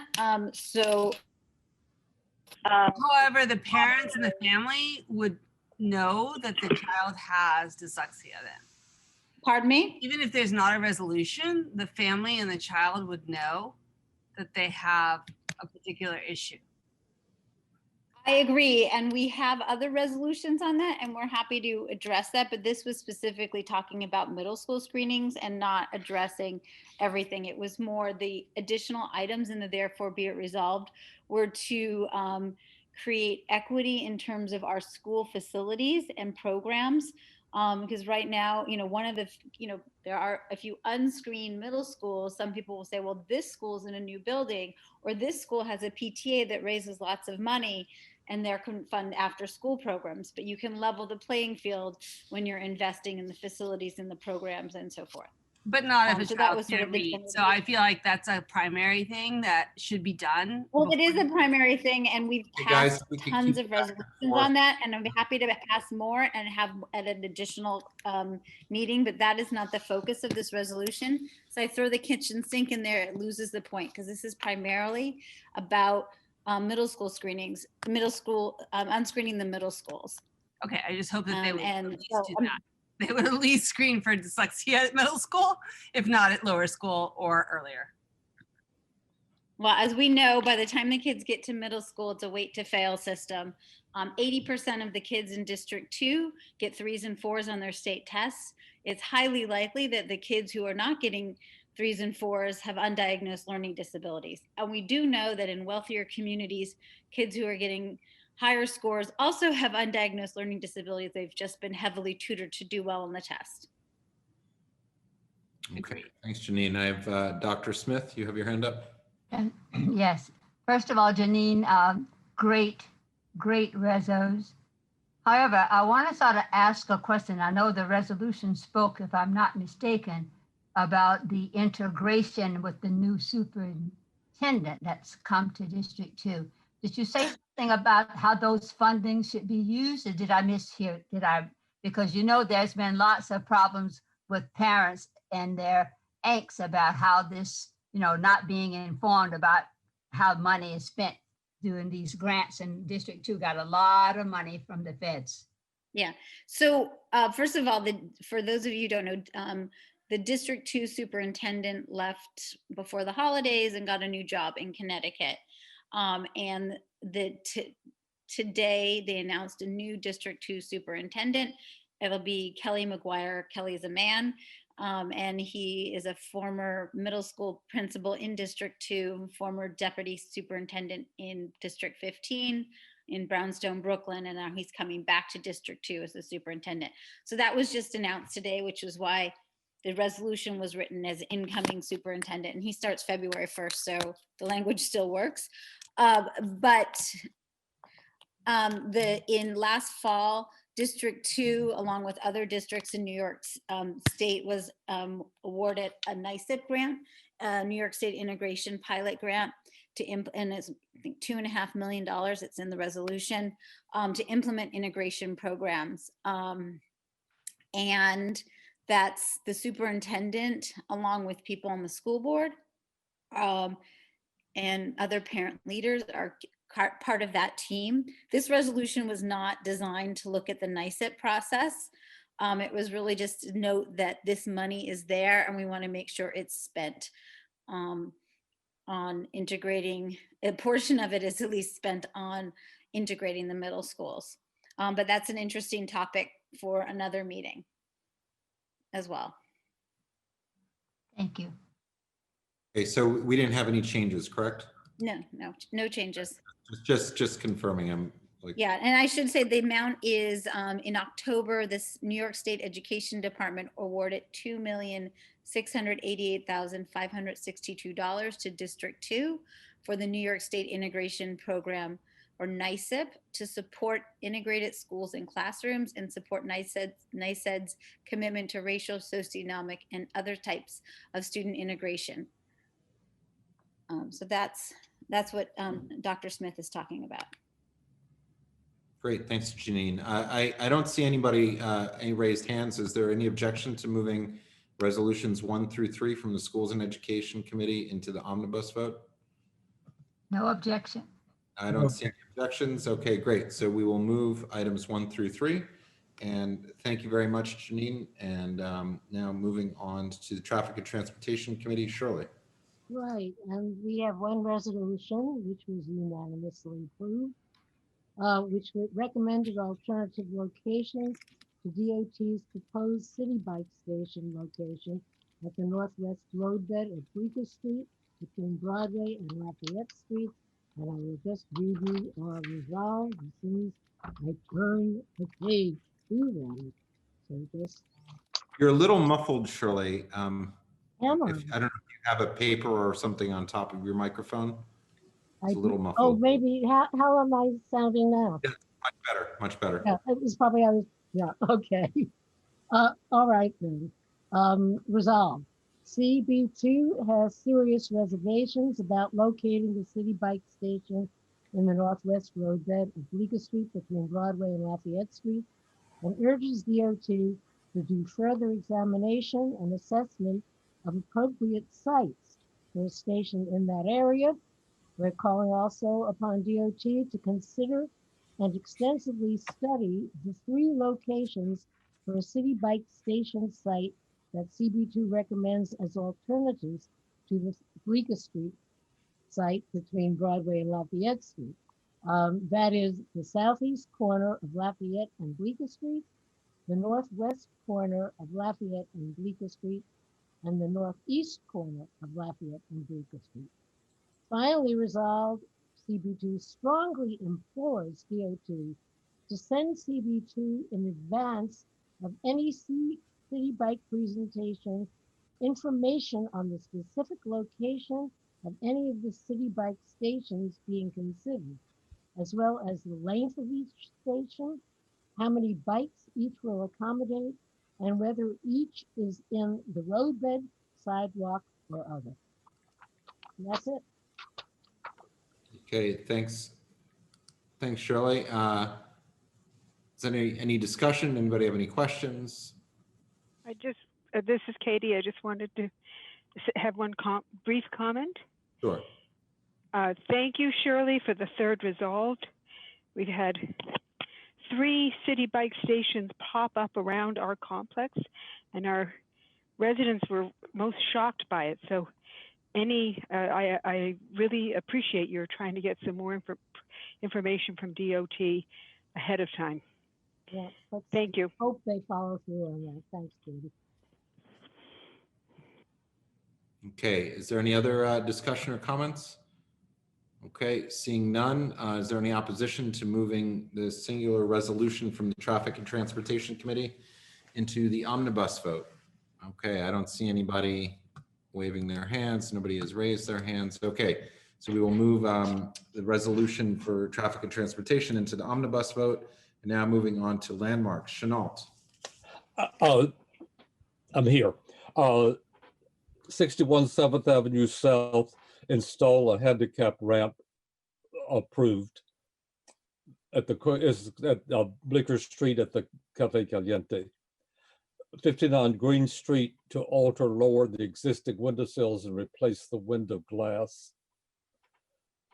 We recommended denial because it involves the destruction of historic fabric and from the rhythm of the bays. 334 West 12th Street to install a new cornice. We recommended denial because of the unsuitable material and design of the cornice. 530 Broadway to remove, it says a lot, but it's basically to move the infill at the entrance. We recommended denial because it removes something that is not original, but is in keeping with the building and its architecture and its period, and replaces it with just a pure modern glass and covers up part of the stonework.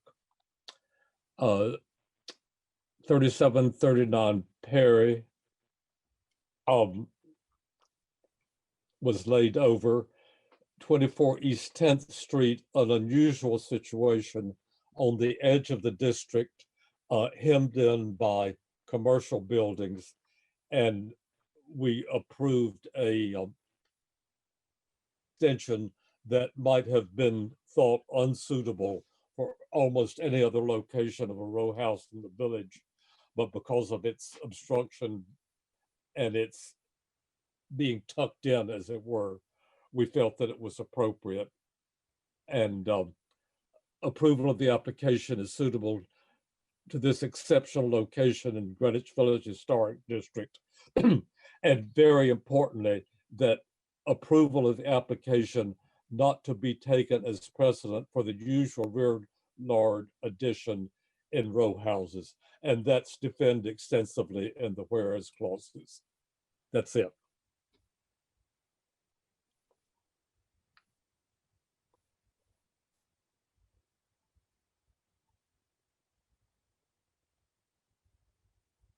I'm hearing nothing. I have my, Correct. I did not. I have my hand raised. Oh, sorry. Oh, I've got two hands raised. Sorry, guys. Dr. Smith. Yeah, so now can you just tell as you report what the voting was like? I didn't hear you say anything about the voting. Everything was unanimous. Oh, okay. Thanks. Katie. On number 1, did they show a diagram that with this ramp, there will continue to be enough clearance on the sidewalk? So we went through all that extensively and where a tree is and various other things. Sorry, I couldn't really hear you. Could you repeat that, Chenault? Sorry. Yes. We took care of all of that, things of that nature. Great, thank you There's so no much. obstruction. There's no obstructions on the sidewalk. There's no trees or hydrants or anything, Katie. Okay, great. Thank you very much. Okay. Is there any other discussion, questions? Seeing none, is there any opposition to moving all the items from the landmarks committee into the omnibus vote? Okay, I don't see any objections. And now moving on to quality of life. Joseph Gallagher, you have 2 items.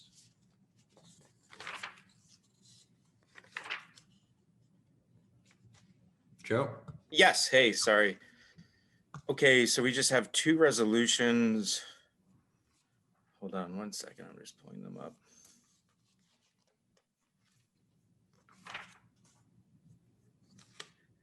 Sorry. Okay. The first is for a new revocable consent to install 3 new light poles with 3/4 inch PVC schedule at 80 interconnecting power conduit along the south side of Bleecker Street, west of Mercer, in conjunction with 181 Mercer Street. And the committee voted approval, adopted unanimously for these 3 new light poles. And the second was for revocable consent for NYU to install a telecommunication conduit under, across, and along East 4th Street between 383 Lafayette Street and Bowery in front of 1 Cooper Square. And the committee recommended approval, adopted unanimously. And that's it. Okay, and I think everybody's lining up to talk on these 2 items. Oh, wait. Okay, so anybody want to call out anything? Any Cormac? Yeah, I just want to ask Joe now, are any of these close to a newsstand? Because we may need a lot of time on that. Oh, No newsstands anywhere near this block. great, thanks. Thank you, Cormac. All right. Is there any objection to moving the 2 quality of life items into the omnibus vote? Okay, I don't see any objections. All right, I'm going to read out what we're voting on momentarily. Valerie, are you about ready to do this? I'm going to read them out and Yes. okay, and I'm going to mention the items that people may want. I mean, from what we've heard, if there's been any indication on somebody wanting to vote on something, Valerie, if you could just ask as we're going through what, those specific items, if people want to vote differently. So, Carter, I need Yes, to David. confuse on an item. So, okay, when we get to you, yeah, okay. You can call out if you can have the name and the item number. I do. Okay, all right. So the vote is going to consist of 1 item from the Land Use Committee as presented. In the SLA Committee, it's going to be on SLA 1, it's going to be items number 1 through 12, 13 as amended, which is to include an extra line in the stipulation referring to an MOU with 77 Bleecker Street, and numbers 14 through 20. In SLA number 2, it includes items 1 through 12, and 14 and 17. Items number, in the SLA 2, items number 6 and 8. Number 6 is Big Hand Vinny at 448 and 450 Hudson. We would want to have an option for a separate vote on that. And number 8 for Little Santino at 561 Hudson, an option for a separate vote on that. So all the SLA items except for number 13, which we already voted on from the second meeting, will be included in the vote. When Schools you and say separate vote, are you saying for people to call out? Because it's yes, to confusing. call out should they Okay. choose Okay, got it. Thanks. indicate a separate vote. Schools and education, there are 3 separate resolutions as presented. The traffic and transportation has a singular item regarding the city bike station. The landmarks committee has items number 1 through 4, number 5, which was a non-appearance. It includes number 6, which was a layover, and number 7. And then the quality of life committee includes 2 items that were as presented. Is everybody clear on what we're voting on? Uh-huh. Yes, great. All right, Valerie. Great. Susanna Aaron. Yes. Akila Asqui. Yes. Can we just make, everybody just say yes on all, just so we're clear? Yes on all. Yes on all. Thanks. William Benesh. Yes on all. Keen Berger. Carter Booth. Yes on all. Yes on all. Keen, thank you. I'm Carter yes Booth. on all. Katie Bordenaro. No, she's on the Yes phone. on all. Thank you, Katie. Anita Brandt. Yes on all. Amy Brenna. Rich Cacapolo. Yes on all.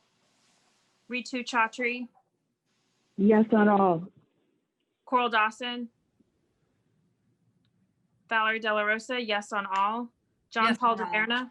It's Coral, Yes. yes on all. Thank you, Coral. John Paul DeVerna, Yes on all. Doris Deefer, not on. Bob Ely, Yes on all. Mark Fitzgerald, Yes on all. Cormac Flynn, Yes on all. Joseph Gallagher, Yes on all. Susan Gammy, Yes on all. David Gruber, Yes on all except SLA 1, item number 11, Yucatan Kitchen, abstain, recuse. SLA 1, number 11, recuse. Okay. And I do business with the company. Okay.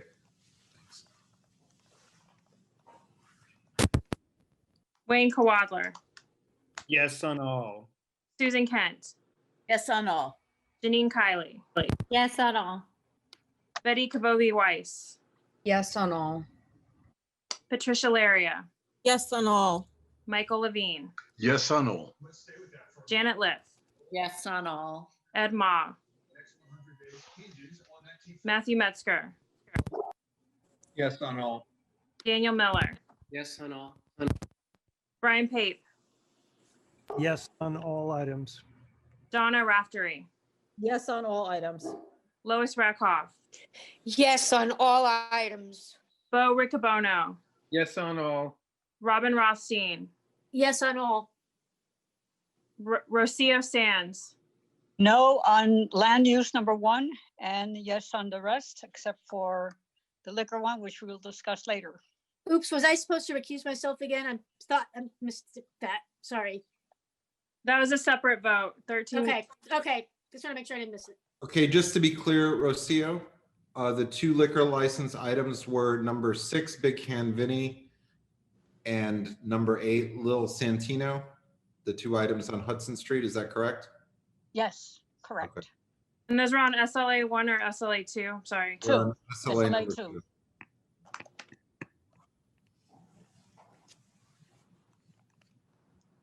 Okay. Thank you. Scott Sartiano, Build muscle. Just. Yes on all. thanks. Shirley Secunda, Yes on all. Kristen Shea, Yes Frederica- on all. thanks. Frederica Siegel, Georgia Silvera Siemens, Yes on all. Dr. Shirley Smith, Yes on all. Chenault Spence, Yes on all. Eugene Yu, Susan Wittenberg, Anthony Wong, Yes on all. and Adam Zeldin. Yes on all. Hey, Valerie, it's Eugene. Hey. I was yes on all. Okay, thank you. Okay, so I have 42 for the omnibus vote with a recusal on SLA 1, number 11 by David Gruber, does business with the applicant, and a no on lane use number 1, a no on SLA 2, number 6, and number 8.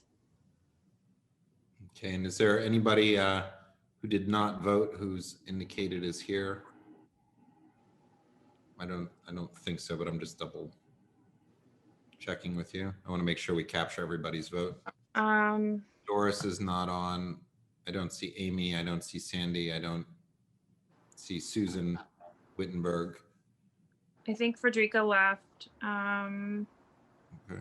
Ed Ma. That's it. Okay, it's just Ed, I see you're still on with us. He looks like he's trying to unmute himself. Oh, okay.